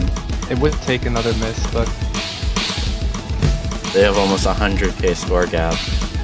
Yeah, it would probably take 2 misses actually at this point.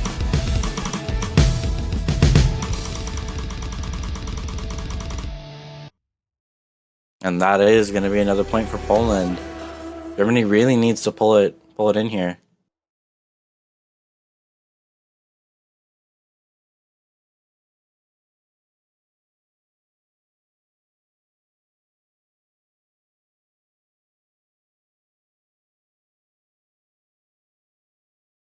Are they gonna go for the second gimmick map?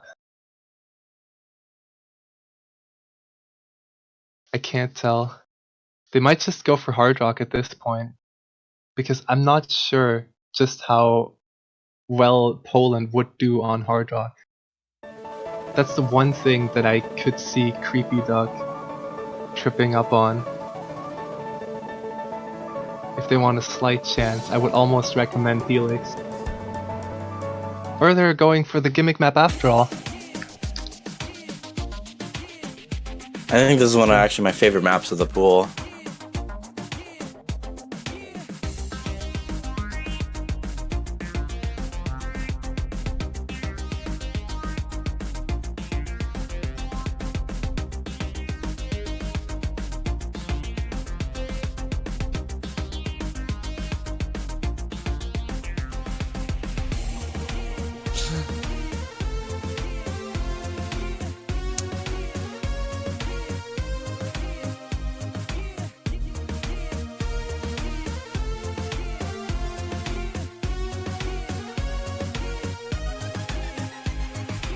Nipper talking about this being in the hidden pool.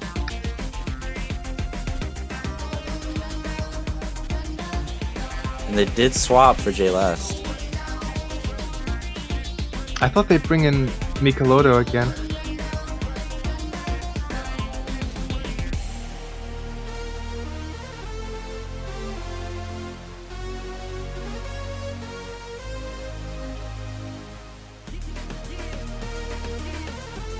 What is going on in the chat?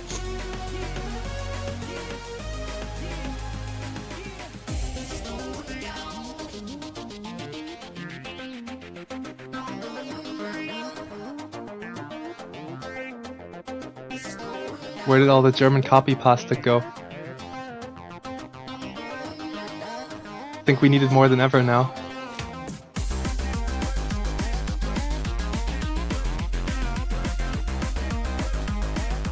This is where we need German copy pasta the most, guys. Come on.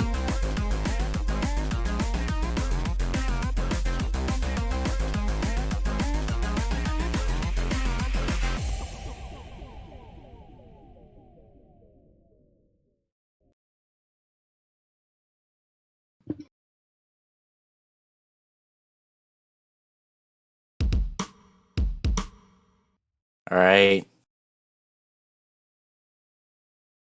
Germany really needs to pull it in this match. I think this one Well, their best bet in terms of gimmick maps is really gone already. I feel like this one, even if you haven't practiced it as much, is more viable than Shiawase. Yeah, this is definitely Because a lot this is easier to read. It is readable, whereas at least the ending for Shiawase isn't. There's gonna be a miss from JLast, but that could... Oh, he's still struggling. And with this resolution, you almost have the entire map on screen at once.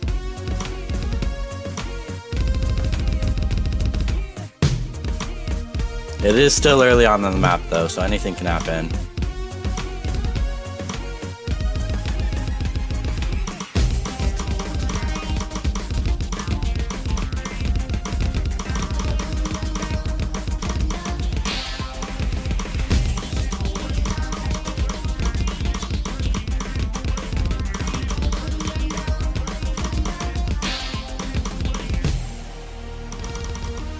Everyone seems to be holding up pretty well right now. Yeah, even JLS is pulling it together. Will anyone drop after the slider though? No, but the second one will be the decider really. JLS is struggling a little bit. Actually, with how much score those big sliders award you, if anyone completely flubs it, then that might just be the thing that decides the match here. Because I believe one single tick awards you, correct me if I'm wrong, wasn't it like... Last year was 2,200. I actually don't know how much it was the same this year. I can't imagine that it would have changed too much. The last year was just broken. That looks like that's gonna be a win for Poland. Yeah. Complete sweep. 4-0.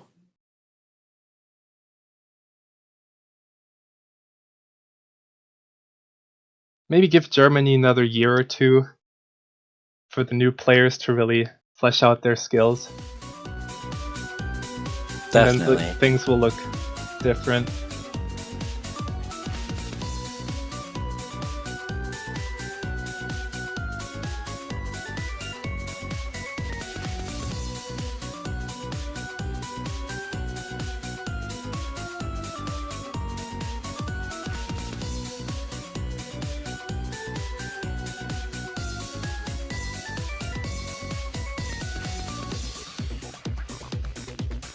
The German copy Alright. pastas just weren't strong enough. Yeah, step up your game, guys. But yeah, congrats to Poland. We're gonna be seeing them again later tonight, where they're gonna be facing the US. I think that'll be an interesting match to watch. Can't see that being a sweep, really. Yeah, I think Poland definitely has a chance against the US. Although the US is a pretty strong team this year. The US has been strong for a while now, I feel. Up next, we have Argentina versus Canada. Now, Canada has been like top 3 material for quite a while as well now. Yeah, ever since 2016? I believe, yeah.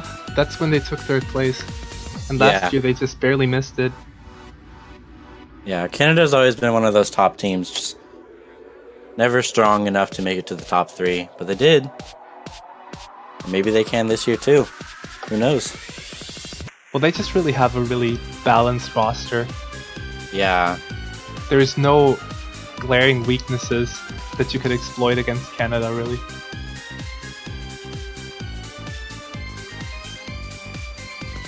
And then Argentina has a lot of newcomers as well, just like Germany. But Midnight is also on their team, who is quite the veteran himself. Yeah, he's been around for a while.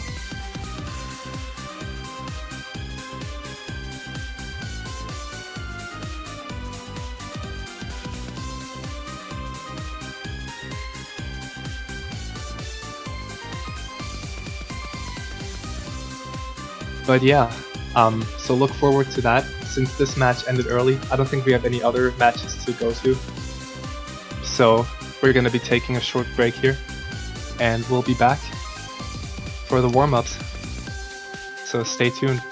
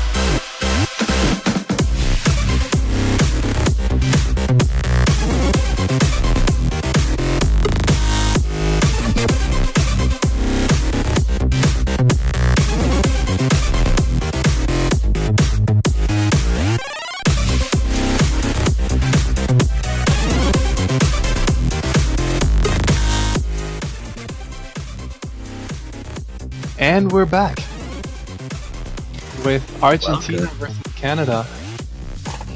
I am very excited for this match, actually.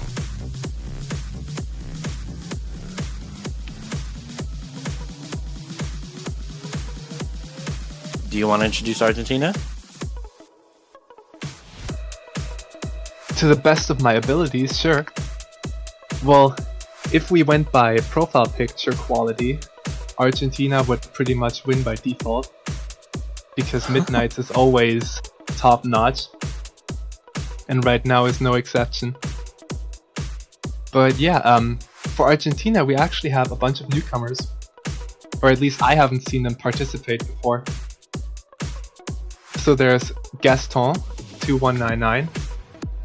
I believe he's a hidden player more than a hard rock player.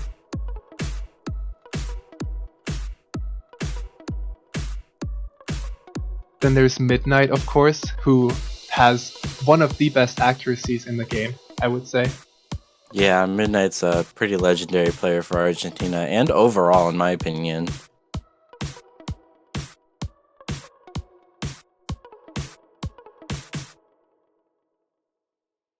Active Octagon enthusiast.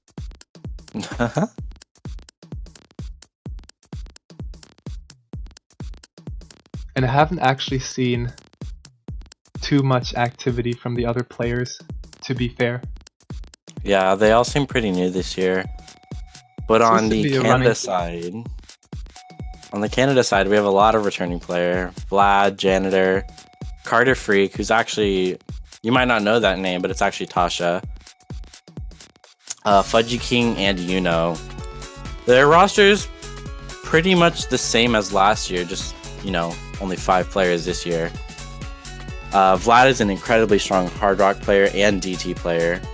Janitor has pretty much... Sorry. It's okay. Janitor has pretty much no weaknesses, and he's a pretty strong with gimmick maps as well. I wouldn't be surprised if they picked Xiaowase or Going Under. Carter Freak is probably one of the best DDKK players in the world. He excels greatly with Hidden, and he's able to put out some pretty good DT and hard rock scores as well. Fudgy King has been one of their older players, but he's always been in the World Cups, and he's always been there to carry the team with some pretty strong hard rock scores. And you know, he's always been kind of in the back, but in this year, he's actually improved a lot, and he's probably one of the best hard rock players in Canada, in my opinion. Yuno really shows up when you least expect him to. I remember last year when we played against them in the finals with that god-awful pool. We had no idea that he would do so well on that one crazy SV hard rock map. But he just came out of nowhere pretty much and just destroyed all of us, set the highest score in the room, I believe. I think he's like an ace up the sleeve pretty much. There's maps where he will excel, and then there's maps where he'll struggle a lot with. He's been around for the longest time too. Yeah, I think it's almost 8 years. Formerly known as Nanners. Yeah. He's been setting flashlight scores as well since like 2012, I believe. Yeah, he's got a lot of really old scores on the leaderboards. Mostly on converts, but that's nothing to, put him down for. Because back then there weren't that many taiko maps. Yeah, converts were an entirely different thing back in the day. Back then it actually made sense to play most of them because it went by ranked score, of course. Yeah.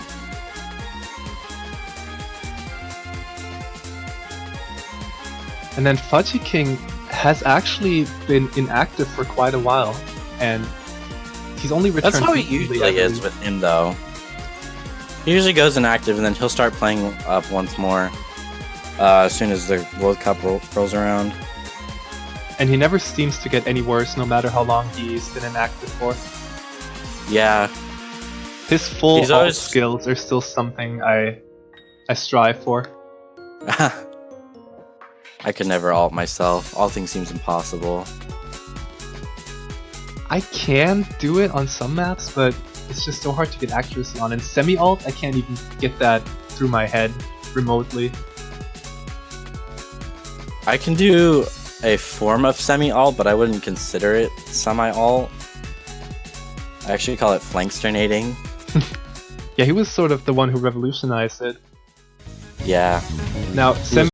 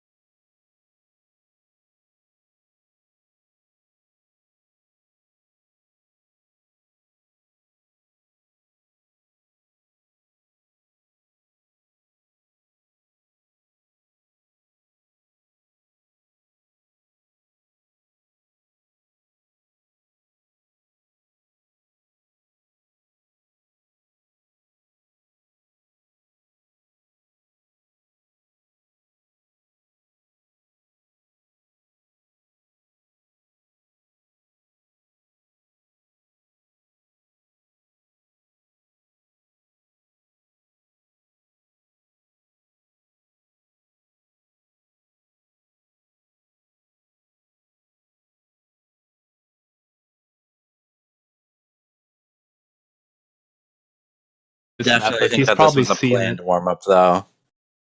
Yeah. But what you just said, right? I never understood people who needed hard rock to actually be able to read low BPM. I never had an issue with it, but I can see where they're coming from. But really, the higher the BPM gets, the more hard rock falls out of favor. Yeah, And with low especially- BPM, for With- me, Sorry, go ahead. well, I was just gonna say with lower BPM for me, it helped me read 1/6 a little bit better because usually with lower BPMs, it kind of seems a little bit cluttered and I get a little bit confused. But on with hard rock, it's spaced out a little bit more, so I can see it better. Yeah. I personally struggle with that, especially when 1/3 get thrown into the mix. Yeah, 1/3 on hard rock are actually really hard. Nobody gives them enough credit. I know one person that does. And who's that? I won't say any names, but I know one person that's a really good hard rock player as it is, but he can't play 1/3 at all. And he's told me that's his gimmick. Anything with 1/3, he'll just pass it on. Is this a high ranked player? He used to be higher than he is now. I think I know who you're talking about. Do you want to guess? I'm gonna guess Zay. No, Oh, really? no, he's not. He's not from Germany. Which continent? No, I've said too much already. So sneaky. Alright, back to the warm-up here. I think I've seen this one before. I think this was mapped by Sabatsuyu actually, and we were just talking about how Japan might be a lot stronger on hidden than hard rock, but Sabatsuyu is the exception to the rule here, really. Yeah, he's undeniably one of the best hard rock players in the world next to, I think it's Deadly. Deadly is more of a double time player, I feel.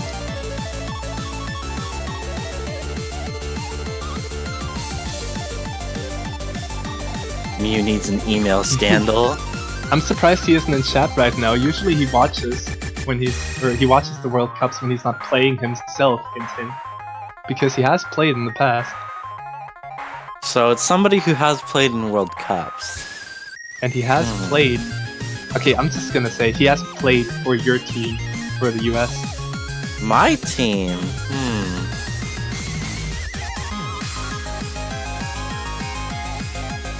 Is it Garpo? It's not Das, he can't play hard rock at all. What do you mean? I can play hard rock. It is Garbo, yes. I only ever see you play hidden though. Have you seen my top scores? No, not recently. I actually did a cycle hit with hard rock. Well, everyone's Midnight's done version. cycle hit with hard rock. Oh, I've done all the 1/6 maps with hard rock. I'm gonna walk away with PTSD. But 99% of your plays are hidden. But I mean, Yeah, I'm no that's also different, because really. I flood my scores with converts. Yeah, you're like a score farmer. You're like high up there. Yeah, stinky score farmer. I tried to become one, but then it just got exhausting, really. It's not for everyone. Alright. This map is actually a lot of fun, in my opinion. Oh boy. Interesting sounds. There's actually a 0 BPM 1/16th stream hidden underneath that spinner. Oh boy. I think this map, if I remember correctly, it has some pretty complex streams in 1/6. Yeah, it's really just... It's very similar to Hopstep Adventure, I would say. Yeah. Probably a little more difficult. It's just your basic 1/6, nothing out of this world. Interesting to see play with hidden hard rock. I know he's not a big fan of hidden. Yuno can really play anything if he puts his mind to it. From what I heard, playing hidden to him is more memorization than it is actual reading. I wish I could say that that's true.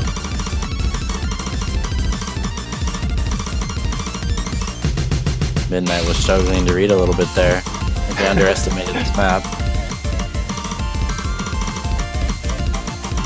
I mean, to be fair, like this resolution makes it look a lot worse than it actually is. Yeah, the resolution is a lot wider than it usually is. That's because of the 2v2 format. Looks like players hidden hard rock resolution for taiko. Yeah. I mean, that's actually what some people used to play hidden hard rock. Granted on score v1, not v2.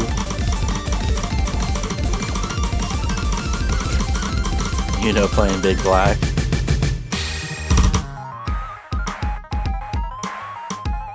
Vlad's actually been reading this map incredibly well compared to the rest of the crew. I don't know if I agree with that, Mihao Goku. I have a lot of trouble with v2 hidden hard rock, to be honest. I'm one of those weird people who thinks that the original hidden hard rock is easier to read, but maybe that's just because I'm used to it. Yeah, the normal hidden hard rock for me on Scorpio 1 is incredibly hard to read. But that's because I'm used to Scorpio 1's hidden.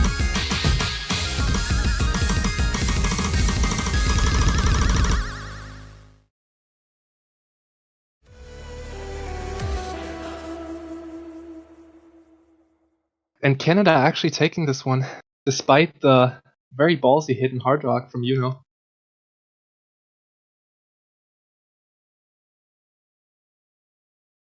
Then again, it is just warm-ups. I think he was just kind of having fun with it. Yeah, and he still passed. He just barely passed, actually. That does show his reading ability, though. That map was pretty high on the SV side. As you would expect from a Subatsuyu map. If it's below 2 times SV, then he won't even bother. So it looks like Canada rolled a 79, and then Argentina rolls a 70. Close rolls.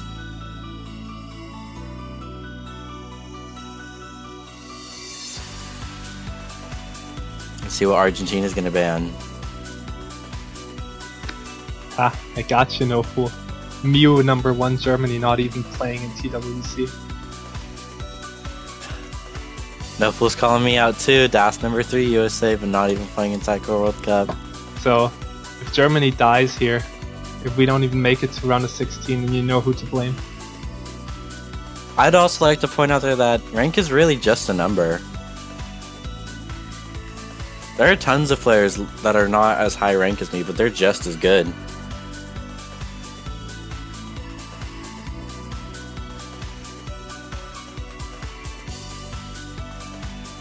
I feel like a lot of speed players are really underranked.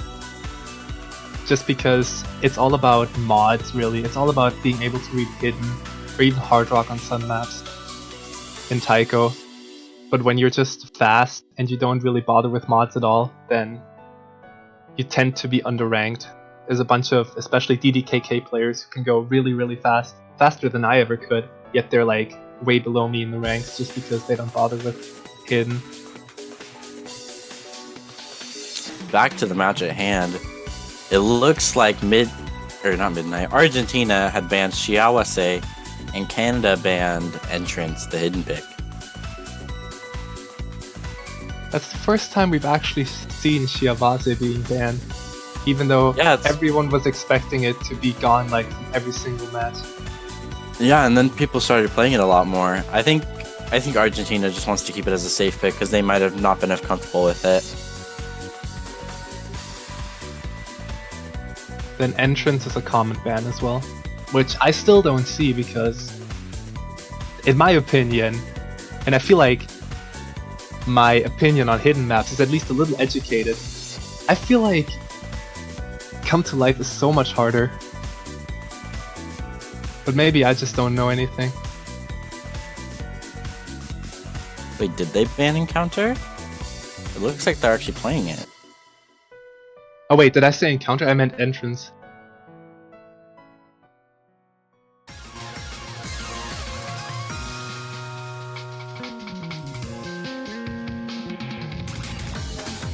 But yeah, they are going for Encounter. The free mod that slightly favors Hard Rock, I believe, just because of the ending. I got really confused with those two names. Not gonna lie. Encounter and Entrance, they're pretty similar. Yeah. But they did ban the hidden map, just to clear that up. The easier one at that.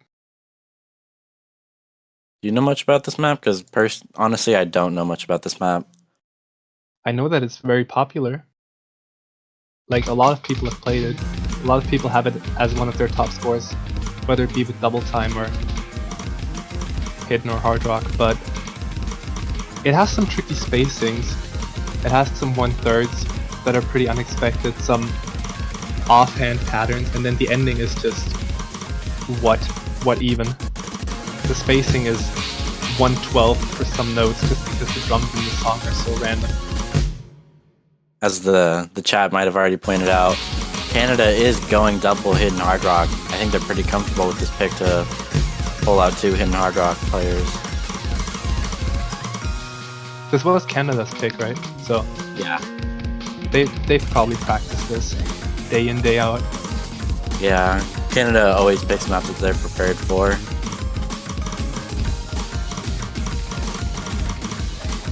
It just goes to show just how versatile Canada's roster is.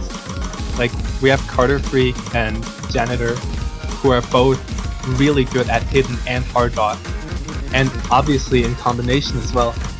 So, there's not really much you can do when you're just walled by their mod capabilities.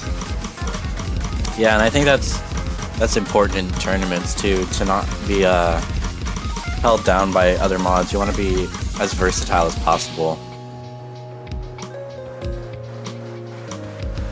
And Gaston actually missing. Yeah, Gaston seems to be struggling a little bit, but hopefully with Midnight's score. Midnight still holding incredibly high accuracy as well. But if both Canadian players are planning to FC here, then you can't do anything. Yeah. Their I'm score just is curious- already over 2 million. Alright, here comes the ending. And almost everyone hitting it. You could probably tell just how weird and unconventional those drums just were there. But Midnight with impeccable accuracy here. Meanwhile, on the Canada side, both holding above 99% accuracy with Hidden Hard Rock. That is pretty impressive. Gotta give it to them. Just as strong as ever.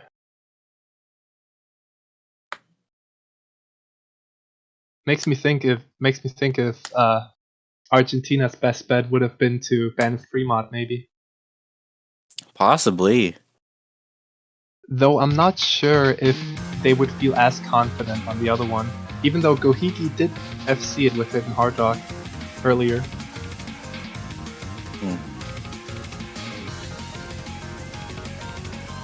We'll just have to see what Argentina picks. Maybe with their pick we can get a little more insight on where their mindset is. I could see them going for Hard Rock and maybe switch in Trollo Cat. Yeah, Argentina seems to be pretty in favor of Hard Rock.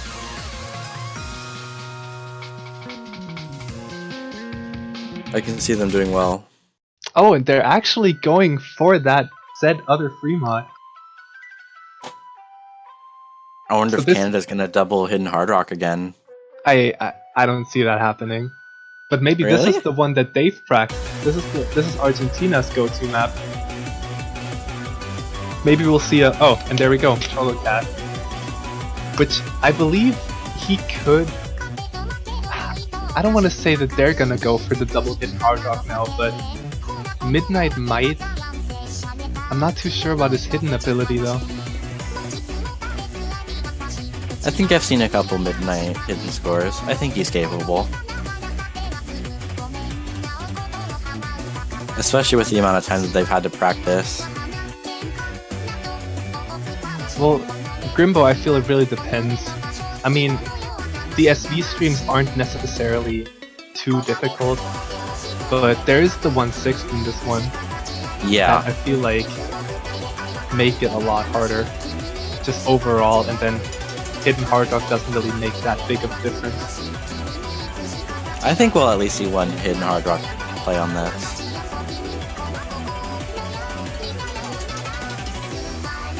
Whether it be from Janitor, or Midnight. Oh yeah, Janitors, definitely.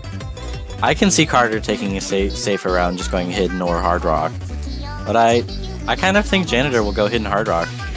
That's so valuable though, right? Just being able to choose whether you want to go Hidden or Hard Rock, just because you're so well versed on both of them. And correct me if I'm wrong, but I don't think Hard Rock affects spinners as much in Score V2.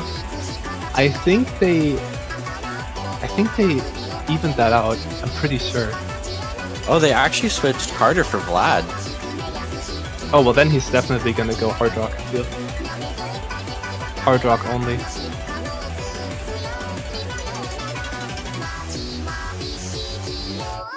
Or they're going for the quadruple Hidden Hard Rock. Yeah, I'm looking at that in the chat. I think everybody's prepared for this one. Whole Hidden Hard Rock would be really interesting to watch. That'd be very stressful. Yeah.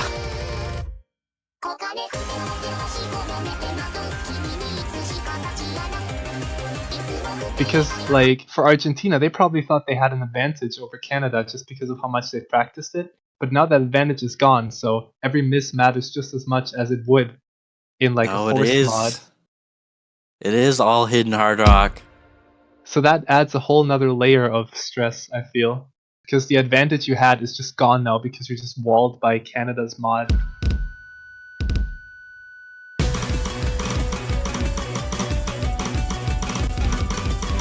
This is definitely something. I did not expect this.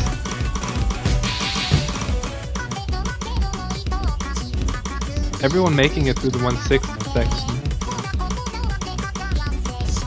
I think as long as everybody can hold combo and try not to focus too much on accuracy, that'll really be key. Because even if you have lower accuracy, somebody else could be just missing, and that could easily bring your team up. But with how strong Canada is, accuracy might not be enough, but we'll see. Now for the first KI with the first SV streams. The scores are still very close. Oh, just Trollo Cat. looks like he is going to struggle with it a little bit. He's still holding his ground though. Not struggling too much. So theory time, right? I believe Trollocat didn't actually want to go with Hidden Hard Rock, but when they picked the map, Midnight went Hidden Hard Rock, and then in response to that, Canada just put on their 4 mods, and then Trollocat just felt obligated. Yeah. But I feel at that that's point just the you theory. have no other choice. Because you'd just be just praying that they'd miss. And you can't really bet on that.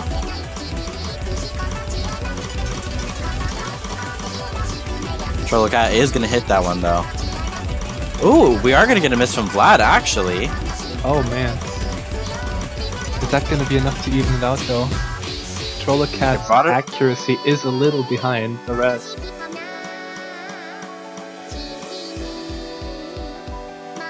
Looks like we are going to see some ghost tapping here. That does help with these kind of sections. Everyone ghost tapping except for Trollo. From the looks of it, I actually think that Trollocat might be DDKK.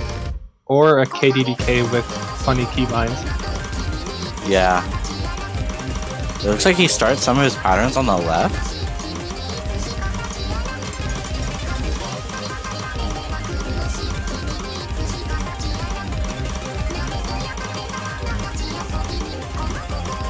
There is 1/6 coming up towards the end still, so there's still a lot of chances. drop. And nobody slipped on that SV stream. But I don't think... Actually? No. It's over. That Just was a wasn't good enough. attempt, though. It was a It good was only a attempt, but, 60k difference, too. like, Janitor with the 8-100s, like, what are you supposed to do? But Midnight FCing as well. And you gotta give to Trollokai. He really did try his best. I don't think he was ready for Hidden Hard Rock, but he did only get 2 misses, which is pretty admirable.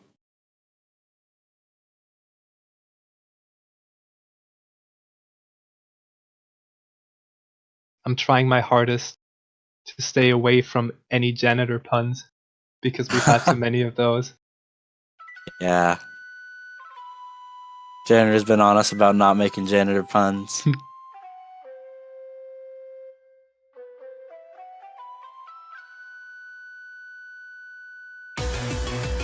Oh boy, that's a new one. I haven't heard that before.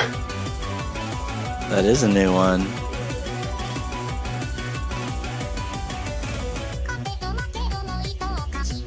Yeah, Midnight was really excited after that map, I feel. He even spammed a little bit. Like, even if they don't make it, that's probably something he's gonna look back on. It's fun to see what Canada picks. I can honestly see them either picking a DT or a Nomad. I want to see a DT. Oh, well. DT has been so underrepresented so far. And they choose Helix. We haven't seen Helix too much either, so... Helix has been one of the more unpopular maps. Even though the SR on it is kind of boosted by the patterns. It is one of the hardest maps in the pool, I would say. But it is Really? also equally fun, I feel. There's just a lot of SV changes. And the patterns aren't too easy. They're like on roughly on the level of Encounter, I feel. But pair that with the crazy SV and the SV changes and you have one of the hardest maps in the pool. Yeah, especially with Hard Rock. Hard Rock plus SV changes is incredibly hard if you're not prepared or used to them.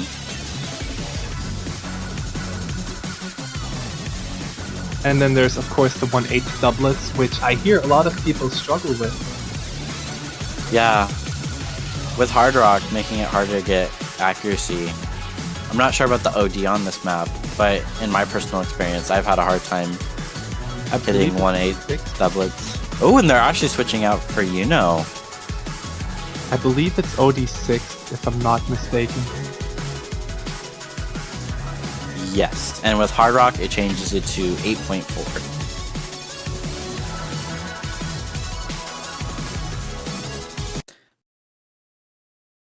But yeah, those 1/8 doublets, definitely a really prominent part of the new mapping age.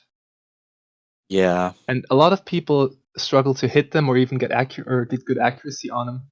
But I usually just approach them as delayed finishers, and that usually works out fine. I don't know how to describe how I hit them. I kind of just treat it like it's a stream, in my opinion. Yeah. Just like a stream with like your left hand being slightly off tempo. The score is flickering actually a little bit. This is interesting. Seems like they're both holding pretty well. Everyone So Canada hitting is those going to 1/6. take it. As Trollocat did drop accuracy a little bit.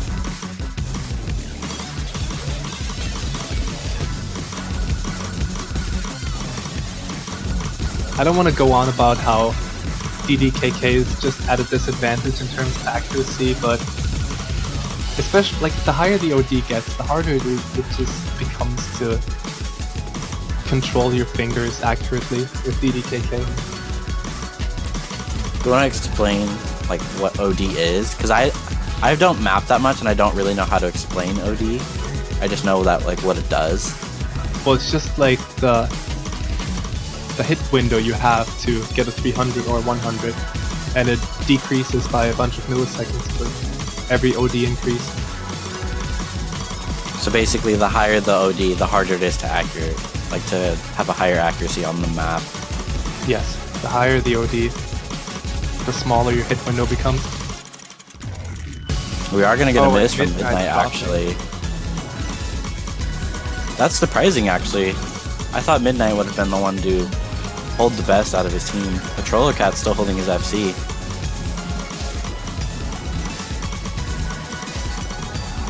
No But sign of the score- dropping from Canada. The score is actually behind Midnight just because of the accuracy. Yeah. Accuracy is a huge part in Score V2. I wouldn't say that any playstyle is necessarily favored on this map, because KDDK and DDKK can hit those doublets equally well, I feel. But, yeah. That is going to be another point for Canada. It's only almost an 80k score difference. Not too bad. And again, 3 100s by Janitor. Argentina is putting up a good fight. Canada's just a monster. He's making it so hard not to make puns, but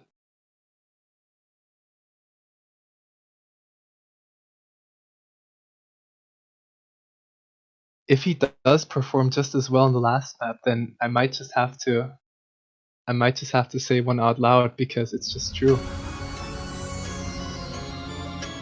We'll have to see what Argentina picks here. It is Argentina's pick, right? Yes. Okay.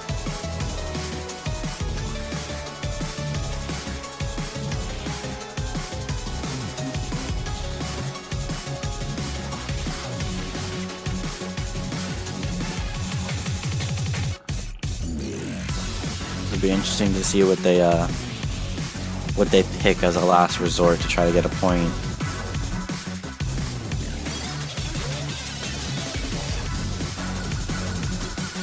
A meme sponge.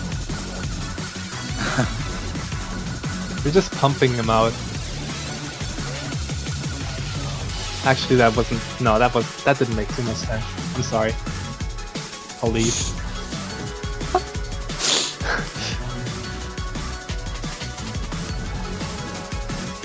You don't make too much sense to me. Get out of here. Come on, the sponge one was pretty far-fetched as well.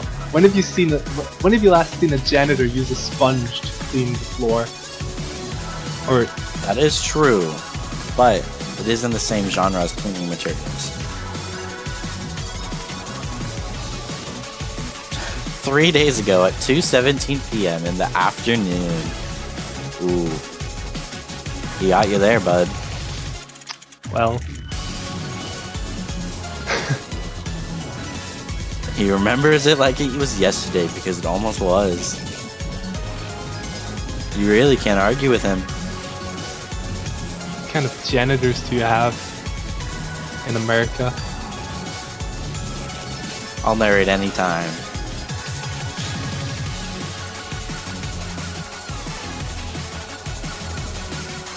The only janitor doing his job right about now is the Canadian one. I'm not gonna say the foot lettuce, as I don't have it memorized.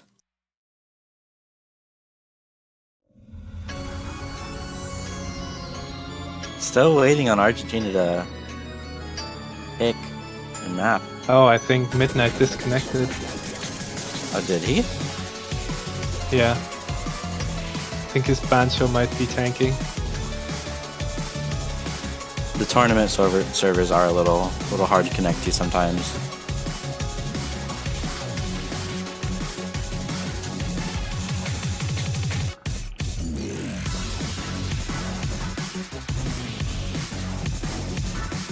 It looks like the server overall died. It wasn't just Midnight. Oh, well. Guess we're done here. We're working on getting the servers back up.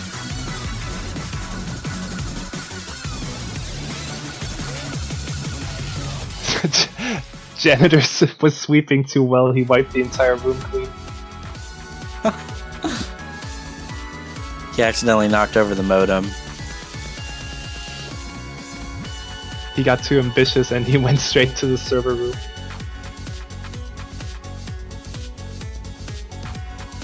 And he spilled some water on Bancho.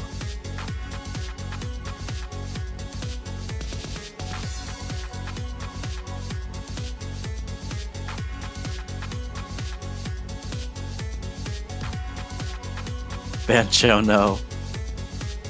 Feels bad, man.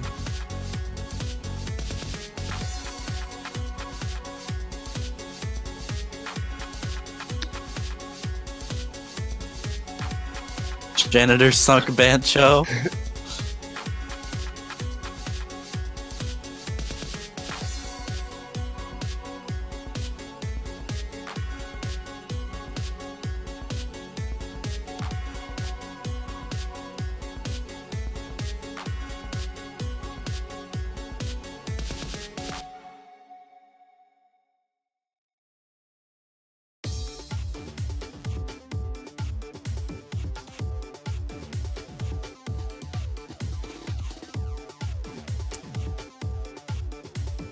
I'm still interested to see what Argentina might pick.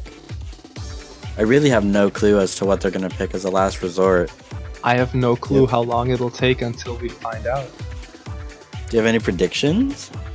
How long it'll take or what the map will be? What map they'll pick? I mean, they haven't, like, they got beat on every single mod pretty much, every mod combination, so might as well go for double time. That's the one thing Have they done no mod yet though? Yeah, but like, if they can beat them on mods, then they can probably beat them on no mod as well. So, I'd say just screw it and see how they do on double time. If they win, they win, and if they don't, then they tried. They put up some really good performances either way. Was Day After banned? No. It was entrance think- and Shiavase. I think they should go for Day After. Because Hoping the other players will fall asleep to it. yeah, with the OD.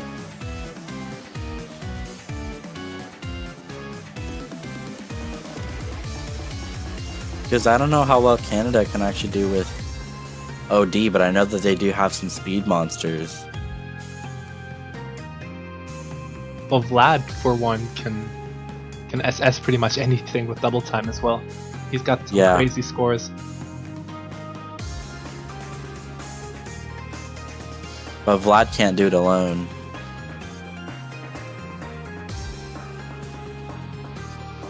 I think we're slowly recovering. Slowly but surely. The chat really wants the foot lettuce meme. I mean, you do have the voice for it. I do, but I be honest. don't have it memorized. I think I do, but I think this is your thing. This is all you. Can't be my thing. I don't have it memorized.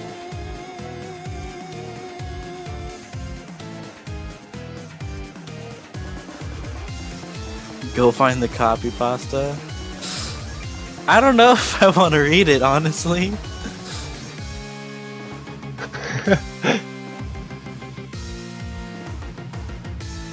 Oh no. Everybody wants it even more. Das, don't do it. There, Koltov posted it. One person said not to do it, and so...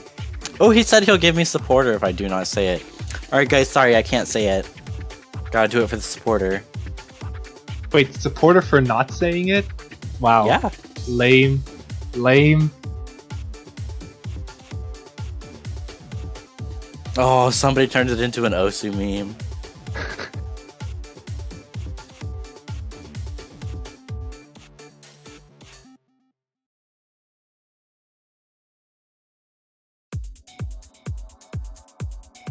I've been called a sellout.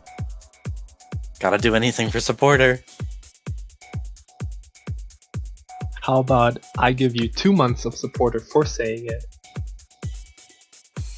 You drive a hard bargain. Think I might decline though. Support me and my invisible kids.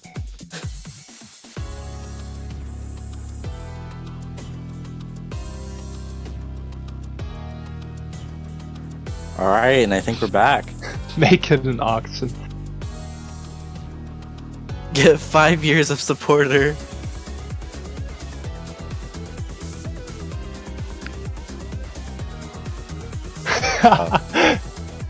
The chat is just going hard with the foot lettuce.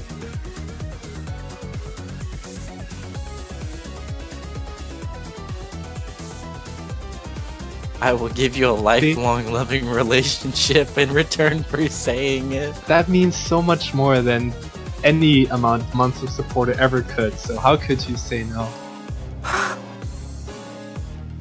Oh gosh. What has this There. turned into? You have no excuses. I do have excuses. My excuse is that I just don't want to say it. This is a taiko stream, not a meme stream.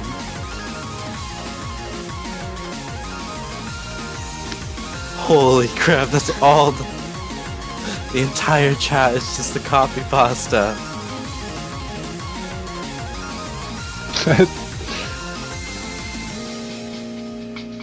We're down to just one person being against it. Anyways, everyone else has been converted. Back to the match at hand. It looks like Argentina is going to pick caramel custard. They are going with a safe no mod pick. Kind of surprised by that, but at the same time, it might be their only chance because Canada's just too much of a monster when it comes to mods.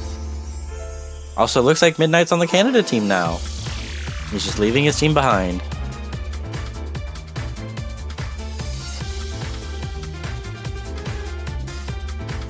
Two commentators that chose to abandon their countries. Well, I don't see. Well, actually, you are playing, aren't you? Crap. I'm not. No, I mean, no fool. Oh, no fool. I can explain.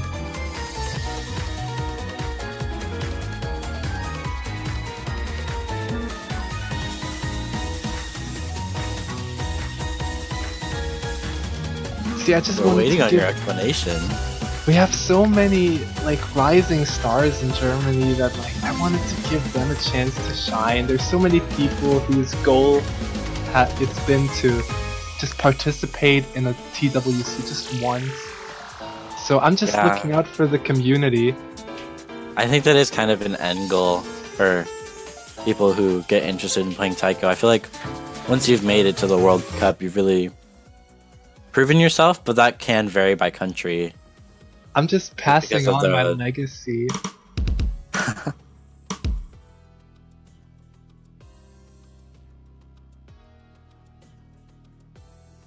Mew, so thoughtful. I know, right? But anyway, this is a surprising pick, in my opinion. But then again, is Boss Place actually DDKK? I'm not sure, but if he is, then this might actually be a smart play. Because this map does favor DDKK playstyle. So, where's Carter, you might ask? And actually, I want to know too. Yeah, I'm actually kind of surprised he's not playing this one. We are going to see a miss from Trollocat though. That is going to put a little bit of a gap in the score difference.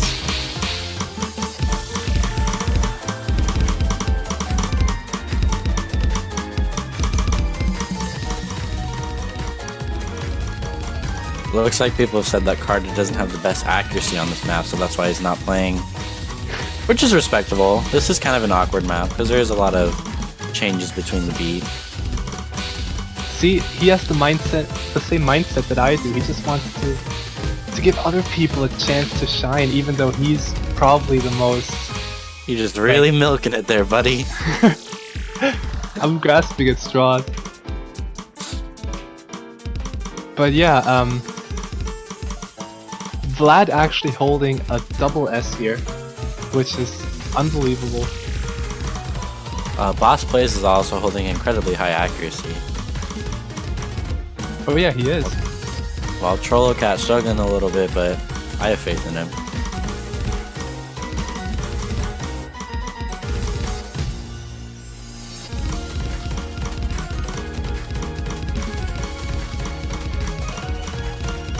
Pepidon forever supportive. I'm telling you, you should have gone with double time.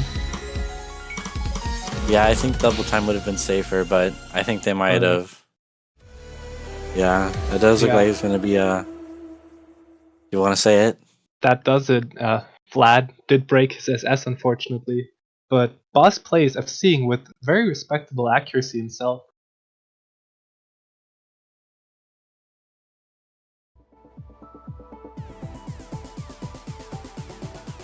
But nothing you can do against Canada. I can see them going really far. Yeah, for a third year in a row. Definitely.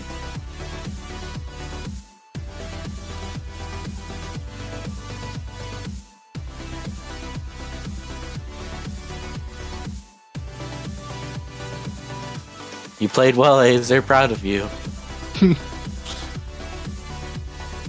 Alright, well, congratulations to Canada for winning this match. Looking forward to seeing more of this.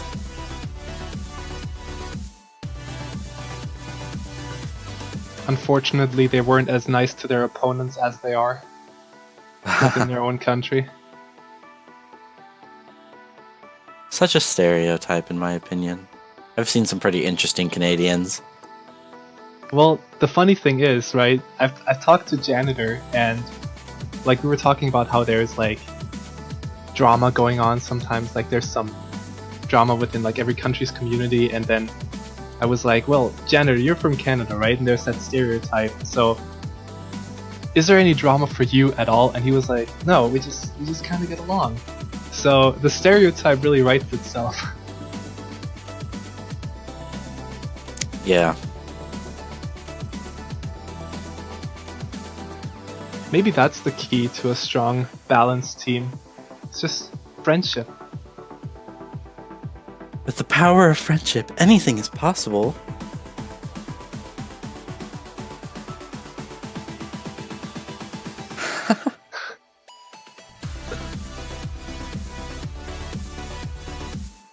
Anyways, up next we are going to have Poland versus USA. Looking forward to that one. Do you have any thoughts or opinions on that match? Well, the USA has a pretty strong lineup, like they did last year, but then again, Poland, while not having a full roster even, they have some really strong players who could pretty much play anything if they put their mind to it. Especially with Creepy Duck. Yeah. I feel like we might be due for an upset. Or at least a very close match. I can see Darkstorm asking in the chat for people to not show up.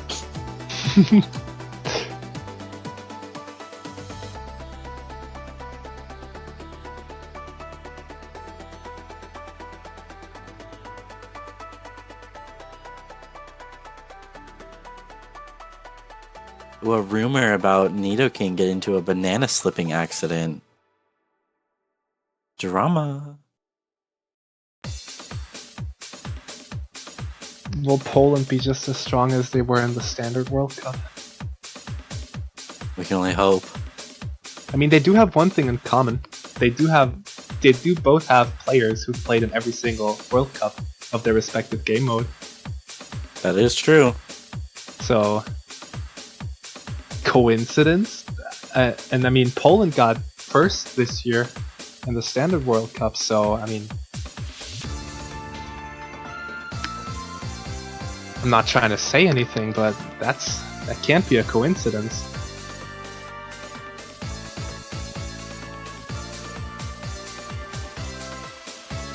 We'll just have to find out. But yeah, that match is about to start, and we're gonna head out for it. We're gonna leave you with one familiar voice, and one that you haven't heard this year. that being Carter. I'm sure we Carter have will an bring a lot of hype to the match. We have an all-Canadian commentary lineup for this not Canadian match because they're all playing. And maybe they can Unlike the two of us who can commentate their own country's matches. maybe Canada can give some input on how their match went and how they felt. Oh yeah, I'm sure they could. Are they around? They're waiting.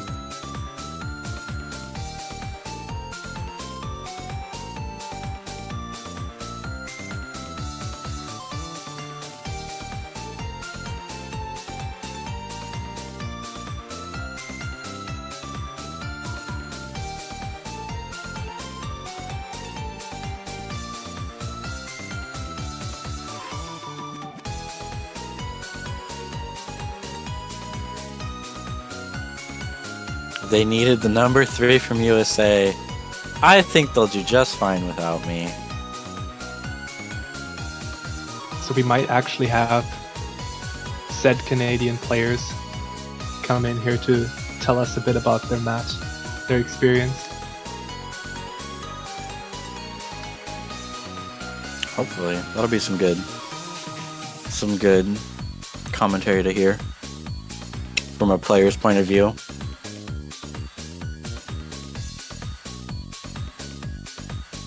Janitor better have a good explanation for what he did to Bancho earlier. Yeah, he needs a pretty good excuse. Punishment might not be very light.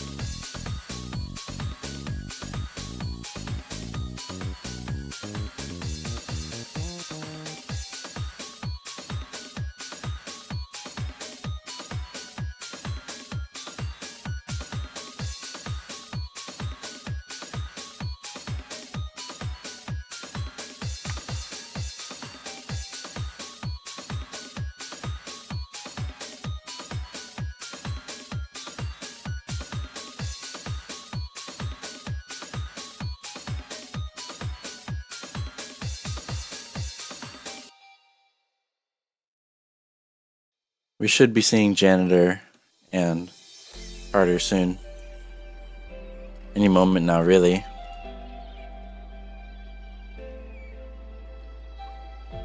We got Carter. Hello. Now we'll just wait for Janitor.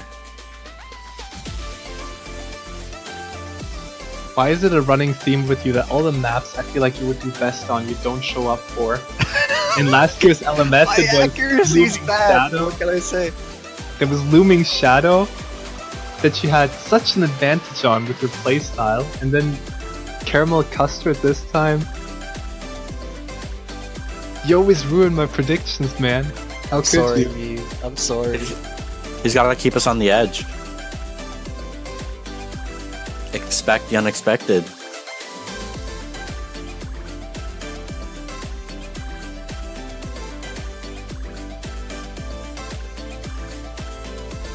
So did that match go as expected for you? Yeah, I'd say so.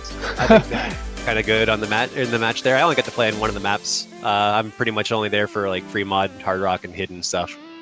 But I think we did quite well.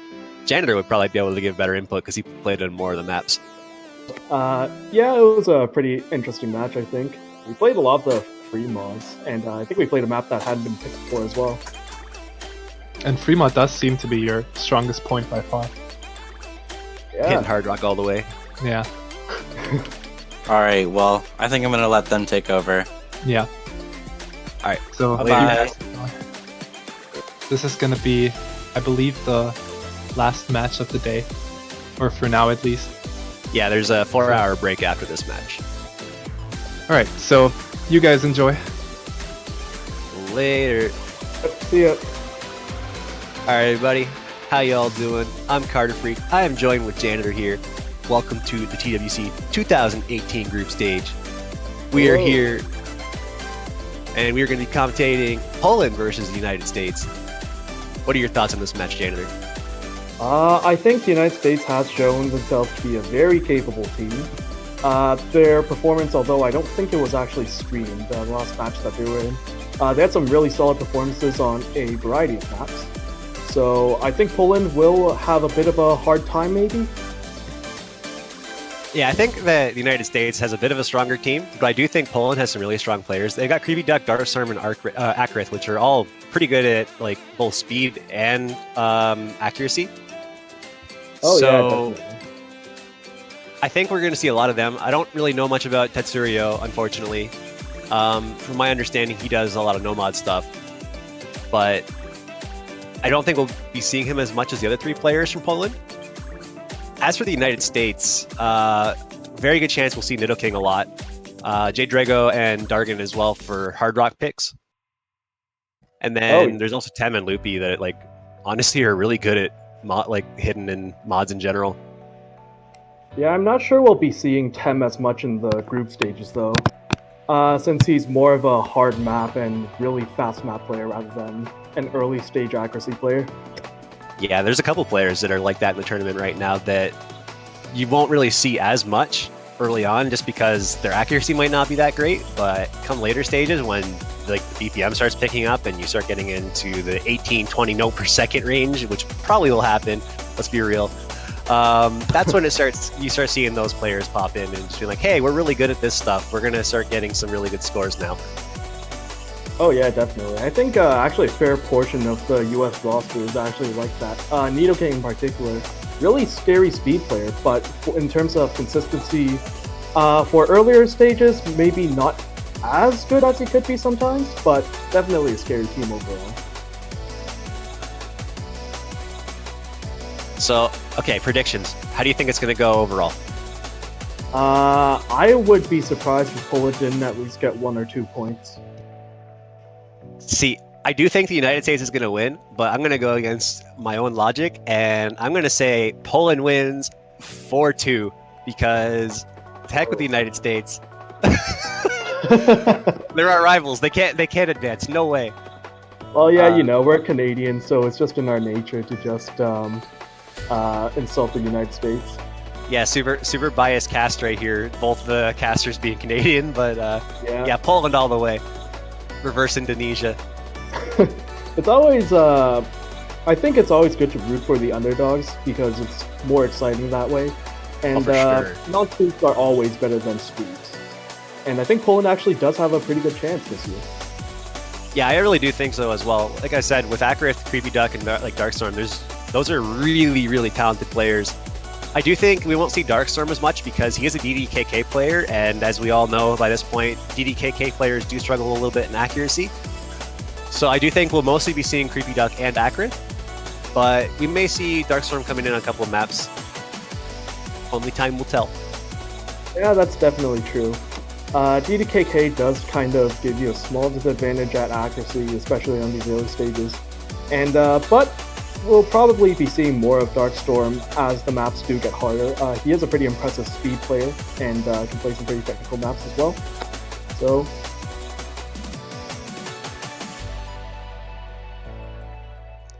apparently Dargan today has turned into a DKKD player. Gotta be so edgy. That's a pretty unique playstyle if I've ever seen one. It's almost as unique as Timmy Ahmed's DKDK. Yeah, the no weakness playstyle. Best playstyle. Anyone that plays anything different just doesn't know yet. Yeah, They are not true. awoken to the power that is DKDK. If France manages to win Taiko World Cup, I think everyone should just switch to DKDK forever. I just can't wait until all the Japanese players pick up on it. And they're like, wait, this is so much better. And then just everything that we know to be good today just becomes complete and utter garbage. Like the moment that everyone gets good at that. Yeah, the DKDK full wall, the new meta.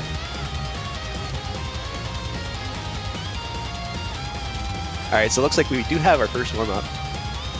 Sound Voltex, whoosh whoosh bang bang, deadly force. Was this the US pick or the Polish pick? I actually missed who picked the warm-up here. Yeah. Oh, if it's a speed map, then It's probably from the US since they do have Nidoking and Tamu is currently in the lobby. Yeah, it looks like it was the United States pick because Creepy Duck's asking how streamy this is. So, safe assumption that it's a United States warm-up.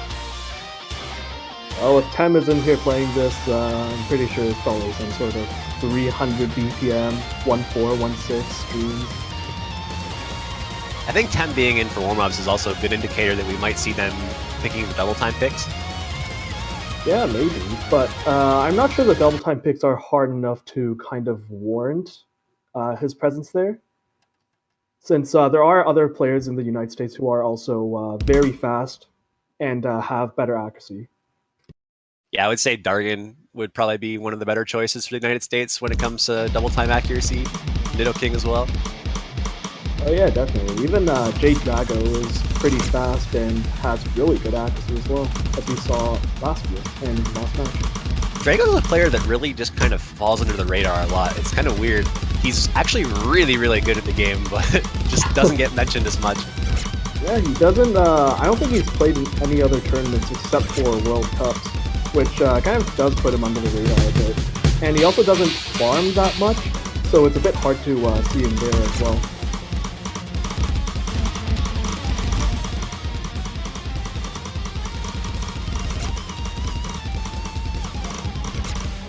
Warm up here. Everyone's actually struggling a little bit on this map, but Poland is struggling a lot more. People falling below 85%. Tem and Nidoking having a pretty significant lead over Poland right now.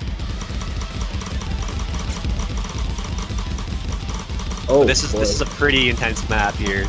Really heavy streams. Is this 280?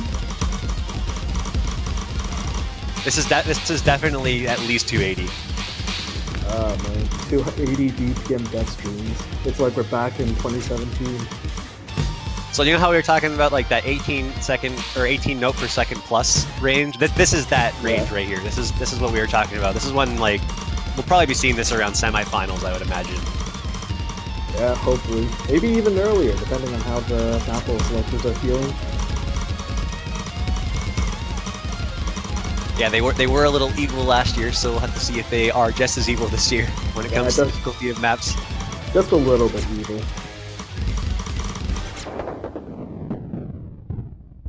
And I think that's only one pass on this map coming from Tem, with only 35 misses. Yeah, that's a really good score. I'm a little surprised that Nido didn't pass, but regardless, really good score by Tem being the only one that passed. That just shows how hard the map is, and how impressive a speed player Tem is as well. Good thing for Poland being that there is no maps like that currently in the group stage. Yep. Oh, this is a good one. I like this map. Pumpin' Junkies. Oh, is this a one from the last This is the Mittens one. This is the Tatsugen difficulty. Oh, this map is really good. Yeah.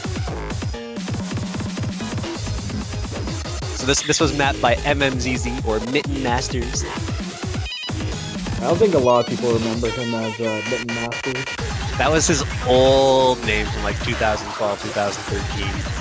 He changed it ages ago. He was actually a US player as well. He also played in the Taiko World Cups. Yeah, I think the last one he played in was 2015. Then he moved on to 2DX, never to be seen again. Yeah. Rest in peace, Mittens. Looks like all the players in the lobby very eager to play very fast warm-ups. Unfortunately, not too many substitutes for that in the current pool, but maybe afterwards in the round 16 or semifinals. I still think with everyone picking these fast maps that there's a good chance that we're going to see some double time picks. Oh yeah, definitely.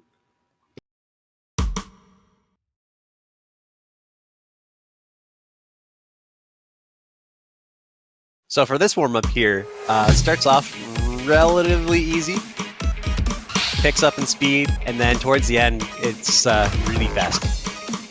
Yeah, it goes all the way up to, I think, 320 BPM at the very end of the map. Yep. Well, the patterns at that BPM aren't that hard, but it's still quite fast. And I'm actually going with Hidden on this. And such high BPM Hidden is not easy to do. Yeah, especially like if the SV of the map gets really high, it can be really hard to keep up with how much time you have to read the note.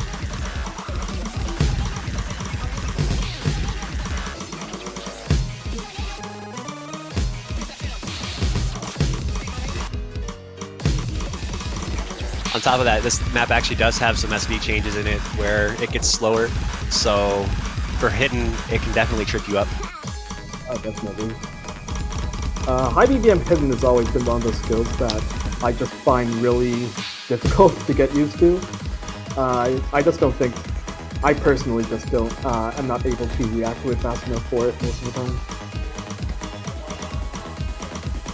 I would like to say that it's looking like it's going to be quite a close match, though, with Poland keeping up even on this warm-up here. Scores are very close. Yeah, the scores are really close despite him putting on Hidden for a slight mod advantage. So it also does make the map a fair bit harder, so you gotta beat the largest.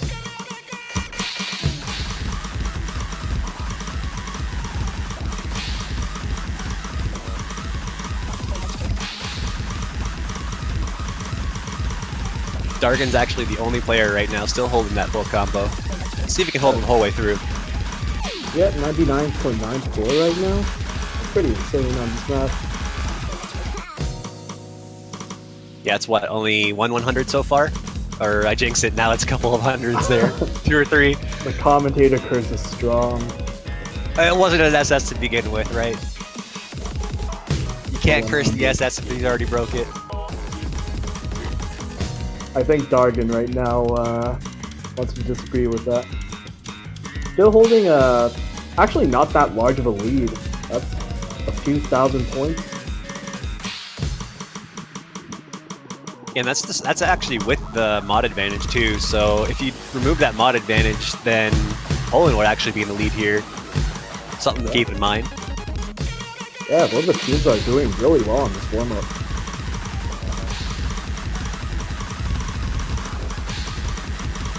Oh, and as the faster section comes in, we do see the US missing a little bit more.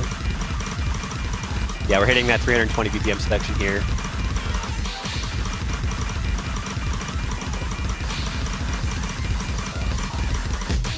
Akrith, though, just doesn't care. Akrith full combo that, wow.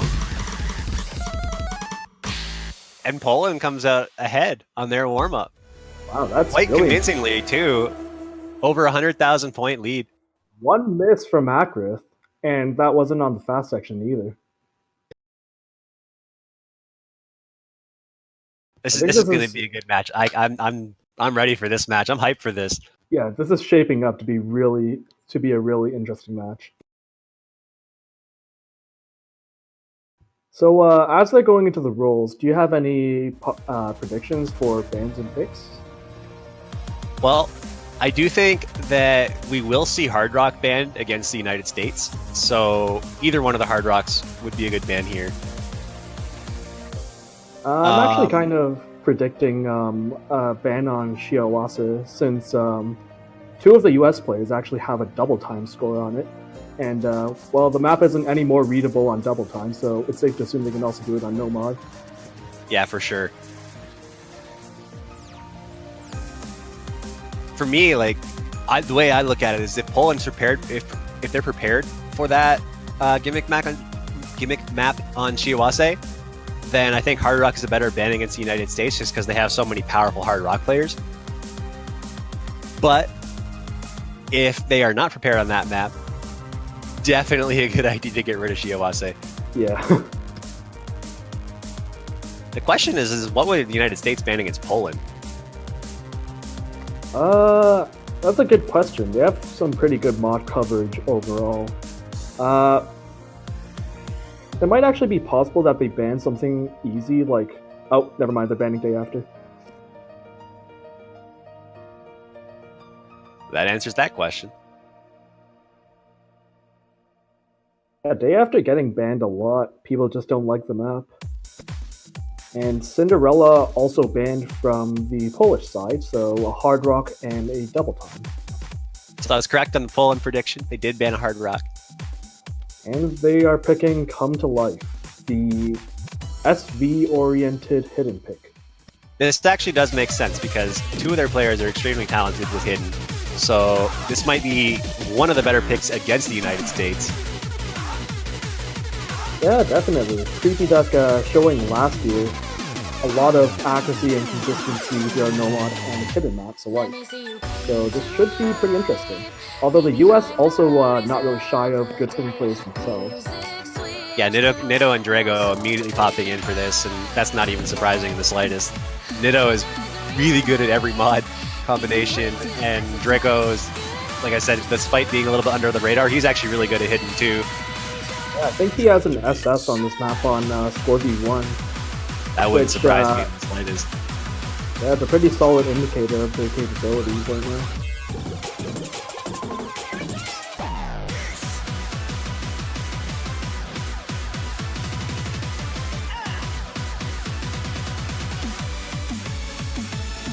So one of the main mentions of this map that I think can trip up players the most is it's got a 1-6 plus 1-3 section in it that if you don't know it's there, like you should know it's there obviously if you're playing a tournament, but if you don't know it's there and you think it's going to be a 1-4 snap, that'll really mess you up.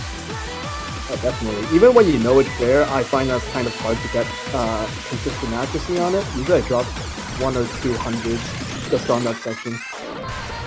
There are also some more odd snappings near the end of the map, which might also trip up accuracy a little bit.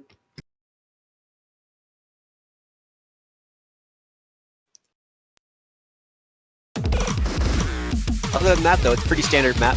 Only OD6, so won't have too many people struggling with accuracy.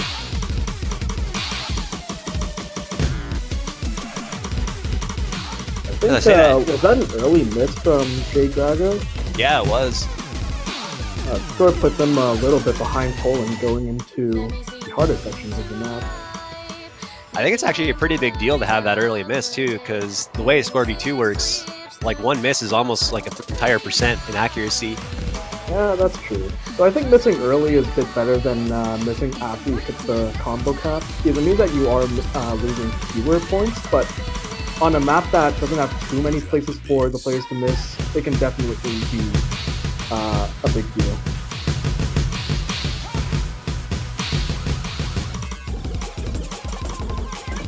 These finisher sections are pretty important as well, especially considering the finishers do have bonus score. Yeah, they have a lot of bonus score in V2.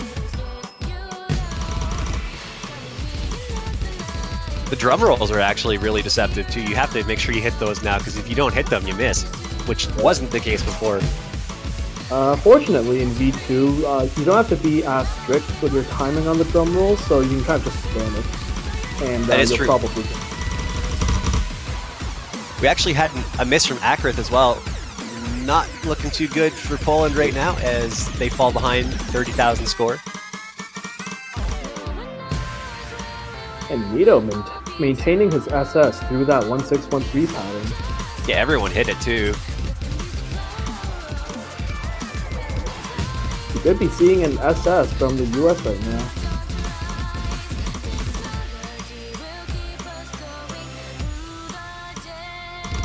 Yeah, and just like that, There double we S go. from Nidoking. I think that's the first one we've actually seen on the stream too. That's pretty impressive. The map has a lot of places which can trip players up, so... That match really came down to Akrith and Drago. So those are, I think, the players. If they end up playing in the match again, those are the players I think to watch, because Creepy Duck keeps up with Nidoking pretty well. 99.46%, only 8 100s. Yeah, definitely. But I think even if he didn't miss there, I think the accuracy might have been enough to put the US in the lead anyways. Yeah, it does look like that. It's hard to tell just because of how Score V2 works. I do think without the miss, it might have actually been slightly Akrith being slightly ahead of Drago, but I don't know if that would have been enough to make up for the score difference for the 8 100s that Creepy Duck had versus Nito's double S. Yeah, even Jay Drago, who had the worst accuracy on the US team, but still only had half the hundreds of Poland's accuracy players, so... All right, so looks like we're going to get Caramel Custard as Poland's pick.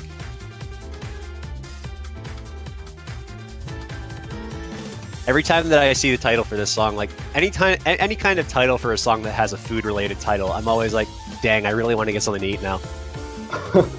Now that you're saying that, I think I'm getting pretty hungry as well. I mean, caramel custard does sound pretty tasty. It does. Not very good for you, though.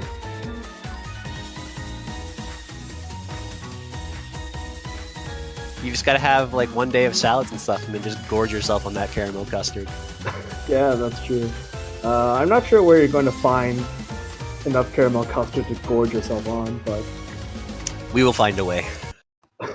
I'm sure there's something on like Amazon or maybe something along the lines of that. We'll just make it ourselves. Anyway, we're getting into the next match here. Caramel custard. As we buzz away. Yep, just waiting a little bit. Just the client doing its thing. Yeah, the client is completely perfect, no issues whatsoever. Post Live got it right, not the bees. Be yourself. Already some early hundreds from Creepy Duck.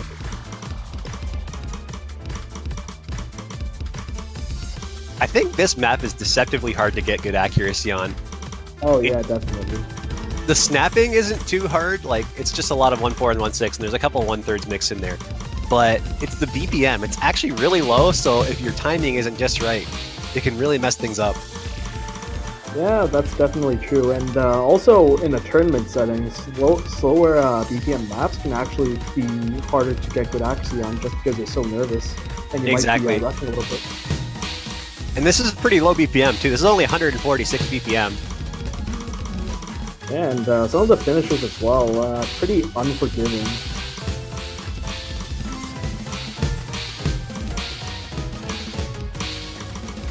Right now though, Drago's still holding that 100. Oh, I spoke too soon. You did it again. You did it again. Drago dropping that double S. Man, yeah, I've just got to stop talking about the players. Oh no, we can't have that. We gotta choke the United States more. Oh yeah. So yeah, Drago and Nidoking actually well. doing quite well, but Ackbrith with the miss, that's not gonna help Poland in the slightest. And this map isn't that long either. Yeah, it's almost ending, and there aren't really any difficult sections left.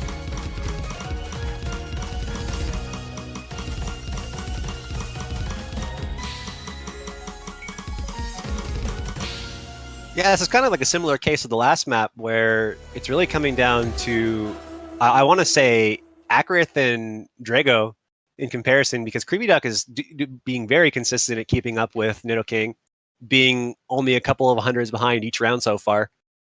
Yeah, the US is very scary. Super scary team. That accuracy is insane on this map.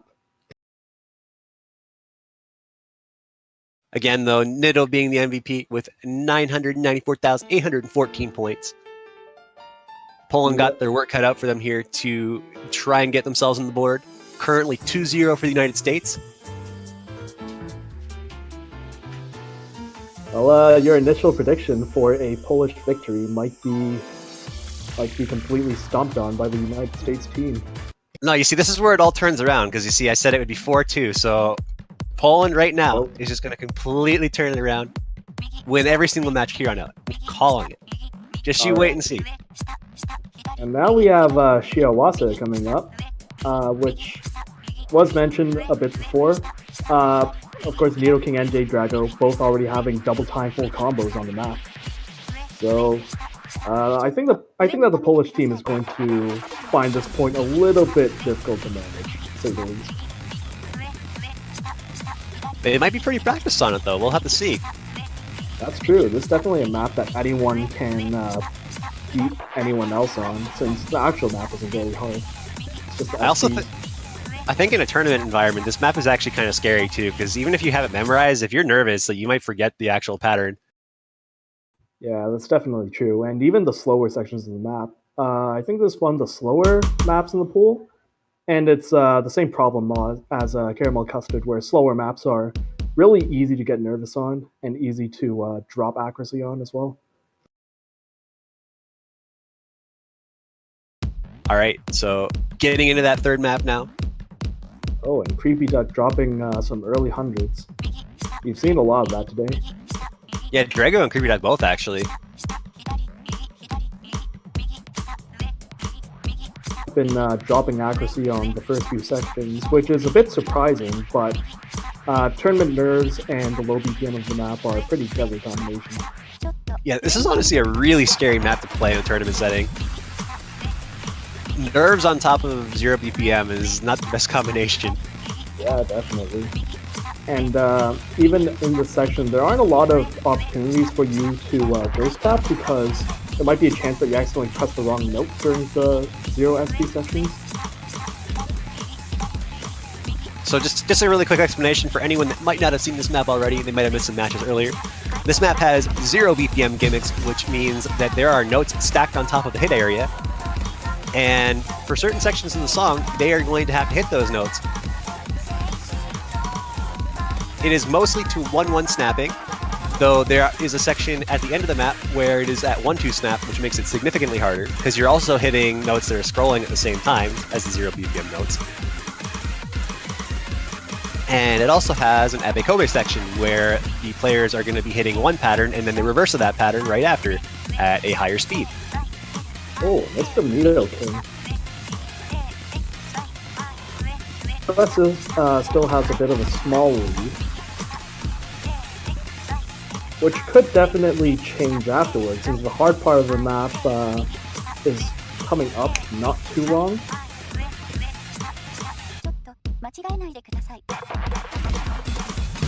I call it though, nerves can definitely make you miss on a map like this. Yeah, definitely. The map isn't over until the ending is done. That sounded a lot more philosophical in my head. The ending of the ending of the map is definitely the hardest part, so you can never be truly sure if anyone has a point in the bag. Yeah, the ending is, I think, the only part in the entire map you actually have to memorize. Yeah, it's just way too fast. Even the 1-1 SP0 notes in the beginning and middle of the map are not easy to read, and putting it at basically double the speed is just brutal. Yeah, when it switches from 1-1 snap to 1-2 snap, it gets really tricky. Anyway, here we come with the abekobe section. All players managing so far. It is actually assessing so far.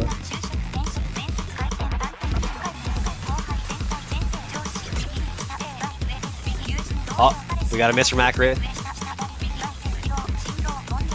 This is actually still really close. It's going to come down right down to the end. Actually, all players handling that section really well overall. There was only one single miss. But of course, we still have to wait for the ending section, which is the hardest part of the map. Yeah, it'll be the section coming up just a moment here. We got one more 0 BPM section that most players that are in this lobby probably have memorized. And here we go. Mr. Creepy Duck.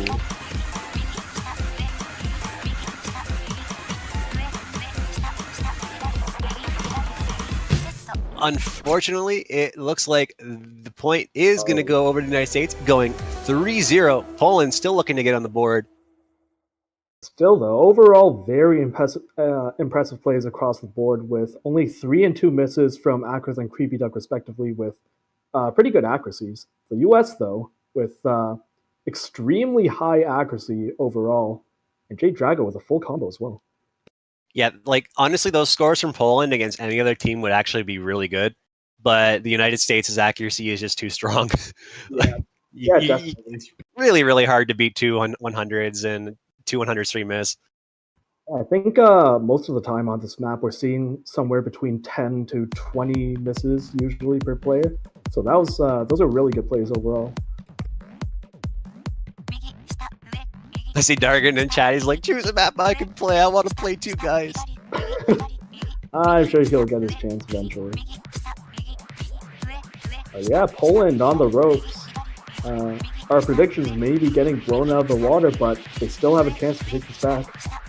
I still have the utmost faith in Poland, and I hope everybody in chat does too. Show Poland your support, chat. That's true. Poland only needs 3 more points to bring her the tiebreaker. I still believe it. They can go far. I think if they were against almost any other team, they probably would have won. It's just that the US is very scary this year. Yeah, the top seeds are really, really strong this year too. So I think that a lot of mid seeds are gonna, like, just considering the tournament format this year is 2v2. I think a lot of the mid seeds are actually gonna really struggle against the top seeds this time around. Oh, definitely. And Nido King in the chat, watch Poland go OWC 2017 on us. Hopefully, we can see something like that. Yeah, it's never too late for the turnaround, guys. Yeah, they still have. Although I'm not sure what they would pick in order to secure that. Oh, never mind. Oh, we're going to encounter. I wonder if Poland is actually ready to go full mod on this, because I think the United States would go full mod on this. Yeah, I wouldn't be surprised if Poland went full mod, since Acrith can play Hidden and Hard Rock. And is Darkstorm being subbed in now? It looks like it. I'm a little nervous for Poland, because if they aren't playing full mod, this could actually really turn against them. This might be a last ditch effort pick. I don't think it would surprise me if the US did something like 1 in Hard Rock score and maybe 1 hidden from Nido King. Since usually they don't tend to have everyone use Hidden Hard Rock. Usually they have 1 person carrying that burden and then 1 or 2 people going no mod or hidden as a consistency. Yeah, it looks like we actually only got 1 full mod from Tem going Hidden Hard Rock. We got Nido on Hidden, and we got Acrith and Darkstorm on Hard Rock. This map is pretty brutal on Hidden, with all the weird snappings and the section at the end especially. Total point advantage, though, is going to be going to the United States, so it's a little bit nerve-wracking for Poland here. But Tem already got some misses, so we might actually see advantage going to Poland here. That's true. And accuracy not the best as well, so... Yeah, actually really struggling to keep accuracy up. Just now starting to get above 97%, Yeah, working back up towards that 98. This map is hard on Hidden Hard. Oh, and We got a miss from Acrith. Acrith. Oh no! Oh man. Come on, Poland, I believe in you. Yeah, part of the issue with free mod is that if you are at a disadvantage in mods, then it's really an uphill battle. Yeah, that's the biggest thing, especially with Score V2. Like, you should. I'll just say it for everybody that's like playing. If you have the ability to play all the mods on a map, you should do it, just straight up, because your scorer cap goes up so much. Yeah, you get around 120,000 or something like that up from no mod, and a miss is usually somewhere around 20,000 for score penalties, so you have quite a bit of leeway. Yeah, like you can actually miss more than you would with 1 less mod and still get the higher score. And this from Darkstorm as well. Not looking good for Poland. We might be seeing another sweep here. We did get a miss from Nido, but there's still so much score to make up here. There's almost 100,000 score difference already. Yeah, the Hidden Hard Rock paying off. And it looks like Dargon isn't going to be able to play in this match after all.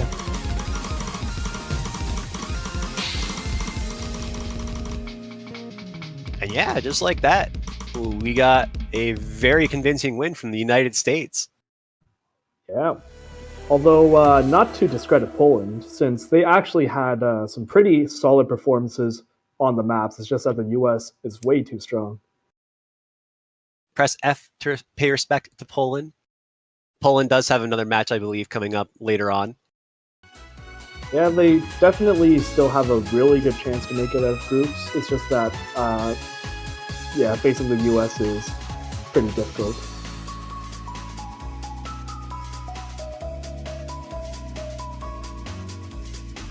All right, and with that, I believe we are done here for the time being. We're just going to show some of the results of the matches for Saturday here real fast. While we're doing that, just want to let you guys all know that we will be back in 4 hours and 30 minutes from now at 1 UTC. If you're not sure when that is, you should definitely follow the channel and make sure you know when we're going live. Other than that, you can also check out the schedule below the stream and see when all the matches are going to be played. Just be aware that there will be some overlap, as sometimes there is multiple matches going on at the same time, so you might not see some of the teams being streamed. But as you can see on the stream, we have a schedule for that, for which matches are going to be shown.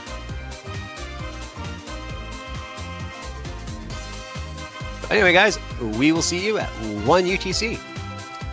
I'm Carter Freak. And I am Janet. Janitor. And yeah, hope you all had a good time. Yeah, we'll be seeing you soon. Later.